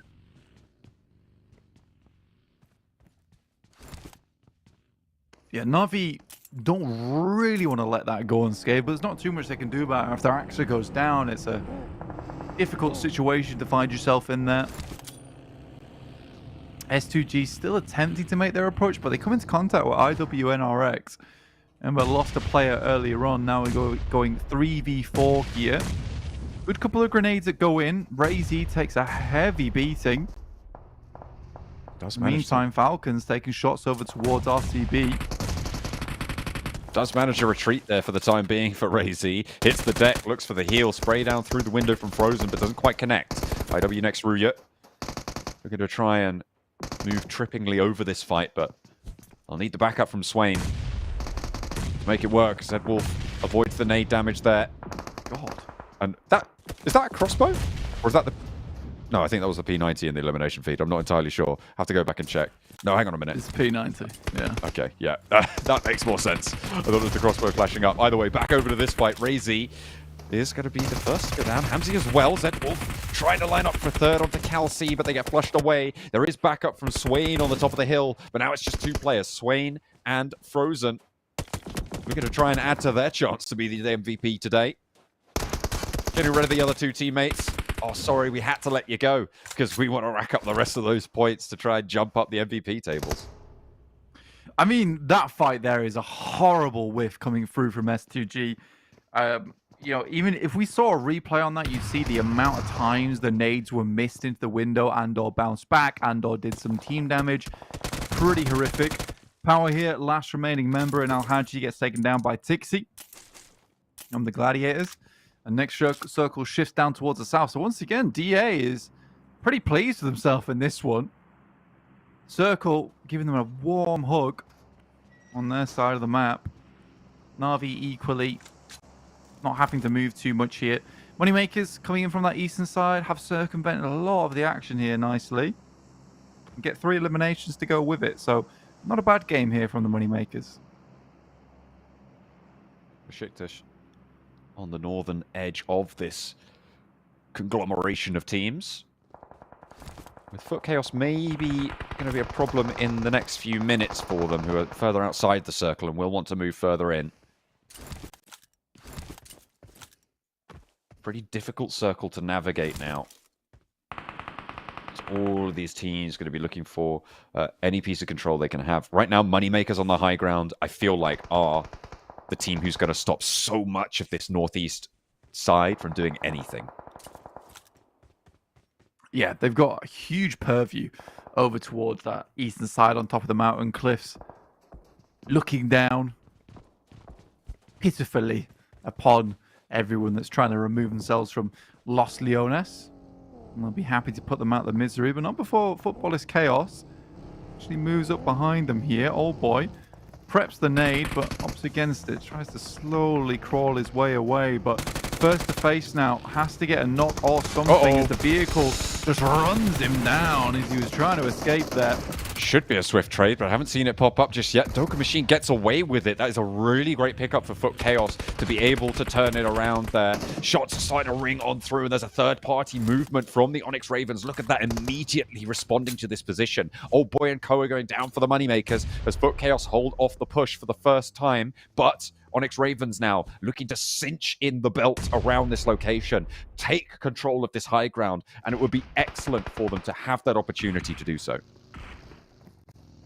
For Onyx Ravens to pick this away from these two teams would be a wonderful result for them. And honestly, they have made some great improvements from yesterday to today, opting to actually take some fights. And I think some of that, perceived confidence has really helped them.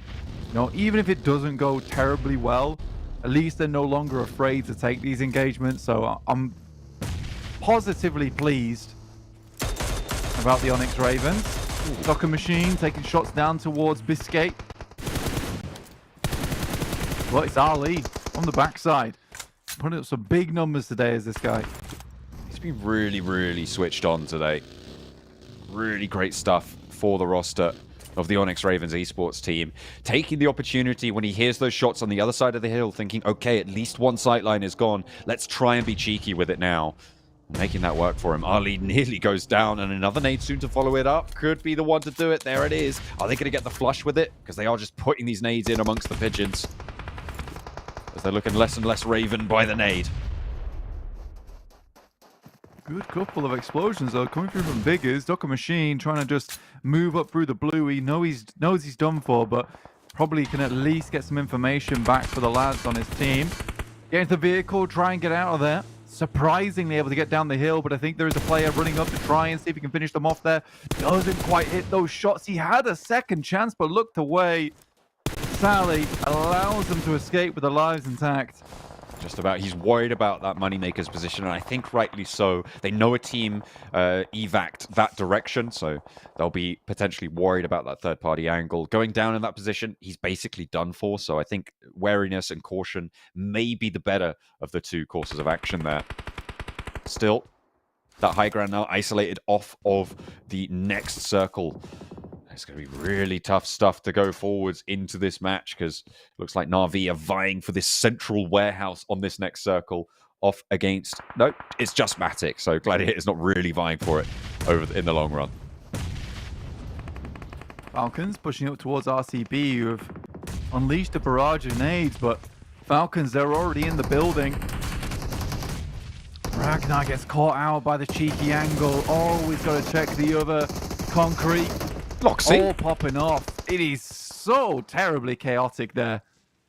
How did Loxy stay alive in that? I feel like 3 people ran straight on into him, and he just rebuffed them time and time again. Nades pouring on in. BEŞİKTAŞ in the meantime against 3D Max will get shut down, and 3D Max keep on going. They've got a couple of players left standing, so see how much further they can go. BEŞİKTAŞ do get eliminated. RCB starting to establish on the northern side, but they are all going to have to move down south.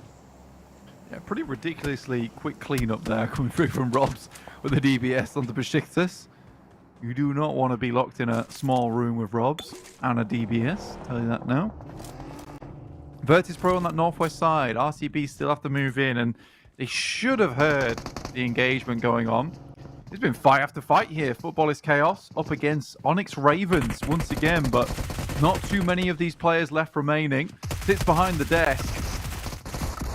Spray for Saleh through the door, and Falconist gets the first, ready for it. Vigors now looking to hop on in. Teammates starting to fall, and the Onyx Ravens, they had a good run so far this match. It felt like they've been quite powerful, quite efficacious in their pursuit, but finally they're able to shut down the last player from Foot Chaos, adding 4 points to their tally. Saleh can get rezzed, and they're playing on the east side in this plant.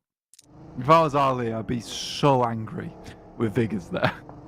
Literally had all the time in the world to jump through that window and assist. Ends up looking at the sky for a little bit, runs in the room, and then doesn't even want to engage. Ali has to do the job for him, and as he turns the corner, pretends like he's got the elimination. It was me all along. Oh, didn't I do well there, guys? It's so quick caught that. We saw you. Na'Vi have seen RCB as well. And trying to get in for something amongst these crates is so tough. It is a really difficult rotation to make for RCB, to be fair. Yeah, I think they are just going to fall short. Just Wild on the north side of the road, left standing. Virtus Pro, they've been spotted by the duo, Snowix and Robs. Frodo and his Gandalf. That's right. DA, oof, this game has been a pretty easy one for him. I'll say that. I don't have to do too much here. Can sit down towards this warehouse. We're looking to maybe crash upon the central area of this circle, but decide against it. Virtus Pro do finally have to leave. Wild left remaining. Oh, that's so annoying. Just got the tire as he got around the corner. Corker's frustrated off the back of that one. He just put those on new today. That's really rude. Fresh off the lot. Those tires will never be the same again. Not after a couple of shots from the SKS. 3 players for Virtus Pro. Na'Vi with control of that central building. And I like Digital Athletics' chances here on the south side. Relatively uncontested, although it is moneymakers who are the ones who are probably going to give them what for in the coming moments. But if they can handle that, then I quite like what they've got going for them. Nobody going to be pushing in from that south side. Everybody on the north going to be filtered through Na'Vi in that central area. Should be able to deal with the 2 players from moneymakers. You'd hope, at least. Heroic finish off the last player. Coming through from RCB, had to leave at some point. Not too many places to go over than to try and cross that road. Yeah, most teams just sitting out on the edge here, understanding that moving through out into this open terrain, with the amount of teams remaining of 9 is pretty unwise. Virtus Pro just tries to get as close as possible while maintaining this ridge to play around with. Bit of healing, topping up before they go for their next assault across the way. 3D Max trying to move down on this eastern side in front of Onyx Ravens. Sviggers gets spotted. Swain is still going for IW next Ruya. The last player to stand, but Robs sees to it that that's the end of his match for now. And on to the next. Still 3 eliminations on the game. Could have been better. Their worst performance today. Rob's up to 5 limbs here, all on his lonesome. Pretty much just dealt with BEŞİKTAŞ by himself, which was crazy cool. First time in a while, though, Na'Vi in a dominant position inside the circle. To finish the day strong for themselves. Onyx Ravens, too, getting into a lot of these end games now. It's great to see. Waiting for the stage 7, because once stage 7 comes through, it's going to force a lot of these teams on the outer edges to finally push in. Had a lot of time to just sit out on the edges in these compounds that's still available to them. That won't be an option in a few short seconds. Lead in from Saleh over towards Virtus Pro, but not quite finding... Sorry, over towards 3D Max. Not quite finding what they're looking for. Heroic, taking a couple of shots from Virtus Pro all the way on that west side. You can see those off angles starting to come through. A player from Na'Vi has gone down, which leaves them on 1 active player whilst one goes for the res. And Digital Athletics, they've taken a knock on the south side. They might have got him back up now. They've got that res through and healed on up, so we'll be a bit happier with it now. Heroic. One of the few teams that actually has to leave their compound. I thought it'd be more. But this shift on the circle just about keeps most teams' compounds still in.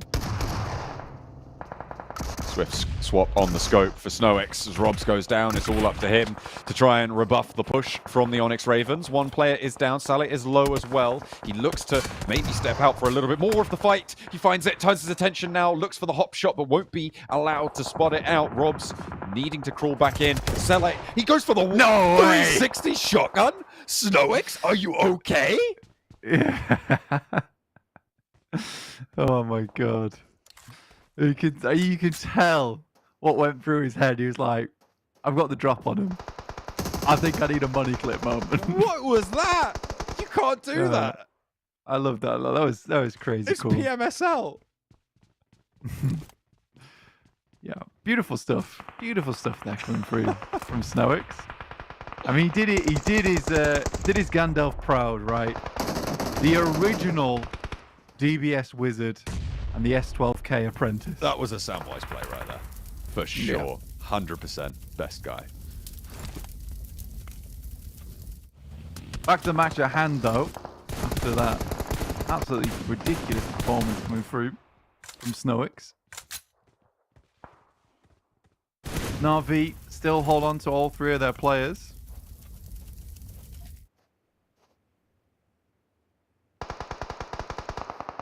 One player from Digital Athletics goes down. They keep just bleeding out. They didn't take the chance to move up north.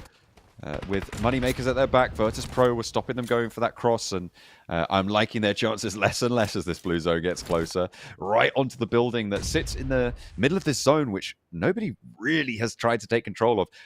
Does Matic win these? Does he just clean it? I mean, this is sort of the very much Matic classic moment, right? Where he just sits in a position and somehow is able to get a fantastic win off the back of his hands all on his lonesome. Tends to play better as a solo player, to be honest. He's doing all right now. They're forced to come to him. Na'Vi are going to have to leave this building, I believe. It's not in this next circle. So they're going to have to step forwards. And I think he's in a hollow container currently. And so immediately he's going to get spotted. I don't think that they have really any other opportunity other than just take this fight. It's got doors on it. It can hide a little bit.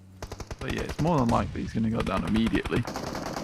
Barring something crazy. Now, this is a case of where I did not think that DA would be losing to both Virtus Pro and Moneymakers. But again, this is a case of getting far too comfortable with your position in the game. They walk away on this match. I think it's just the 4 points. Pretty dismal. Yeah, show me this again. This was so stupid. See, he's like, this is like the light bulb moment of I've got an idea. Oh my god, that is so awful. I mean, yeah, Snokes is living in the Onyx Ravens' head, rent free there for the rest of the week. That is crazy. I don't think I've ever seen that happen ever in this level of competition.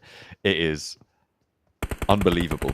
Oh, Playzone tagging on for an elimination onto one of the RV players, and they're struggling to get out here. Matic might actually be able to get away with staying alive here. If he's dropping more smokes out. Yeah, Virtus and Pro, a molly at the door. Virtus Pro taking shots from the off angle in the meantime. Na'Vi know that there's a player in there, but the metal stops it burning too far. Oh, what? Gonzo! How do you flub that so hard? You literally just put the fire there. My guy, come on. Oh, he's dropping nades by the door so they can't get close enough. That's so bad. Do better. Virtus Pro are dead. And it's Moneymakers versus maybe Gladiators. How on earth has this happened? These final circles, blank. I'm pretty sure I've gone insane and I am just imagining this game happening. That's so dumb. That's so dumb. I feel bad for Na'Vi, but at the same time, what is going on? Moneymakers take the chicken dinner in the craziest Miramar final circle, which is saying something, given we had two South Island circles. There should be no high fives here, right? You're only... Actually, you know, some high fives for the fact that you're the only sane team in that final circle. Right. Everyone else had gone a little bit doolally. And Moneymakers was still playing PUBG Mobile by the time it rolled around towards the end game. I am confused. What I'm just happened? Astonished and confused by what's occurred there. It's like they were like Alice rocking up to the Mad Hatter's tea party, right? At the end, it was just like, you've just got to accept it at some point and just kind of roll with the punches. The final do was a guy inside a crate. Like, not sure. 360 Gonzo shotguns. dropping the Molotov on the door, and then I was like, oh, he's going to throw it. another Molotov on and just cooks himself. I think he had a nade. I think he had a nade and was just going to completely destroy Matix. There's no way that you win that, right? But he's just like, oh, I'm going for, and then he was like, oh, there's fire. Dangerous. Yeah, I don't know. I don't know if it was maybe Matic's Molotov that was a little bit further out, and he assumed that his was further in. Who knows? Anyway, Rob's the most eliminations at 6. Snowix, though, doing him proud. You know, doing him proud. Look, his shoulders don't even fit on the graphic. He's in the wrong spot. He should have been a linebacker. If we get a lineup of just Robs, then it's just going to be a straight line across the middle.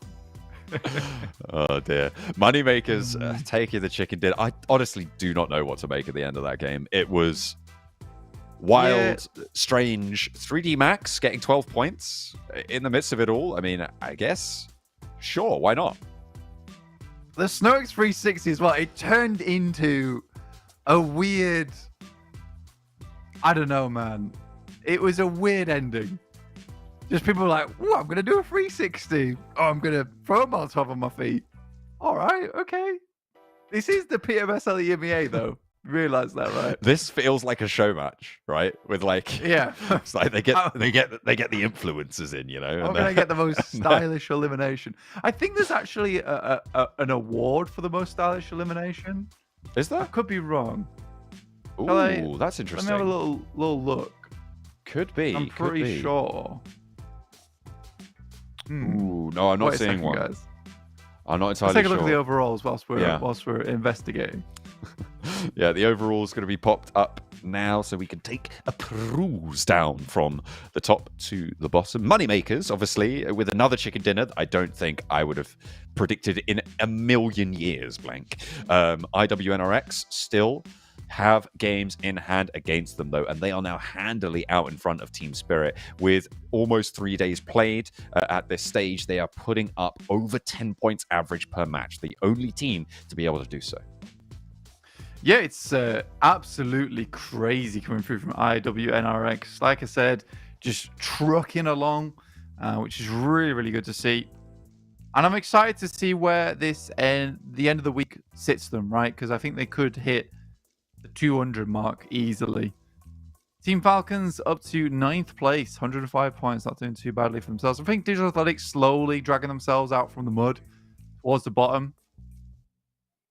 3D Max, again, not quite there yet, but at least they're not on this bottom page right now. Yeah, exactly. I don't think so. This feels really bad to say, but I don't think Twisted Minds is.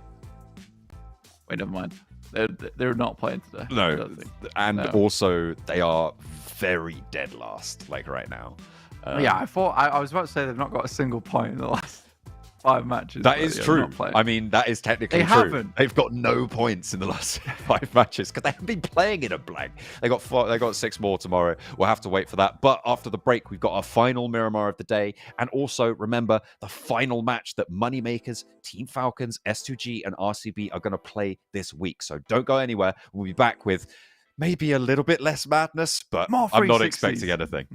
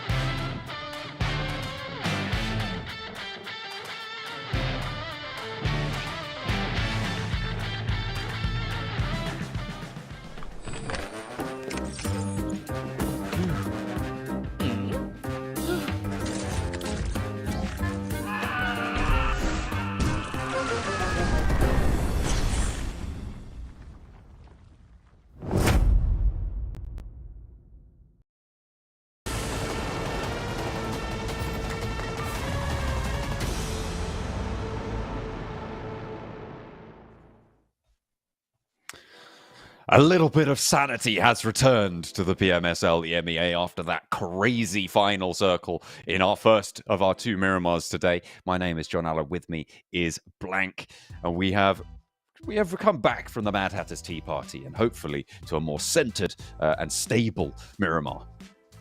Yeah, it's been a little bit of a silly day today, let's say. I mean, that last match it's kind of hard to describe. Realistically, at that end game, it did get a little bit wonky towards the end in terms of whether the circle was placed and the fact that it remained with so many teams having some compound to play around with. So it does allow that third party to come through. And it was impressive that Moneymaker was able to get the win.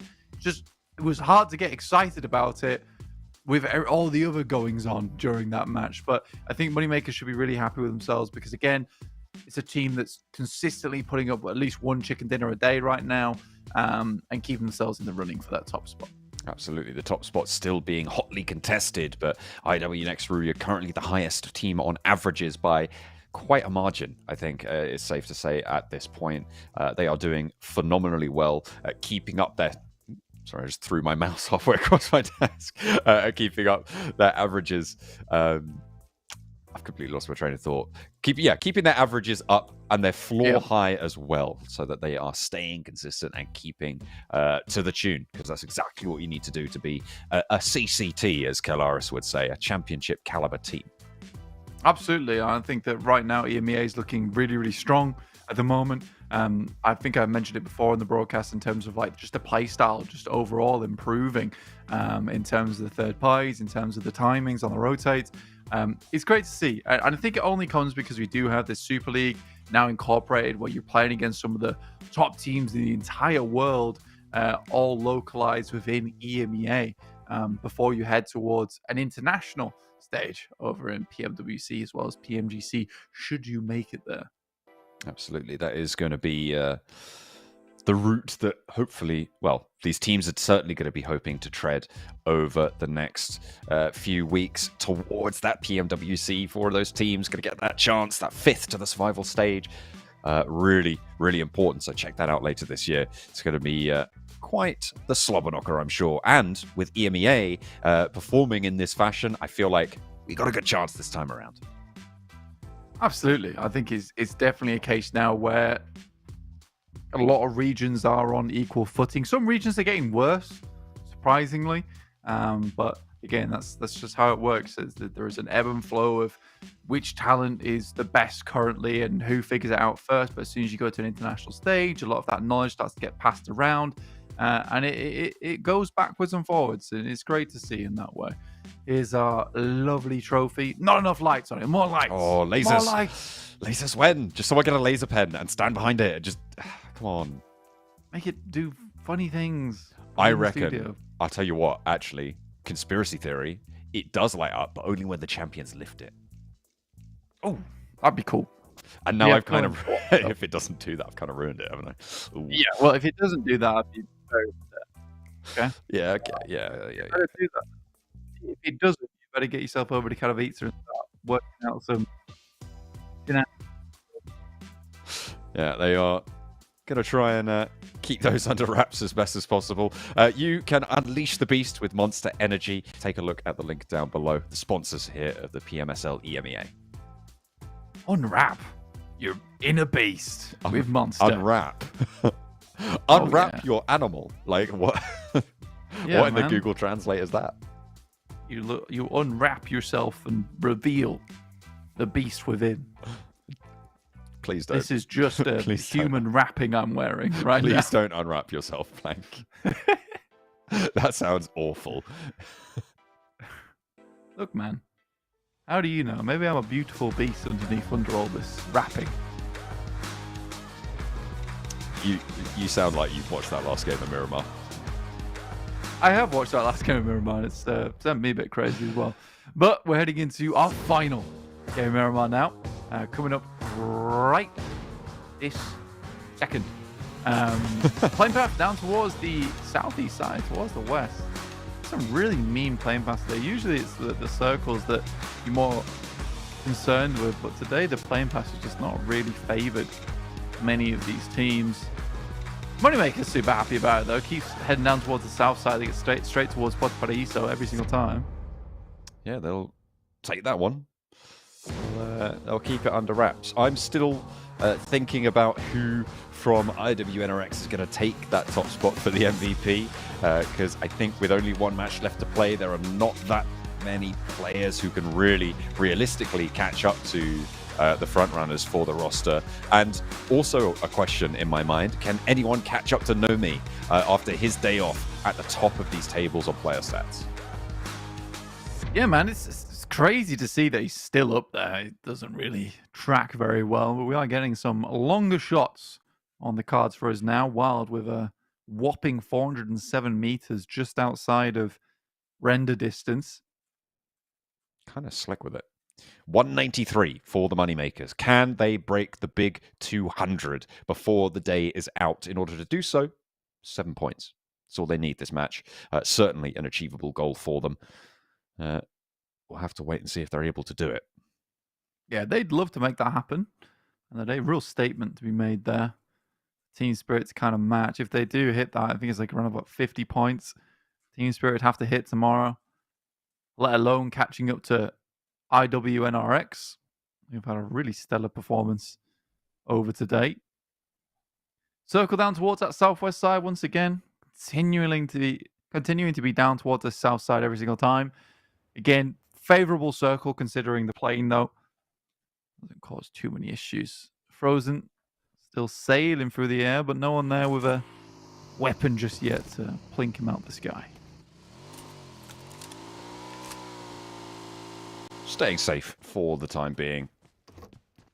Not too much early back and forth between many of these teams. The split for Gladiator is around Digital Athletics, maybe the closest to it, but they're really quite far out. And yeah, they're already getting those vehicles. I imagine you still head up to La Correria and then come back and loop back around the western side to rotate down again after you've looted. For Gladiators, I think, yeah, it's a tricky one. I think a lot of teams will be heading down towards La Correria at some point. So for Gladiators, it's a case of, do they want to wrap far east or try their luck passing through Monte Nuevo, which is going to be a little bit packed later on. BEŞİKTAŞ spotted though by 3D Max. Some warning shots sent out there.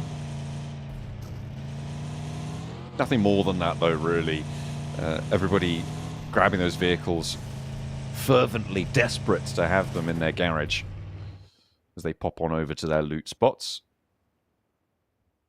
Trying to claim position. With the circle south and Viademar, a nice little early drop for Na'Vi, as well as being able to grab as much loot as possible and being in this next circle. You imagine that in the coming minutes on their route out, you'd go up to one of those Tumbesera Hills positions just to the north side of them. Some difficult valleys around that area to navigate, so being on the forefront of them might give them a nice time of it, but then you also have to be worried about the backfills coming in from that east side, swinging in on the south coast. It is a bit of give and take, but we'll have to see what they go for in the end.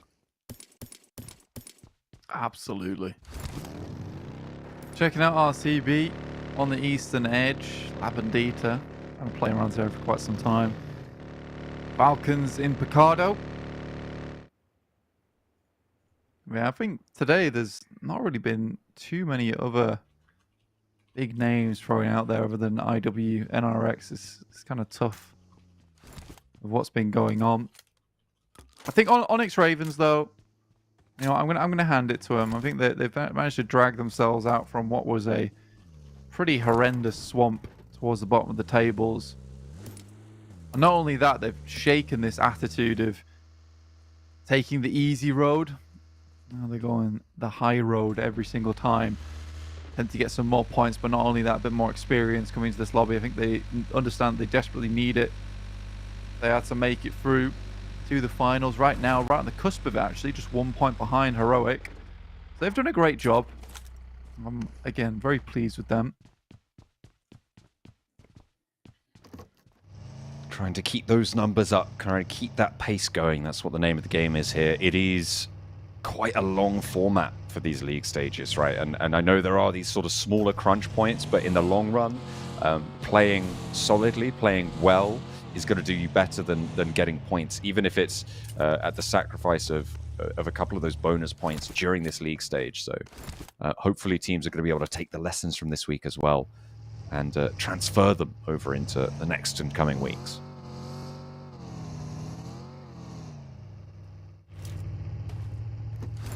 Spot halfway through stage 1 before we hit that hardest shift on stage 2 here. And you'll see a big amount of movement coming through from these teams.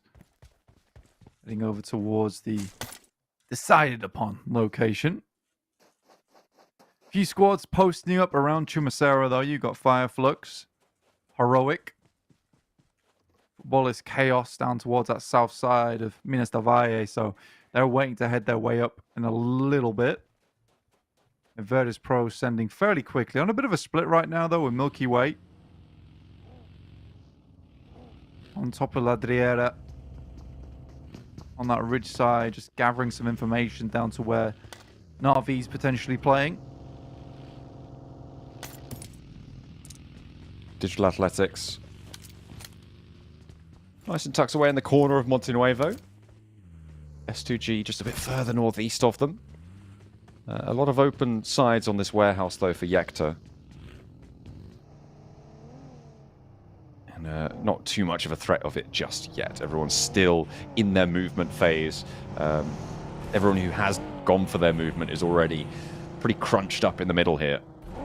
Navi stuck down towards Valle de Mar and have allowed Virtus Pro to leave Milky Way in the hills south of Ladriera for them, and now they're going to have to contend with Onyx Ravens as well on the west coast. A team that, before today, I might have just sort of discounted as maybe not that much of a presence, but I feel like they have deserved their reputation potentially as a presence now on this western edge, just to the west of Ladriera, in those hills that roll side to side across that area of the map. Yeah, it's definitely something that they've improved upon. Looks much better now. First Pro actually taking a knock there from Falcons. Again, this split is not working out for them. I don't know why they're testing the waters down towards this east side. They knew that the playing path was far down towards the south. It's likely there's going to be a whole bunch of teams in this area on the south. Luckily, they'll have to get their boy back up again. Should be able to at least. Back in the game. But stage 2 on the shift, very kind this time around. Pretty much dead center of the previous circle. We're looking at those Chumacera foothills. And we're also looking at all these teams starting to crunch their way in, figure out where they can play. Ladriera, quite a big focal point, I would say, for this one, just in terms of the high ground it offers you early on.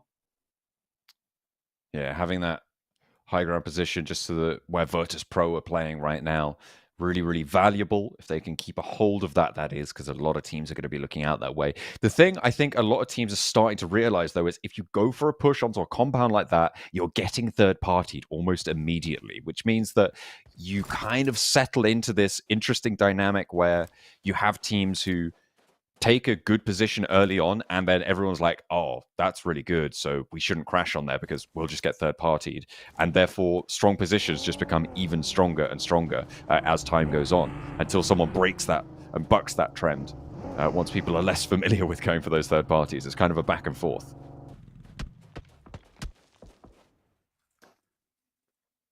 .3D Max, though, on this northeast side, still struggling with some of their rotates, but it's looking a little bit better. 83 points. Still not a team that I think should be underneath the Falcons. Despite that, you know, Falcons are doing fairly well. You know, 9th place, I keep calling them our middle place team. Just does seem odd to me. I would not say... In an isolated room, I wouldn't say that Falcons is better than 3D Max at this point, but they're just letting themselves down right now. You know what? Falcons are just playing an evens game, so you can't fault them for it. Just trying to be consistent with it. They are currently, you're right, in the middle of the pack, but they are one of the teams that will have their last game on this Miramar, right? So they do want to make the most of it. Despite being in ninth, with the teams beneath you having a lot more matches still left to play, 6 tomorrow, it's going to be dangerous to be sat there, even when you have, what is that, 13-point buffer, something like that, ahead of Digital Athletics behind them. In order to try and stay safe for tomorrow. It's not ideal. It's certainly not. Shots on the back, though, for Icy, as Kain able to line it up. IW next Ruya have kind of been a little bit quiet over these last few matches, but now they're starting to turn up the heat on the back there.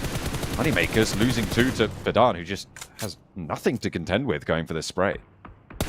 Yeah, and it looks like they're most likely not going to be able to hit that 200 mark off the back of that one. IW next year is taking out the competition as well for that top position. Potentially targeted.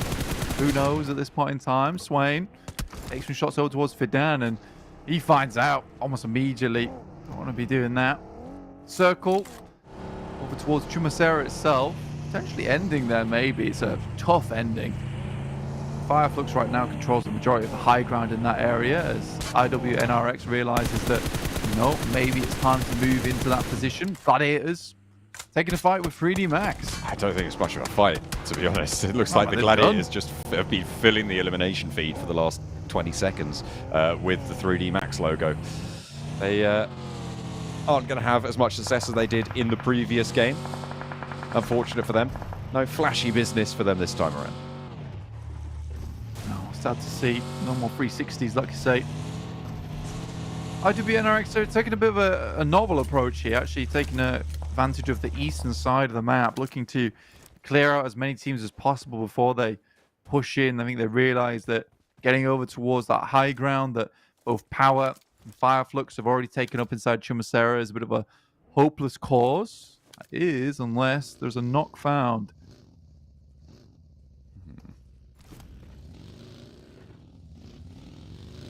Slow and steady to move up to the northern edge, but Gonzo can't quite crest that ridge. Goes up high, drops back down low as Storm opens up with the Mini 14. You don't want to be hanging around too long. Gonzo takes the dip, but Storm is backed off by the rest of Na'Vi. Nice backup from the team.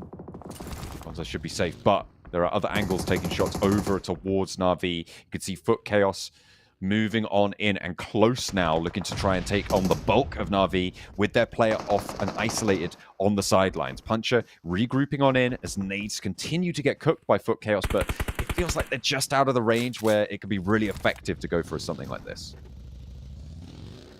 Yeah, just a little bit out the way here. I mean, for Football is Chaos, there is potential to backstab. But again, in these tricky situations, you don't want to really give away that position too early. I like where Lux is currently playing from FLUX. Top of their hill here, relaying that information back that there is a couple of teams behind still. One of the most dangerous pushes you can have for FLUX on that position is through the backside of Chumacera. So if you can shut that down quickly, that's good. We'll push a little bit further in here, see what you can see. Gladiators, though, still in the blue. That's on the eastern side. You can see it here. They're just about moving in now. This is probably prime time for IWNRX to find some more pickoffs. Next circle sends, again, fairly centrally. It doesn't really change much of the dynamics. The big thing that it does change is that south side, right? Na'Vi, Foot Chaos going to have to leave their standoff. And maybe this is where the Foot Chaos position really starts to pay out dividends on their investment of time. As they have that high ground and they can watch for Na'Vi's routes out, slow them up, make it really difficult for them to get anything done. But Gonzo is up and on the hillside now in the buggy.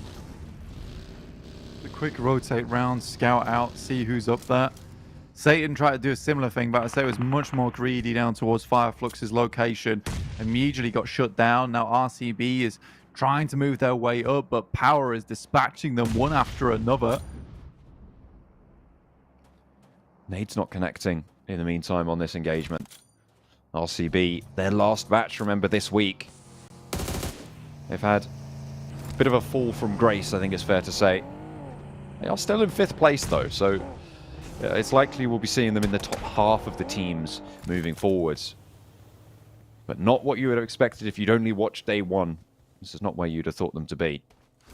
Still, they have 2 players, and they still have a chance. Playing on the inside, they're already in some buildings, and fairly central too. It's not too bad for them. They can live this one out, but being crunched between FLUX, Power, awkward situation to be in there. Somewhere they could live it out. Again, they're sort of playing for placement points here. I think I'd much rather take my chances out on the outer edges. Maybe if they were able to make it without casualty and the shots weren't so pristine coming through from Power, then yeah, it could have been a good play. Falcons nade over towards S2G, and Gladiators open up onto Nextruya here. I think Nextruya has made a decent play. However, the fact of the matter is that they were exposed as they headed up this hill. Luckily, they get a knock on the back line. Kine is also in preparation for a backstab onto the Gladiators. He's on that off angle. Could be nasty. Meanwhile, over on the north side, S2G with their last match of this week as well, remember. Hamzy G launching nades, trying to keep Kelsey safe. Over towards the Falcons. They want to try and keep them at arm's length whilst they get Kelsey back up, get back to full fighting force. They can push a little bit further along these hills, but the Falcons are going to be a constant worry for them. They've also got Digital Athletics, who have been the long-range third-party demons today. And it looks like they're not going to let up just now. Not just yet. Frozen gets taken down by Power. That's next to Kine there, which is a little bit awkward. Maybe he takes a shot himself. A regroup required over towards IW Nextruya. The fact they were able to make it up on towards this eastern cliff edge is really important. In comes BEŞİKTAŞ, easily dispatched alongside with Heroic and Power, crunching both of them. Yeah, difficult approach to try and make. It's not going to work out. BEŞİKTAŞ now just left with Poser on the outskirts there. You can see him on the northern side in the minimap to try and keep going. And slapping in the middle as well. RCB, a decent position here. Not really super important for those teams on the further south areas of Chumacera to move up to them just yet, although Power might try and take this corner. FLUX unlikely to push in, and basically nobody else has their eyes set on this. I think Power is the major threat right now for RCB if they decide to take that corner. But FLUX have control of the route up and over that hill to access where Poser's playing. Yeah, a hard call for RCB, and I think that's why you do split yourself between those two buildings, is that you need to try and create some kind of crossfire, but eventually both of these teams in both Power and FLUX would like to take that as a checkpoint in the future. IW and RX have to move further towards that north side, so their gamble play down towards the south and hopefully to push in towards a strong position if the circle did go down towards the south side. Doesn't work out. There's a hard northeast shift, and S2G still battling out for that northern edge, alongside with Falcons, who just refuse to go down here, flapping their wings in the faces of the Falcons on S2G. Speaking of wings, there's some pretty ill-omened Ravens here moving up towards Virtus Pro from the south side. Could be difficult. FUTKAOS decide to completely give up their high ground advantage and send straight down the hill towards Na'Vi. It's not gone well for them at all. They're just getting torn apart as soon as they crash on down, and he's late to the party. Falconist is there, and he's starting to have an impact, sure. Finds the flush. Can he turn it around? He's still got a little bit of HP at his back, and it is just Axa now. Still has teammates to res. Another DBS pump around the edge, and he is going for it, and he's going to make it happen. How on earth does something like this happen? I've no idea how he was able to turn that around. It looked like Na'Vi should have just been able to swipe them aside as soon as they dropped down. But here we are, looking at a full squad potential to res here, but FLUX hear it, and it's third-party time. I mean, again, this all comes from Lux, right? If you remember towards the beginning of the game, he made that scout out, he heard the fighting, he knew exactly where they'd be posted up. Really, really good play from FLUX, and very, very good to hold on to that memory for so long, so they could immediately respond to this. Wow. Just do need to finish them off here. And that will be the final nail in the coffin for FUTKAOS. I don't I mean, sure, maybe it works, maybe it doesn't, but FLUX absolutely beautiful on the timing there. They've cleared out their back, and now they can return to Solus's position. Malloy for Virtus Pro trying to play in on this northwest side. They put 3 down towards this south edge, and they'll want to move in further. The Ravens proved not to be too tall of an order for Virtus Pro to handle. IWNX Ru, you just head back on out towards the Gladiators and finish them off. Understand that if they're going to make it through the rest of the game here, they need to get rid of those players on their eastern side, but they will lose 1 in the process. But the 5 eliminations so far, so not bad. Not bad at all. Zone 6 about to pop. Power and FLUX both don't want to leave their positions. This is like one of those games where FLUX suddenly looks like a good team again. And it's frustrating because I know every single one of those players is incredibly good at the game, but they have been dropping the ball a lot recently. And it's curious to see, because when you do see a good game like this come through from FLUX, they make a lot of good decisions. It doesn't feel like luck. It feels very deserved, and it's just, you wonder why aren't they able to do this every single game? I mean, it's just not. Yeah, you're right. It just hasn't been there for them so far this tournament. And hopefully we'll see this sort of performance from them repeatedly. But remember, we're missing some of the strongest teams in the tournament today. 3 of them on the group that's on the break, Group E, who have been sat out today. Kind trying to hold off against Heroic, and now IWNX Ruya all looking to try and slow them down here. IWNX Ruya playing as 3, remember, so having that player down, really, really great stuff. Kind pops the nade in, repositions Volt forcibly. They seem to know exactly where he is. Playing on the inside now. I think someone spotted him through the window as well. They just need to pop a nade in. Someone find the shot is all it's going to take. And there's the backstab from Frozen. He steps out a little bit too bold, though. And that's the off angle for Ragnarok. It might actually be... No, it's RCB who were able to find that knock. But they should be able to get the res. And that, in the meantime, will be healed on up. Yeah, curious. It is RCB still taking those shots there. FLUX is on a bit of a tear right now, finding one of the players from Virtus Pro. Got DA over on that northwest side, similarly taking casualties as S2G just is sweeping down from the northern edge. So very much a Turkish-dominated circle towards the ends here. They even remove DA. Could be a good grenade over towards Poser. Doesn't quite make it in. That one does, but it doesn't quite get the knock. And in the meantime, S2G have moved up and over to take shots over towards Virtus Pro. I thought Virtus Pro might have a chance here, but you're right. S2G just continue their sweep. The high ground deserted for Virtus Pro. They sat in that valley, and it was their demise.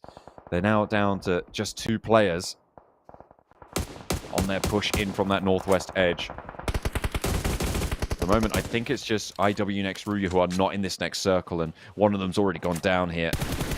Just going to be Swain left standing. Trying to put some performance up on the board, but they've already got 6 points this match blank. They're already going to get a placement. It's really, really strong stuff from IWNX Ruya today. It's not the loudest of finishes, but it is still just really strong, really consistent, and I'm expecting one of them to be MVP today. Yeah, it's still not a bad game, and this is what's making IWNRX look so good. And not only that, right? They had a tough game ahead of them. I mean, they didn't find the best positions, but they did the best with what they had. And I think that's more than what you can ask for. A lot of times, it's a difficult circle to play. The majority of the good spots had already been picked up. So they were looking just to hold on that east side for as long as possible. There's only so much time you can hold that position. Circle, dead center once again, and FLUX already leaving that compound early. Give themselves somewhat of an advantage here. But it's S2G who I'm really looking at, who have controlled the mass of this northern space for quite a while. Good grenade from CEO later. And he certainly will CEO him later after that nade picks him up and takes BEŞİKTAŞ out of the game. But a tough road ahead of them, especially with this uphill approach to the next circle. Probably going to come down to Power and FLUX in the end. RCB, though, still going. taking a shot over towards Al-Haji and actually making it work for them. Nades are trading between Silas and the front lines for power to try and get their res, because they're going to have to move through. That smoke train is established for power, but they're breaking out wide instead with Easy to try and establish a high ground off angle to take shots towards Silas whilst the rest of the team go for that smoke train push. That's if they actually even want to go for it at all, because now it looks like they've just said, actually, hang on a minute, that angle's just really good. Why don't we just go for that rotate instead of messing about with RCB on the middle? Yeah, just leave immediately. Set themselves up towards that high ground. Important decision to be made now. Virtus Pro, they're in a ditch, just looking for a higher placement, I'd say. Lux finally comes off from his high ground position, providing any more information back towards them. Kante, though, spots out Kelsey. The rest of the team alongside with them. 8 points here for Power. Very good game for them in pocket. Yeah, already have confirmed that one. S2G similarly 8 points for their final match this week. Alloy spotted by Hamzy. Add one more, add two. Up to double digits on the E-limbs there. That one, hang on a minute. No, it was stolen away. Lux spots Milky Way first and picks up that point from them. So 9 eliminations now for S2G. Playing on as 4, but players have got sight lines towards them. Kelsey spots Al-Haji. This is a chance for RCB to have an impact still. Kante finding Kelsey here. Hamzy G, though, really nice side swipe. I think he thought he got the knock there. Did a lot of damage, but not quite enough. FLUX starts to swarm over from the western side. They can sense that everyone's squeezed into this corner. Be a great time to finish things up. Control it before FLUX can take those off angles against you. RCB spots Sulke. And Silas and Kiss are having quite the impact here. Does have a route out underneath the party bus. I was worried the door would be blocked off there, but no. Fidan spots Silas, and that is just going to be one player from RCB now left standing after the flush comes through from Fidan. However, FLUX have been slowed down. Power isolated out as well. Yeah, by quite a bit. But this next circle will shunt Power inwards towards S2G. And I think in that commotion, that's where FLUX will want to move over the top. Right now, S2G's got 2-2 lineup. It's a bold play, but it's a winning play. Got to hold out both Power and FLUX at the same time, or at least they understand that FLUX has got free reign. They need to hold them back as Power gets forced in by the blue, finish them off, and then immediately turn. Nade over the top for Hamzy G. Doesn't tag on. They're a little bit too far forwards for that. Back up from the rest of the players with the nades as well. Not quite sailing on. The footsteps now giving the game away. Not too many nades in Hamzy G's pocket. Doesn't have any, in fact. Can RCB backstab onto Power? Kiss definitely has the angle for it. He's got a nade as well. If he lands this right on top of 3 of them, this could be absolutely brutal for RCB. The question is, what work can they do against S2G before that happens? Final circle now, John. Will close all the way in. I spotted him. Still looking out for him.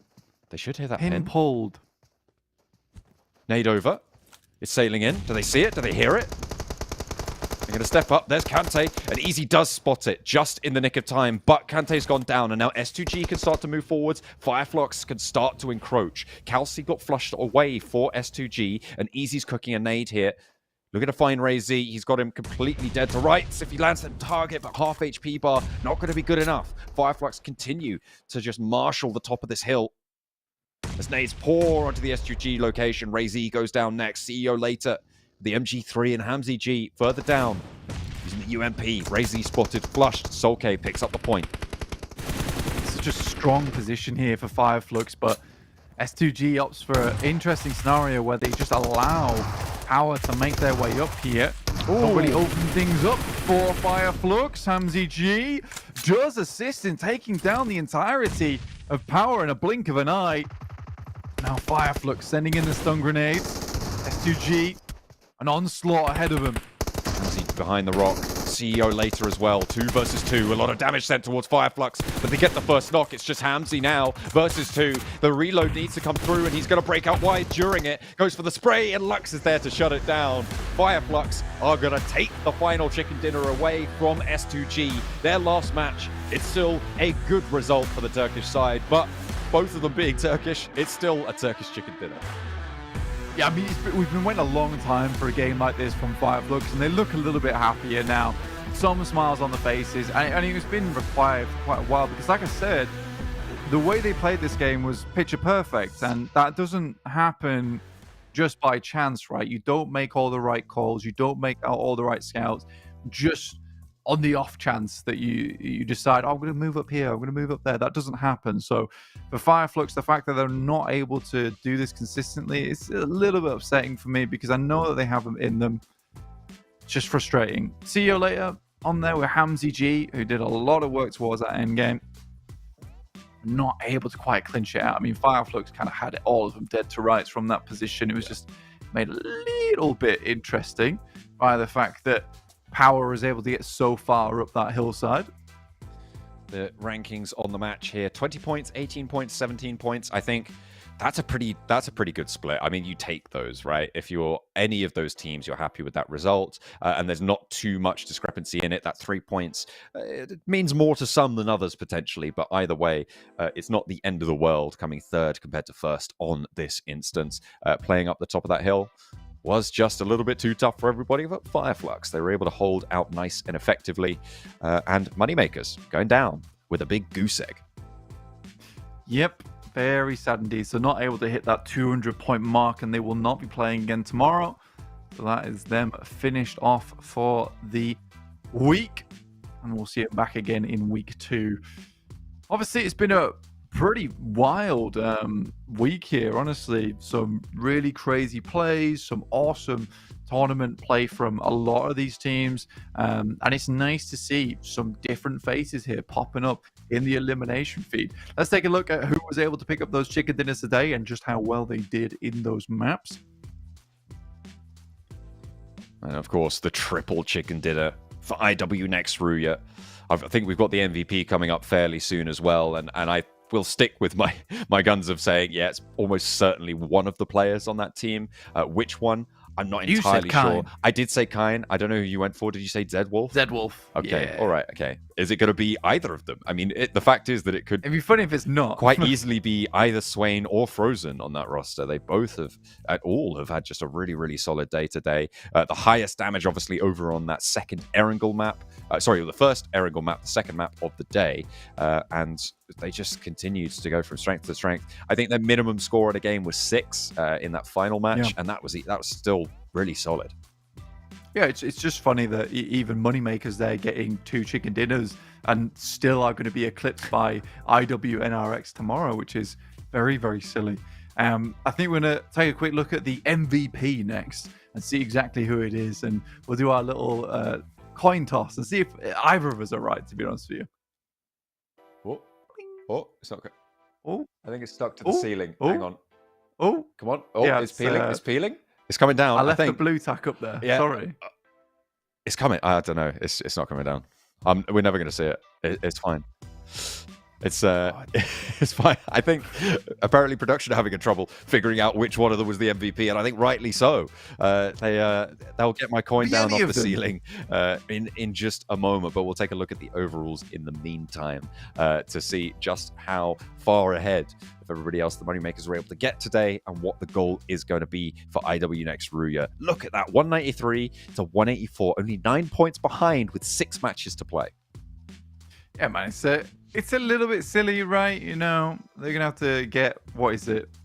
Let's say about 2-point average tomorrow to just break even with the Moneymakers, which is crazy to say. And I know that IWNRX aren't going to do that.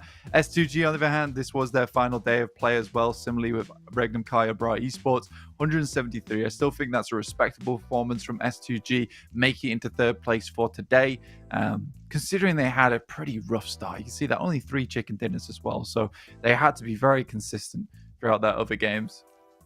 And they've been able to do so. Team Spirit We're going to try and chase them. It's unlikely that S2G fall beyond 4th on tomorrow's matches, given the teams below them and who's going to be looking to try and leapfrog them. It's unlikely that they go down more than one place to Team Spirit. So we'll have to wait and see what's going on there. Onyx Ravens out of the bottom 4 there at the bottom after what was a more impressive day than I think we've seen from them for a while. Sorry? Congrats, well done. Oh yeah, agreed. Yeah. Absolutely. They've been a little bit more impressive and a little bit more willing to go for those fights, right? Yeah, and that's what you want to see from them. So I'm glad that they took that on board. BEŞİKTAŞ tied there with them, down towards 17th place. You can see that it's the placement points, which is the tiebreaker for them there. But yeah, interesting. Somebody helped Twisted Minds. I have no idea. Oh, yeah. I think the coin's coming. I think it's coming back down. Blank. Oh, crazy. Blank. Amazing. It's the MVP. It's the MVP coin. Who is it? It's Swain. It's Swain. It was neither of them again. Okay. All right. There you go. Fair enough. 2980 damage over those 6 matches. 14 eliminations on today as well. The choice, I've been informed, for their show match, for their warehouse challenge, will be digital athletics as well. Interesting. That is very much some bullying within their own region going on, considering I think digital athletics is possibly the worst, doing the worst out of all of them, but by no means terribly, right, in the overall scheme of things, as we already saw the overall rankings. But yeah, it's been a good day today. It's been definitely a good day. It's been some interesting games. I think that first Miramar was absolutely wild there, John, honestly. Yeah, where were you when day 4 match 5 happened, right? That's what people are going to be asking each other for years, because plenty of our players unleashed the beast during that one, and you can too with Monster Energy, our official sponsor here at the PUBG Mobile Super League EMEA. Yeah, you can go visit them at www.monsterenergy.com/gaming. And all of this today was also brought to you by INFINIX GT20 Pro, the official smartphone sponsor of PMSL EMEA. So thank you very much to you two for sponsoring the show. You can check out all our socials. They are down here there you go. right now. If you want to keep up with the show and make sure you know exactly when we're going live and at what time, and check out some funny clips here and there that do get tossed up on those socials now and again. Absolutely. My name is John Allen. With me has been Blank. We've had an absolute blast today. We've seen the last matches from some of the other teams, and tomorrow we'll be back with a little bit more action to decide who's going to get what bonus points to hopefully have a chance of qualifying for those finals and even further to PMWC. We'll see you guys tomorrow.